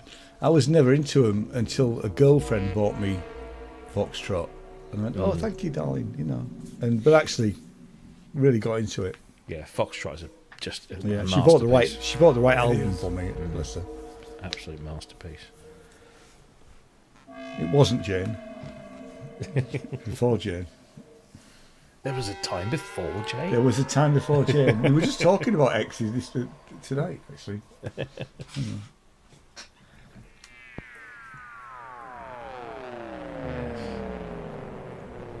No, I got into Genesis around Duke, Abacab. That's when I really sort of first noticed them, and I then did hear them, but I didn't necessarily really bond with them. If I'm No. honest. I really like. I mean, those like especially the singles, like Abacab, and Yeah. I just love that. And I think it was really. Sorry. Did I go with one of the Waggo? No, I never went out with a Jolly Wrestler. he can't let the Jolly Wrestlers go, can he? No, you can't. No. No, but then I got. I think what did I think I'd heard Peter Gabriel before I'd heard Genesis. I love the first 3 Peter Gabriel albums. And I just thought, I remember hearing Games Without Frontiers and Salisbury Hill, and just thought they were sort of novelty, especially Games Without Frontiers. I just thought that was a little bit weird, and I never really gelled with it. And then I can't remember when I really got into sort of like Gabriel era. It was after, sort of I think. I think my ear sonically matured enough for me to get it. Because he did strange things, like there was no cymbals on one album, and third and fourth album. Third album, no yeah. cymbals, yeah. Everybody really rates Soul, which is a fourth album, isn't it? And Fifth. Fifth, is it? And I don't not like it, but it's definitely not my favourite. I think the one with Intruder on, is that third? Third. Yeah. Third. That was my favourite. Was the one with Intruder on. And those sounds that he used, Honestly, now I can listen to anything he does, and it's just It's just great. all of it's just brilliant. And certainly with early Genesis as well, particularly Foxtrot, Selling England. Nursery Crime is a bit. I've got that as well. I like it, but it makes me sad because it was Steve Howe's favourite. And we used to have these little sort of arguments about, right. and Steve was very, Right. and they played, what did they play off that at his funeral? And that it didn't spoil it for me, but he always brings that back. I can imagine it just that. brings that, that sort of. Yeah, that was the second what album was I the bought, because when Sue bought me Foxtrot, Harlequin. I then went out and bought Nursery Crimes soon after it. No. Yeah, I love all Gabriel's stuff, but I really like his soundtracks, like Birdie and Passion. Yes. Those are amazing. Yeah. Passion. I can put Passion on Passion, loop and just play it and play it and Yeah. play it.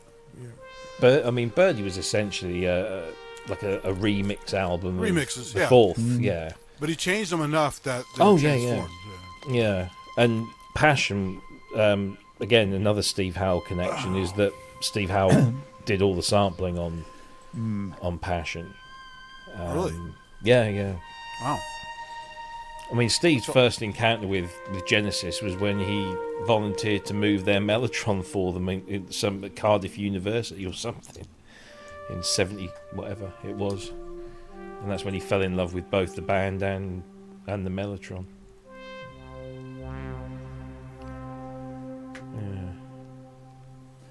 Here we go. Early Genesis.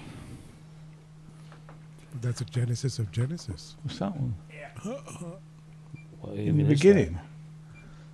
In the beginning. Basically, Must be all the US stuff only on release. here was released on their first album. that? Oh, from Genesis to Revelation. Oh yeah. So this is like a kind of a re-release of it. Okay. Yeah, that's the album that nobody talks about because it was Jonathan King behind that, wasn't it? Oh yes, Yeah. he was. Yeah. Yeah. That's it, man. Yeah. Scumbag. Indeed. But to be fair, he, Oh yeah. he motivated brought- them, yeah. to go and do that. Yeah. What other ones do I have? And that'll be. Apparently, they're going to officially announce it on Friday, Cool. and it won't be out till next year, so I can save up for that one because that'll be a couple of I'm hundred. going to for say the it'll box be. set. It won't be cheap, will it? 5 LPs and the Blu-ray. I liked Anthony Phillips' solo albums as well. Actually, because he did two. Did he? Might have Yeah. done more, but I've got the first two. Mm. Um, And Hackett stuff's always quite good. I've not listened to a lot of Hackett stuff, actually, if I'm honest. Maybe one of his early solo albums, but Go live album. I've got the live album. Yeah. I've got that one. It's a good album, that, actually. Yeah. Oh yeah.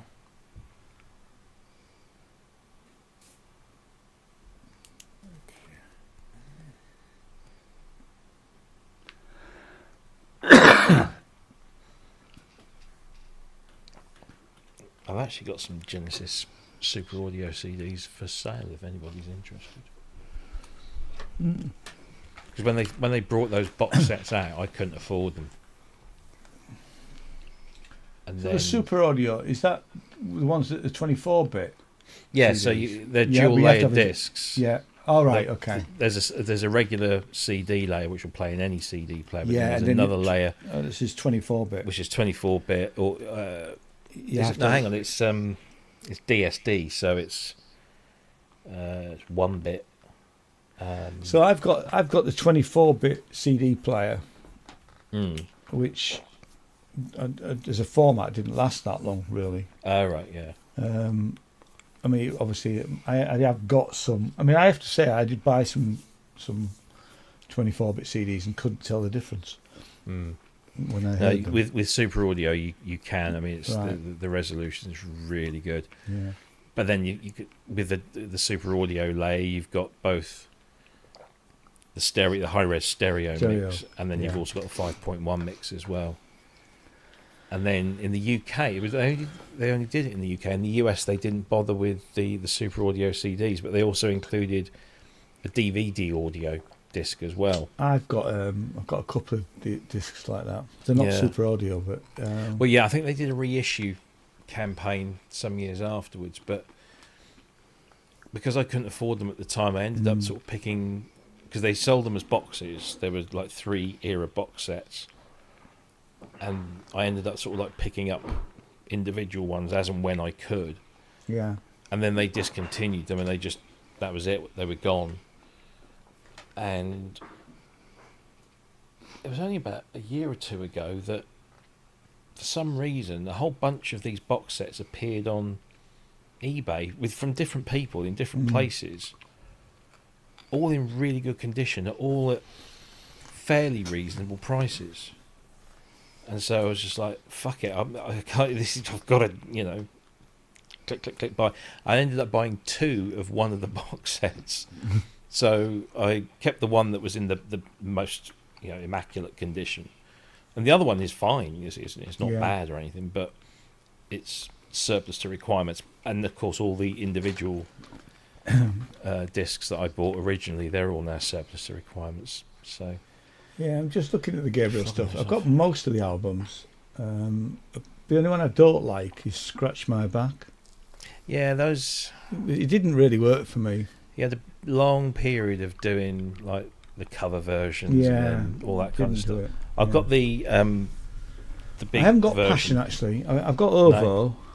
No. I haven't got Long Walk Home, but I've got all the others. I've got Birdie, IO. Because he did IO's last year, but a pack of albums. Scratch My Back and I'll Scratch Yours. Yeah. Because one is him doing covers of other people's songs, and then the other album is those people who did the covers. He did the covers of doing covers of his songs, which is a clever idea. And then he did the whole New Blood thing, which was the orchestral reworks. I'm just like, for fuck's sake, I've not listened to that actually. It's meh. Yeah. But thankfully, I mean, I thought, oh god, this is all he's going to be doing now until he dies, is just fucking reworks. But then he came out with. And then he came out with IO. Yeah. I don't like the orchestral versions of. The only one I actually do like is the one, the Anne Dudley one, piano one. It wasn't orchestral; it was just piano, really. Of the Art and Oi stuff. Yeah, that is. I'll be honest with you. If Ty ever watches this, I'm not that fond of Midge's orchestral one. I have to be honest, I've never listened to it. I've got it. I bought it. I bought the I have CD. an aversion to orchestral reworkings of. Yeah, I mean, certainly, some of the songs. I was listening to it, thinking, I think I'd just rather go and listen to the original than some of the Ultravox ones. Sorry, Ty. And I know you worked really hard on it. That's all right. He still got paid. He still got paid, yeah. But he just didn't do it for me, really. But it's not just that one. I've listened to others that I really don't. So all those Trevor Horn ones. Oh God, yeah, no, it's not. Just stop. Yeah, it sounds a bit of a cash in for some of them. Well, yeah, it absolutely is. Thankfully, it seems to have abated this orchestral thing. But there you go. Yeah, when you think that Peter Gabriel did the Car album in '77, and it was so far ahead of its time. Yeah.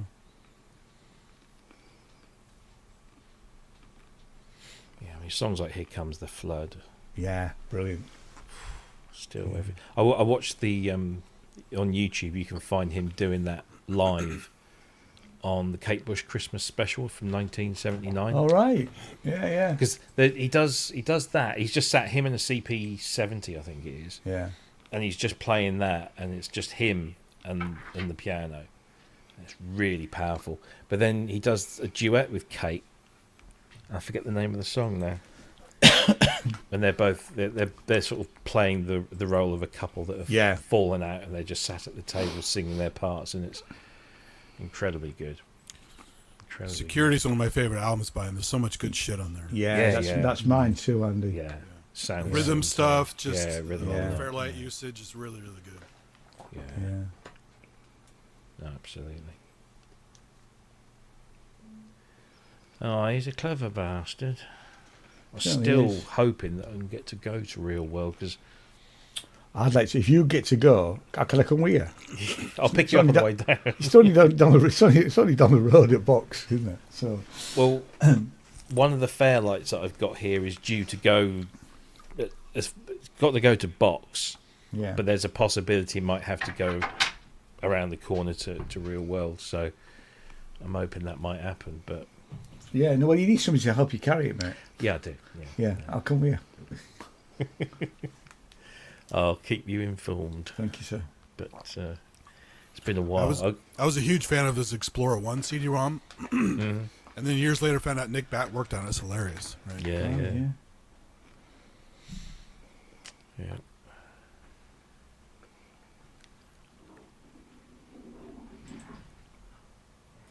There's Manicaci, his drummer. Yeah. Posted something on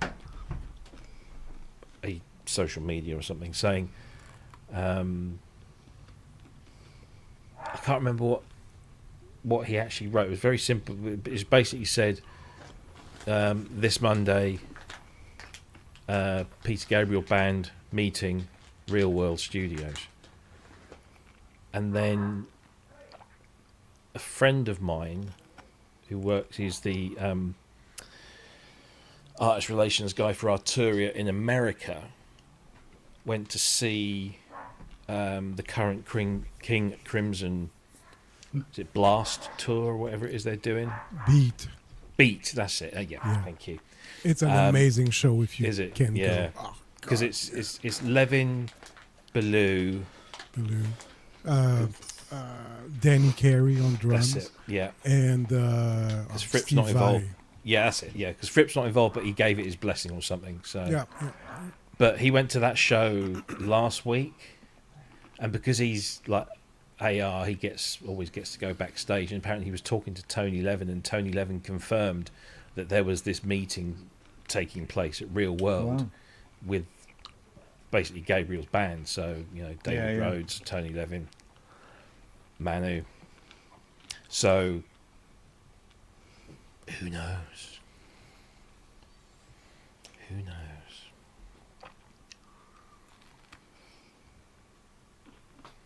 Be like The Cure, isn't it? Nothing for ages, and then all these albums start coming out. I've not listened to the Cure album, but I'll be honest with you, they're not my thing. Oh, I know they're not my thing. They never were really. So good. No, give it a shot. Give it a shot. All right, I will. Give it a shot. Yeah, because it's brilliant. Actually, I was talking to my eldest last night, and he said, "Oh, I went to a gig at the weekend, Dad." I went, "Oh, where did you go?" "I went to see Nick Cave." You went, and he said it was brilliant. Yeah. Although he did say that the audience were my age, our age, and they were underwhelming with the audience, where all the energy was coming off the stage. Yeah, but they weren't really. I read something. Yeah, it was this morning. It was somebody on Blue Sky was saying they'd gone to see Nick Cave, and she deliberately booked a seat rather than standing room, and she said throughout the whole show the audience were just sort of like moving around, getting drinks, going to the toilet, that's talking, what Matt and all said. this kind of stuff. Yeah, he said it's almost like they didn't know how to behave at a concert. But it's Nick fucking Cave. Exactly. Yeah, he said the band were brilliant. He said it was just amazing, and obviously he played a lot of the new album, which I've started listening to. I've heard a few songs off it, and they sang. Yeah. And I was telling you that, I mean, Boatman's Call and Murder Ballads are my favourite 2 albums. I'm not a massive Nick Cave aficionado, but I like what I hear and I know what I like, sort of thing. But I couldn't name anything. But maybe that's something I really should rectify. But the Murder Ballads is what I want to listen to, because that's the one that he did where he did the duet with Kylie Minogue. Kylie. Yeah, and all the songs on that, it's all killer, no filler. Yeah. I listened to him being interviewed somewhere. Might have been on the radio, might have been Six Music or something. And he's such a thoroughly interesting, intelligent, articulate guy. Yeah, he's just captivating all round, whether it's his music or whether it's just him talking. Because Mark Reeder, the Mancunian guy that went out to Berlin, who did that film and everything. So when Nick first arrived in Berlin, he crashed on Mark's sofa for a few months until he got himself sorted with something else. So he's got a few tales to tell about Nick Cave. In fact, if you watch the film, are you coming down to Synthesis for the film? I'm not sure yet. Okay, but if you come down on the Friday night, the film, there are clips of Nick, around that time. So late 70s, early 80s. If I do come, it'll be Friday night. Cool. Don't forget Nick Cave worked on The Proposition. That's a great movie. Yeah.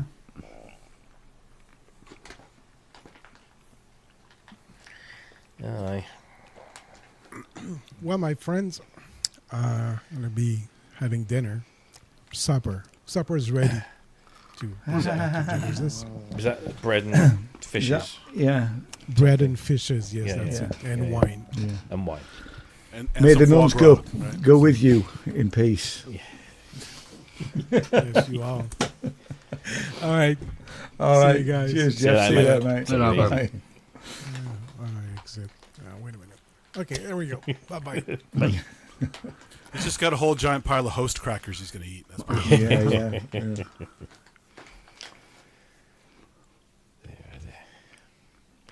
That's when you get. I think we all wish we could write like Nick Cave. To some extent, although if he ate all those crackers, it'd be cannibalism. So he's not supposed to do that. Oh yeah. Yeah. And the red wine. Jeez. Yeah. Wow.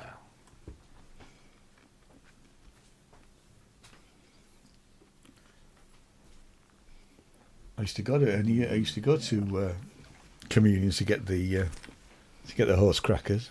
Yeah. Yeah. So have you seen the process they do when the ceremony's over? Because they can't, since it's transubstantiation, they can't just throw that shit away. They have to actually collect the fragments and carefully contain it, and they burn it. Really? Yeah, they can't let cracker bits go down the drain or in the trash or whatever. Yeah, they take that transubstantiation stuff very seriously. So.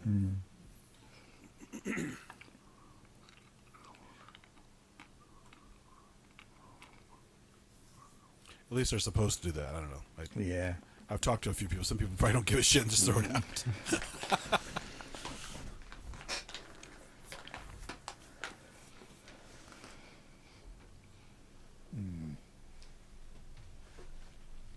Oh, okay. Are you still using that organelle, Ian? I certainly am. I used it at the EMOM one last Wednesday when I was in York. Oh, really? Yeah, I've been using it mainly for this fantastic sort of wonky piano thing that I can't stop using. You don't do that kind of stuff on the OP1? No, I've never gigged with the OP1, and I should do it. And in fact, I was saying, I think I'm probably repeating myself here, but I got it down the other day, 'cause it's up at the top there. I got it down the other day and plugged it in, and it sounds great. I should use it more. I absolutely should use it more. I need to get my power switch fixed. It's got glitchy. So. Yeah. There are two things that are a problem. One the power switch, and one the last firmware that added the analogs. The synth. I forgot what it's called. Is it voltage? Voltage, yeah. Yeah, I can't load voltage. It doesn't load that firmware. Too many resistors. Yeah. Bum. So yeah, I couldn't play with that. I wanted to try that stupid engine, but I'm pretty sure that engine's on the OPZ as well. So I think I have it. Isn't it? I thought they had most of the stuff moved over, but maybe not. But I like the wacky stuff. Like, did you know that trick on the Etch-a-Sketch sequencer? I've never really used the Etch-a-Sketch. I messed around when I first got it, but I love the drummers, the two monkeys. But I use the dot with the is it the puzzle thing, isn't it, where you put loads of dots tombola? in. Tombola, that's it. Yeah, that's the little. I love that. Yeah, that one's fun. But the Etch-a-Sketch one is fun because not only can you draw on like little curves like on a TB303. Yeah. But you can also, if you feed a MIDI signal in, this is not well documented, but if you feed a MIDI signal into it with the track you want to load into there, if you feed it in and then you tap the beats with the keys to gate it, yeah, and it will load the notes like a piano roll into the thing. So it's a quick and dirty way to get a sequence in the OP1 without hooking it to your computer and doing all crazy that's shit. interesting. Yeah, I need to try that.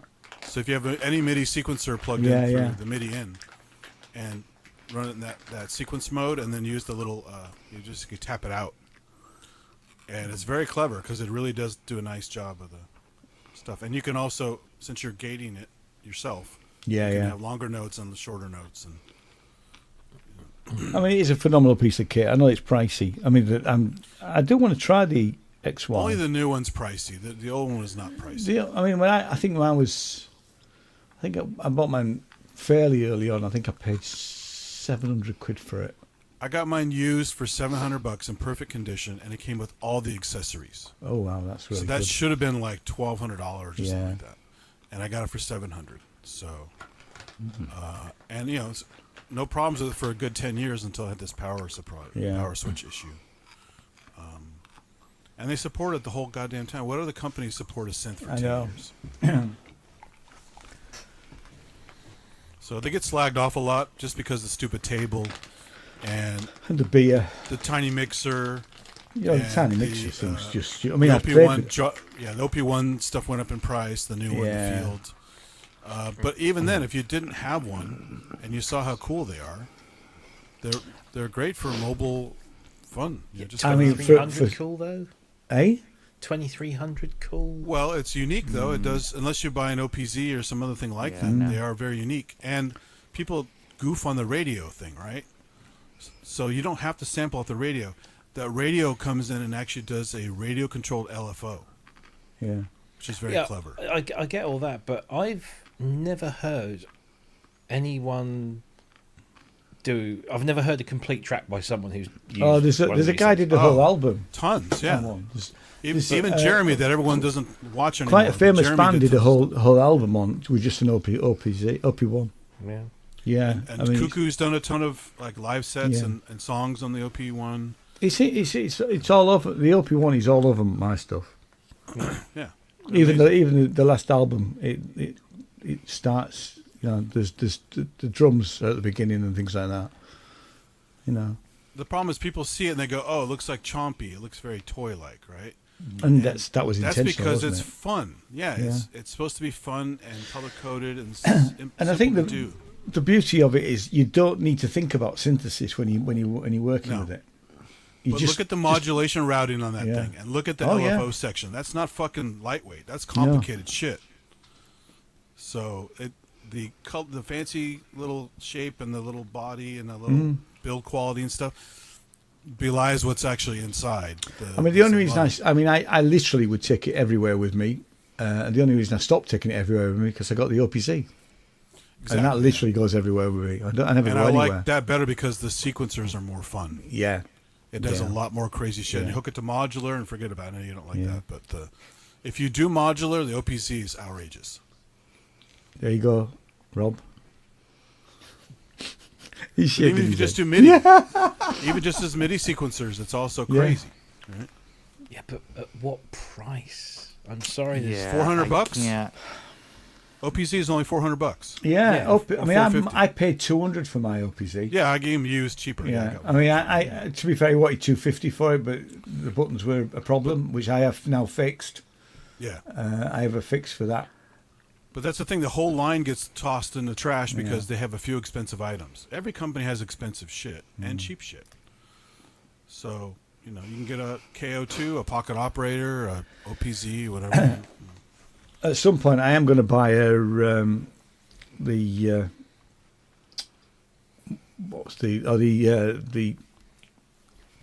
God, my brain's gone mush to mush. It's late, isn't it? The Medieval. Thank you. Medieval. Yeah, I couldn't even think of the word. Yeah. Look, those things, $299, lot of fun, look good. But they are very quirky. I think Yeah. they're right up around the OPZ. You have to learn the quirky stuff. Yeah, I mean, exactly. That you do, So if people hate that stuff, they're going to hate no matter what they buy. I mean, I'm not down. It's like it's like BMWs. I don't like them. I won't necessarily buy one, although I've been looking at one. Oh, they're fun to drive. But I don't doubt the build quality and the design and all of that kind Handling. of stuff. Oh, that's great. Don't doubt it. Same for me with Teenage Engineering. What really kind of put me off, aside from the fact that I'm sorry, but $2,300 for something like that is, I can't see how they can. Okay, but look at Apple agree. until the No, very no, recent years. Yeah, Apple's been but overpriced forever. It But- has, yeah. But how long does it last? How long does the laptop Exactly. last? Yeah, exactly. Mine's Years. 2015. I'm still editing Yeah. video on it. But $2,300 for something like that, when you think what else you could buy for that money that would do? But if you're a mobile musician, what else can replace it? How many? One box. Who is genuinely a mobile musician? Imams. Yeah. Park Yeah, benches. And actually- people turn up with suitcases and modular. Yeah, Not I should. everyone. Not I should everybody. use my OP1 at an EMOM. Yeah. I haven't done that. I should write some tracks and What also and then, puts me off, you know. aside from the fact that a lot of their a certain amount of their stuff is either pointless, ridiculously overpriced, or just, I don't know, is the company themselves. When I was at Super Booth, not because they weren't there this year, they were there the year before, when they were debuting the picnic table and that recorder thing, And the van. They were selling the van. and they had the van. And the mixer and all that stuff. Yeah. If you weren't, if you were just regular Joes, and that's all I was, it wasn't just me. There were other people. They were. You weren't. They'd got that van all open, and they'd got stuff on the table inside. And if you just went to sort of look at it, you would be ushered away. There was an air of exclusivity. Well, Korg did that with the re-release of the 3200, right? Or Yeah. whatever. No. it is. So I mean, No, that was To- the to be distributor. fair though, that was Rob, the distributor, To be fair though, Rob, the guys in the UK, and I've been to and they were the distributors. the guys in the UK. Yeah, they weren't Right. Teenage Engineering. They were the very distributors. accommodating at Gearfest. They were. No, absolutely, Yeah. absolutely agree. Because So I sat you're down saying with them. it's the parent company guys. It was who the were- guys in Berlin were Teenage Engineering. Oh, okay. The guys in Gearfest were the UK distributor. Yeah. Same with Korg. Korg, like at Super Booth this year, when Mark Barnes goes along to try and play the 3300, he was told he couldn't play that because he wasn't a celebrity stroke YouTuber, somebody who had Yeah, that's shit. Clap. That's and that wasn't Korg, that was Mayer Distribution. yeah. And I spoke to Dan at Korg about that, and he was really upset that had happened. So because TE at NAMM, anyone can come up and play with all their shit. They don't give a shit. So I don't know. Maybe it's the venue. I don't know what it was, but I wasn't the because I think I was with Ben, and Ben and I just sort of trotted along, and we were just like, we wanted to see what was going on, what the fuss was about. We don't, hopefully have our minds changed, and we get there, and there's this nobody. You go to any other stands, and people, the people on the stands will make eye contact. They'll come, move over to you and start talking. If you start playing, they say, "Come and have a play with this," compare them to like what's the First Love, and I can't remember the name. Is it First Love or that little FM thing with the screen that looks like a giant Game Boy? Yeah. They had this massive stall at Super Booth, and they were actively just like, come and have a look, come and have a play, come and have a... Whereas Teenage Engineering were just very standoffish, and then, unless you were somebody they knew, they were physically ushering people away from. Oh, you can't go in there. You can't have a look at that. Well, they're also Swedish, so yeah. I was going to say they are Swedish. Well, I don't know. I always find the Swedes to be mostly accommodating, but I'm just joking. No, it's but they are a bunch of like former gamer nerds, designers, artists, quirky guys in general. Yeah, that's fine. So they're going to be some weird motherfuckers in that group. That's fine, but if you're going to try and endear if you're in business, and they are in business, to sell things and make money, you've got to at least try and endear yourself. Because just see what Ross has said. Teenage Engineering Helpline don't get out of bed until 1 p.m. Yeah. That's brilliant. A lot of people compare them to they're the Apple of the synth world. I wouldn't even say they're that. I think they're worse in some their regards. aesthetics and their build quality was compared to Apple. Like the OP1 is built like a tank. Oh God, it is. It really is. Excuse me, Aircraft Fadergate? aluminum. Fadergate? No. OP1 he's talking about. OP1. Fadergate. Fadergate was that was Pug. I mean, I ordered the first one or whatever it's called. Did you want the 133 or whatever it is? Yeah. The KO2. The KO2 133. Well, that was probably because they had people assemble it, right? You don't want necessarily have people assembling their own shit. So. No, you don't. But so they're not immune to some issues, shall we say? No company is on some fucking ivory tower. So But a lot of people put them in that position. No, I don't. I just love their shit because it's quirky and weird and powerful. It is. I'd agree with you, Andy. Definitely, it is. All of those and things. all in a small package because I take portable gear everywhere, whether it's an AM trip or going for a vacation or whatever. I like portable gear, even if I'm not doing an EMOM. But I've always liked portable gear. I made battery packs for shit that didn't have it, and it's just what I like. So not everyone's into that. So you just like anything else miniaturized, you're going to pay more for shit that's miniaturized. I mean, I'm not crazy about Steve was saying that. For whatever it is, was it 500-600? Yeah, I'm not crazy about the keyboard bit of the OP1. I never have particularly liked that, but I can work with it. I can live with it. Yeah, it was odd, but look at all the Electron stuff. Everything's like that now. Everything's like that now. Yeah. Surprisingly, except for the model cycles, model samples, that actually has velocity pads on it, which is cool. Surprisingly, the Organ keyboard, which is just those little wooden buttons, I really get on really well with, which I didn't think I was going to, but I did. Yeah, those are weird. It is weird. Is there expression in those, or is it just on? Nah, it's just an on-off button. But you can. I've used it with the instrument, and I actually can't remember whether there was expression on it. I'd have to try. It doesn't even receive. Can't remember. It should. It was right at the beginning when I first started. I guess some of it will depend on who's written the patch as well, because it's or what engine you have or something. The problem with it is everybody's writing their own patches, and some people are implementing them better than others. Right. And just like an awful lot of stuff, if I use the Moog type synth, well, whoever's written the patch will have done something. I have to learn. You have to learn to use it, whatever it is. Yeah. Which is fine if you've got the time. At the moment, I haven't had the time to actually, to learn any new patches. In fact, I need to look at installing some new patches. Yeah. So I go to the things that I know really well.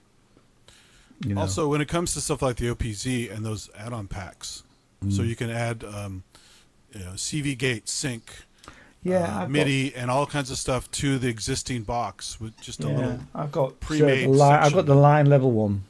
And they have a couple different kinds that are pretty interesting. Yeah. And also, what other synth manufacturer out there includes DMX sequencing and animation, video sequencing through the app, of course. Yeah. In the same fucking box, it's crazy. You know, it's just it's kitschy and quirky, but it also powerful. You're a visual person when you do live performances. I mean, I've used the drums a couple of times on EMOMs. You know, I've programmed drum tracks and then just used them and linked them to other stuff. Did you try the DMX yet? Not yet, no. Yeah. No. Yeah, I you looked just at add it a when I little first got module it. to it, and you can do all this shit with it. It's crazy. Yeah. No, but I was going to say I'm a fanboy. I'm not a fan. I'm not that much of a fanboy, but I think, you know, I think Rob, you're giving them the bad press, man. No. I'm. As I said on the show, I just think it's I get it. It looks nice. It does some very cool things. Obviously, I haven't played with one, and I probably won't get a chance to until I get to a show or something. Me too. Same for me. I thought it was silly too until I started playing with them, and then I finally bought one. I go, holy shit, this is just no. But the stuff's OPX, amazing. I'm talking about the OPXY specifically. Oh, that one, yeah. You know, that price point is. I'm sorry, it's just going to be an immediate brick wall to a load of people. Yeah. And so that's why you go with the KO2 or whatever. Yeah.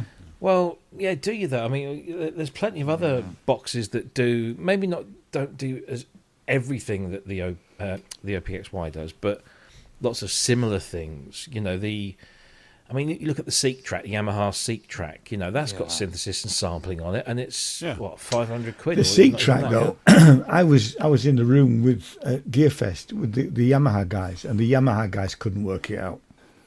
It's a little quirky as well. It's- I'm not a huge fan of that. Yeah, You know, I know. I mean, Andy- and Andy actually, it sort of put me off to some extent because they literally couldn't get it to work properly. You know, and they were the guys from Yamaha. And Andy mentioned on the show the ELZ1 Play, Yeah, that's which good. again, you know, it's got But it's lots still- of different synthesis engines on it, but it still doesn't have, you know, But maybe isn't it like the- $700? I forgot what I paid for it. I don't know what the full price for it is now, but Yeah. you know, I didn't pay that. I didn't either, but it's getting up there. I don't think it's I think it's like 400 or 500. It's something Is like it? that. Oh, okay. Yeah, I'm pretty sure it's not hugely expensive. Yeah, I think it's around 5. Because like No, Electron, you know, Digitag, Digitone, and some of the later stuff, they start at that price point and go way up there. So they, at least, except for the model cycles and samples, they're way out of most people's price range. I So mean, at I least think TE has some lower end stuff, you know. Yeah, but if they'd have come in with this OPXY at grand less, you know, I don't think they can 1300, because it's like the 1400. field, and the field is going to be expensive no matter what. But why Even is at it that price. expensive? Why is it that expensive? I don't know. Obviously, we don't know their Yeah, I don't know the guts their inside of cost. it or what's different about it. You Yeah. know, I as know far the as I'm screen, aware, they couldn't get that screen anymore that they used to put on the OP1. Okay. They could no longer buy it, so they had to buy a different screen, which is more Yeah, expensive. and I appreciate that everything's gone up in price in terms of the cost. I mean, of the components, other etc. thing is, as an ex-teenage engineering dealer, because they have a different distributor here now as well. Everybody's out to get their cut. You know, Track is $3.99 here. Yeah. that's all right. And it clearly had some ideas taken from TE. I mean, it's Definitely, yeah. yeah. Oh yeah. There's T- no doubting that TE have inspired a lot of other people to come out with things. They need to make their cut. The distributor makes their cut. The dealer makes their cut. But even TE are selling it at that price on their own well, they website. will do because Yeah, 'cause they have that's to, what yeah. Korg do because they Can't be will undercutting hold the- the price. Yeah. I mean, as I've said before, Teenage Engineering as a dealer, they will stop supplying you the minute you try and undercut the recommended retail price. So that stuff's not supposed to happen here in the UK anymore, but it does go on. You know, because there's been court cases, haven't there? It was guitar, Fender and Gibson. Korg, Roland, and Yamaha have all had their wrists slapped for the same sort of. Yeah, exactly. Because I remember, Yeah. when we had the shop, we were being asked, because that's why Korg now say you can sell it at what you like. Here's the recommended retail price, but you can sell it at what you like. Really? Yeah. They have to. And technically, I mean, like I say, it's a few years since I've dealt with TE, and they might be saying, the distributor might be saying exactly the same thing that Korg's saying now.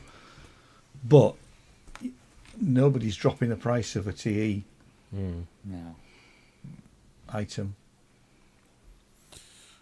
And the stuff is, at least at the higher end, is pretty sturdy. So I bought that used OP one with no problem. I mean, you don't have to buy new. No. And my Electron stuff, several things were used, and there are no problems with those at all either. So I'd buy another OP one if I had mine stolen or it got lost in a fire. yeah. I would buy another one. I'd buy another OPZ as well. Well, that's why I have two of them, because they actually are really Yeah. cool. When you sync them with a USB cable, they're incredibly powerful. It's really fun. In fact, I've not played with it this week. Although I've been carrying it around everywhere I've been going as normal, but I haven't touched it this week. Yeah, it's so easy to pack. Yeah, I'll yeah. stick with my Casio VL tone. Well, I've got one of them up there and all. It's not quite the same Stick sound, with Rob, my I can tell you that. yeah, not Stick with No, the it's Porta sticking Sound through the PSS effects pedal. 130. It's great through it's great through a microcosm, I can tell you Yeah, I that. bet. Yeah. Yeah. Yeah, I wanted to like that Yamaha thing, but I mean, to be fair, I only spent maybe half an hour with it at NAMM. Yeah, It wasn't that great. So. I wasn't that impressed, especially like I say, when the guys couldn't sync it to. They were trying to sync it to something, and he sort of got it synced, but then it wasn't synced, and he was messing around with it. Also, their buttons, I think, are only on-off as well. They're not velocity. Yeah. And they have a lot of travel. Do you notice that? There's Yeah, a lot I of travel did, with the yeah. buttons. That's kind of weird. Yeah. It sort of put me off because I was mildly interested in it.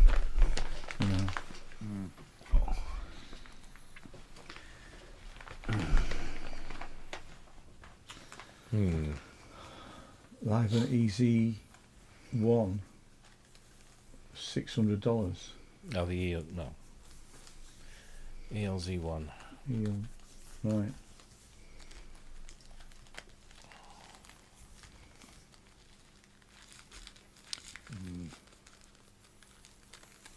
I mean, I've got the original OP1 case as well, which kind of ought to pay for The it. padded one, right? Yeah, it's rubbish. Yeah. I mean, the damn thing doesn't stay in it. It just slides out all the time. It's really badly designed. Well, it also kind of screamed Swedish when I got the case. I go, oh, it's one of these weird little. Yeah. It's meant to look almost like cheap military surplus. Oh no, it's not. It's even the one before that. Let me get it down. Hang on.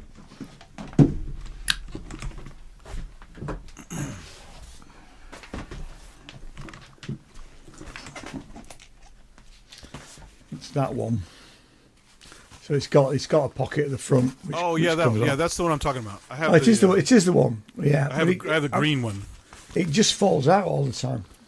It doesn't sit in properly. Wait, didn't it have a zipper? Oh, it has a zipper. Yeah, it stays in. But look, it's actually slid down to here. It's meant to be. You know, it always does that. It's just a little annoying thing, really. That's why I got a gun case for mine. Yeah. Works perfectly. Hard plastic case. Yeah, that's what I probably should get. I mean, I wouldn't pay $250 for an OPXY case. That's one thing about the OPZ, which is weird. That little like pouch that you wrap around it. Well, I haven't bought one of them. I'm just using a. Oh, you didn't? Oh, mine came. No, in it, so. I'll tell you what I'm using. It's sat here. Hang on. It's like a polypropylene pouch with a Velcro attached thing. See, it's still in my backpack. So I'm using that, but I've got a deck saver on it. A deck saver, okay, right. Yeah, so it's protecting it. It's protecting it really well. You know, so. Also, it's good you have that on the top because, as I showed you guys before, if it gets a blow to it, those knobs are attached with Yeah, magnets, you said, yeah. they can go flying if you're not careful. Yeah, I changed the knobs. Well, mainly because this one kept coming off. I've just dropped a knob now. Uh-oh. As we As speak. the actress said to the bishop. So, this one, the one here kept breaking, not breaking off, but it kept falling off. Yeah. Falling off. So I They replaced put all of magnets them. that weren't very strong for whatever reason. So and they're they weren't expensive. I think they were 10 quid for 2 of them and a set of 4 of them, and they're great actually. Yeah. So, but yeah, I'll probably buy the wraparound case at some point. I think I can get it for about 15 quid here, or 20 quid, something like that. Yeah, they're pretty cheap. I mean, I have just enough room in there for some cables and adapters and shit in there, so it all comes in a nice little bundle. So. In fact, let me look it up while we're talking. eBay is your friend. Mm-hmm. Are you still a Korg dealer? Technically. Okay. What are you asking?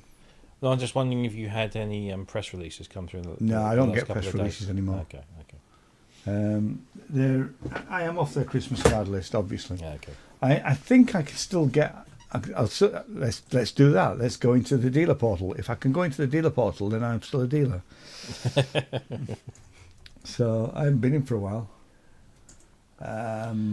Know that feeling. Yes. My shopping basket is empty.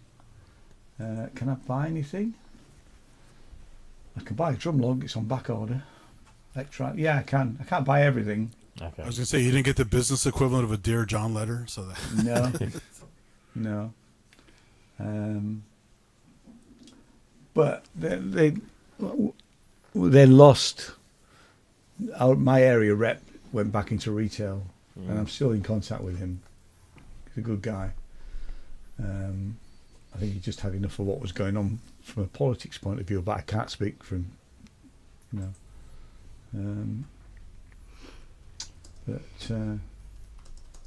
yeah, I can still buy stuff. Can't buy Pro Rangers. No, I just wondered if it's in the press release that came out today. No, they haven't sent it to me. Oh, you'll find out on Thursday. So, like, I enjoy the ELZ1 Play. It's just bigger and bulkier, and yeah, it's not as convenient. sleek. Also, the buttons, because it's kind of a fakey velocity, they're only slightly better than just having buttons. There's not a lot of subtlety in the velocity, but it is nice that at least it kind of does it, right? You get some expression out of it. Yeah, you get something out of it. Yeah. And the engines are nice, and it's cool. The built-in speakers really and the good, batteries, and so it's cool. It's just I had to repurpose one of my cases from I think it's from an ASCII keyboard or something like that to fit, because everything else I had was too short. It's fairly long for what it is. So. Yeah.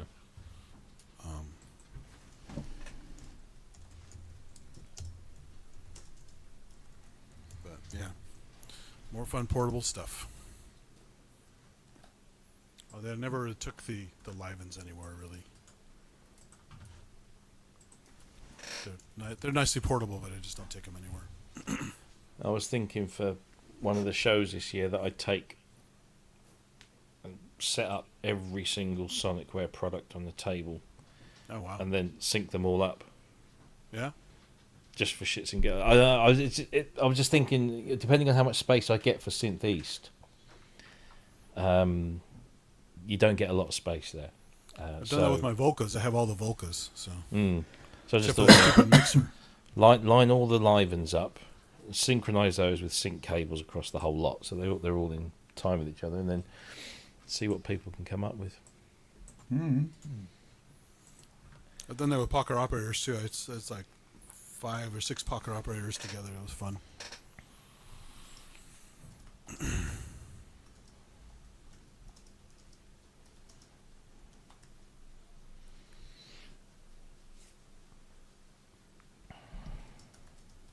But is the battery life good on the Livens? I haven't exhausted them. As far as I've used batteries on the Livens, but not like until they've run out. Yeah. Although I have used them on the Sample Trek. I use rechargeables, and they seem to last quite a while. Okay. But I think if I was serious about them, I'd put lithiums in there, and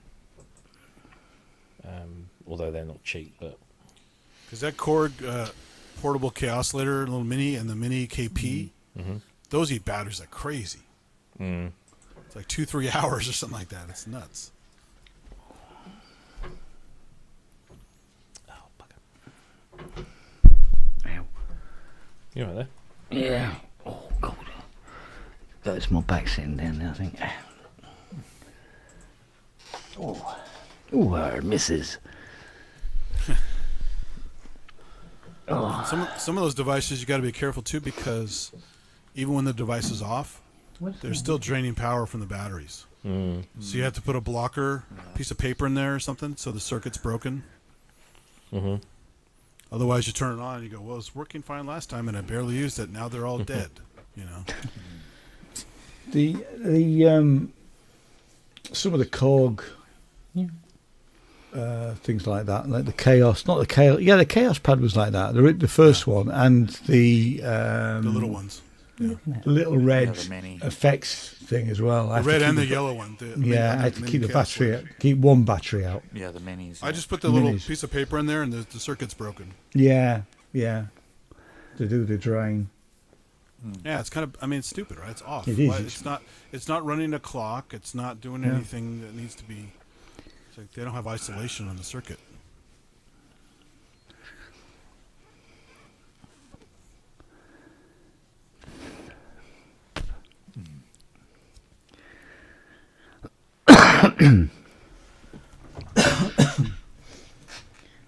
What is she doing down there?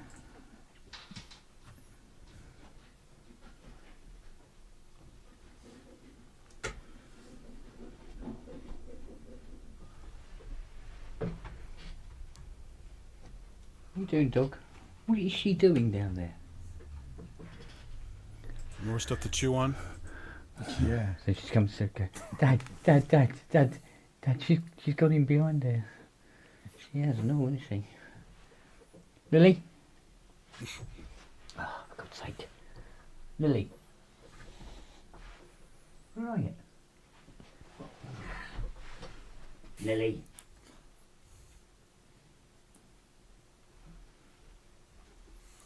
There's some chomping noises.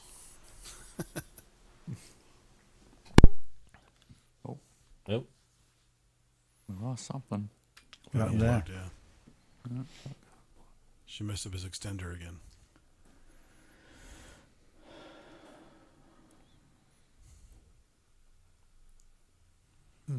Got very quiet.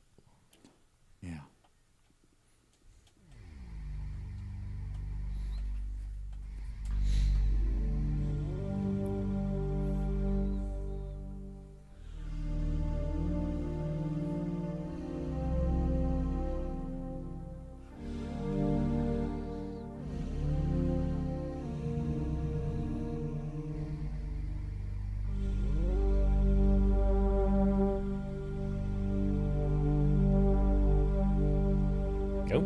Oh, we lost him. Gone. Uh-oh. Right, party time. Lily. Yay! Let's see if we can get Kent a copyright strike. Yeah.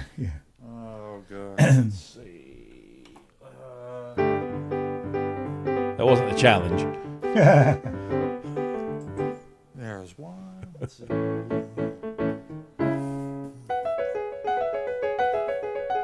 one. Let's see.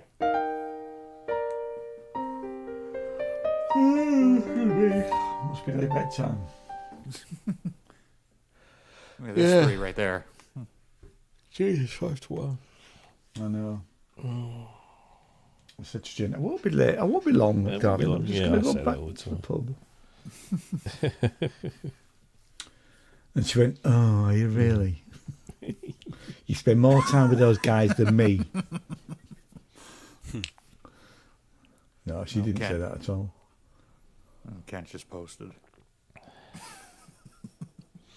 Yep. Fucking dog. Yeah.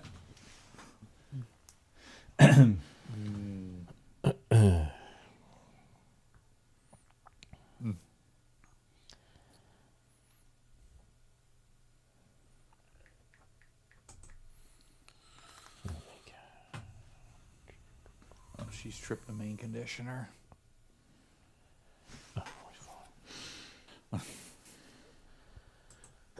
Excuse me. Let's see. Do that and go to. Well, if anyone wants to see, I'm going to do probably a little iPad app thingy again. Probably late for me, early morning for you guys. So if anyone's awake, I'm going to do one of those do some digital VST type things on the iPad like that. Have you tried the Waldorf microwave thing yet, Ian? No, I haven't. Oh, it's really good. The Waldorf on the iPad? Yeah, and it still works in Legacy OS. It works down to 14 or something like that. No, I'll have to... Yeah, so I'm going to do that one and a couple other ones, just a little sound demo. Because I used to play with the original microwave a lot in the stores and also sampled one with my Emacs when I bought it there. Yeah. And some of those patches are just dead on. Just amazing. I'll watch it on catch up then, matey, because I won't be getting up early. Yeah. I don't do early. Yeah, I don't either. So, although you do. You do every Saturday. You do early. I mean, you see, I look like death warmed over, so I don't really do it. I'm terrible in the morning. It's awful. If it weren't for Ramsey being such a fun show, I would never do it. Yeah. So, there are some mornings I go, do I really want to get up? It's so cozy. All right, I'll get up. Just do it from bed. Oh, yeah, that would be even worse. All smushed and drooling. yeah. Plus, if I lay down, I would probably fall asleep again. Getting upright, I won't fall asleep. I'll just be tired, and I don't want to take any caffeine because I want to go right back to bed right after the show. Yeah. So. Yeah, I think he was a bit disappointed there wasn't more studio that came in, but thank God Justin came in, and obviously I did one, and and he had 2 or 3, didn't he? Yeah, next time he does it, I'll have to do it again where I've now got everything. It'll be different, yeah. Yeah, that was fun. It was fun, yeah. And good on you for doing it live. Bloody hell. I had nothing else to do, so why not? Yeah, I put links for those things I already did because nobody wants to sit and watch 2 hours of fucking studio tours. I haven't watched all of yours, but I've watched at least one of them, and I was just agog at the amount of stuff that you had. I know that's not all that's there what I now. could get to. Yeah. There's plenty of stuff I can't get to right now. So, but it was just funny because if you watch back Piero's show when he played it live in his comedy, he's like, "Fucking hell, what the fuck?" He's just like constantly swearing. Yeah. You would have thought it was a pub. It is. His show's always a pub. Yeah, it is actually. I don't watch his shows all the time, but I do pop in from time to time. They're always entertaining. They're fun, yeah. I only watch when I've submitted something just because a lot of times I'm busy doing other stuff. But it's fun to get comments on stuff and even if it's shit like that sucks. Like whatever. You know, it's not for everybody. I did one of those last night. Yeah. Yeah. But people are generally pretty positive. I mean, they're most positive in hardware jams. Yeah. But the Piero group is pretty positive in general, even when they're talking shit. So.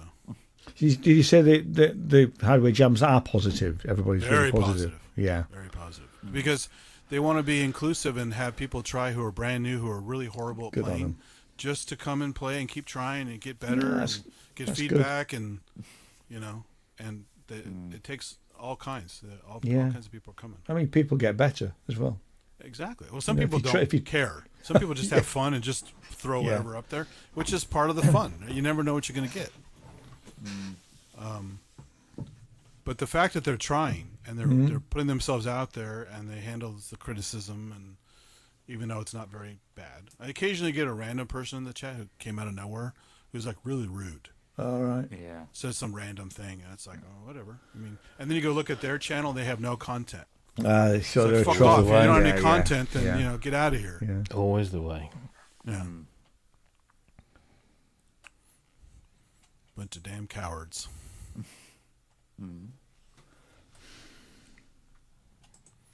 Because I left a few trolly things on some of my videos. People come in and say some of it's a language barrier, some of it's whatever. And I say, well, I notice you don't have anything online. What are you up to, Right. Mr. Smarty Pants?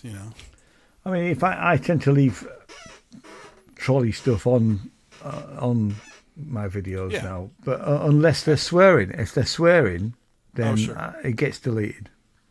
Well, I give the opportunity. Compete with your swearing, and you swear so much that I know. I'm just such a exactly.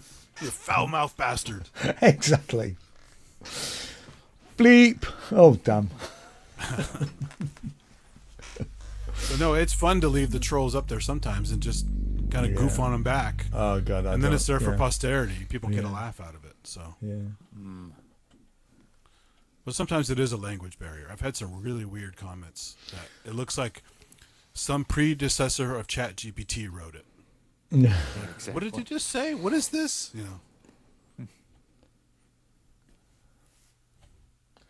Well, I remember having a conversation with somebody about this, and they were saying that you don't know what's going on in that person's life. I mean, yes, they might be trying to get a ride out of you. They might be just an arse, but could be angry. There could be all sorts of stuff going on that and you just happen to be, And I mean, I'm pretty thick-skinned, Exactly. I mean, I'd say the worst thing, because we used to get students to give us feedback, and it was always anonymous.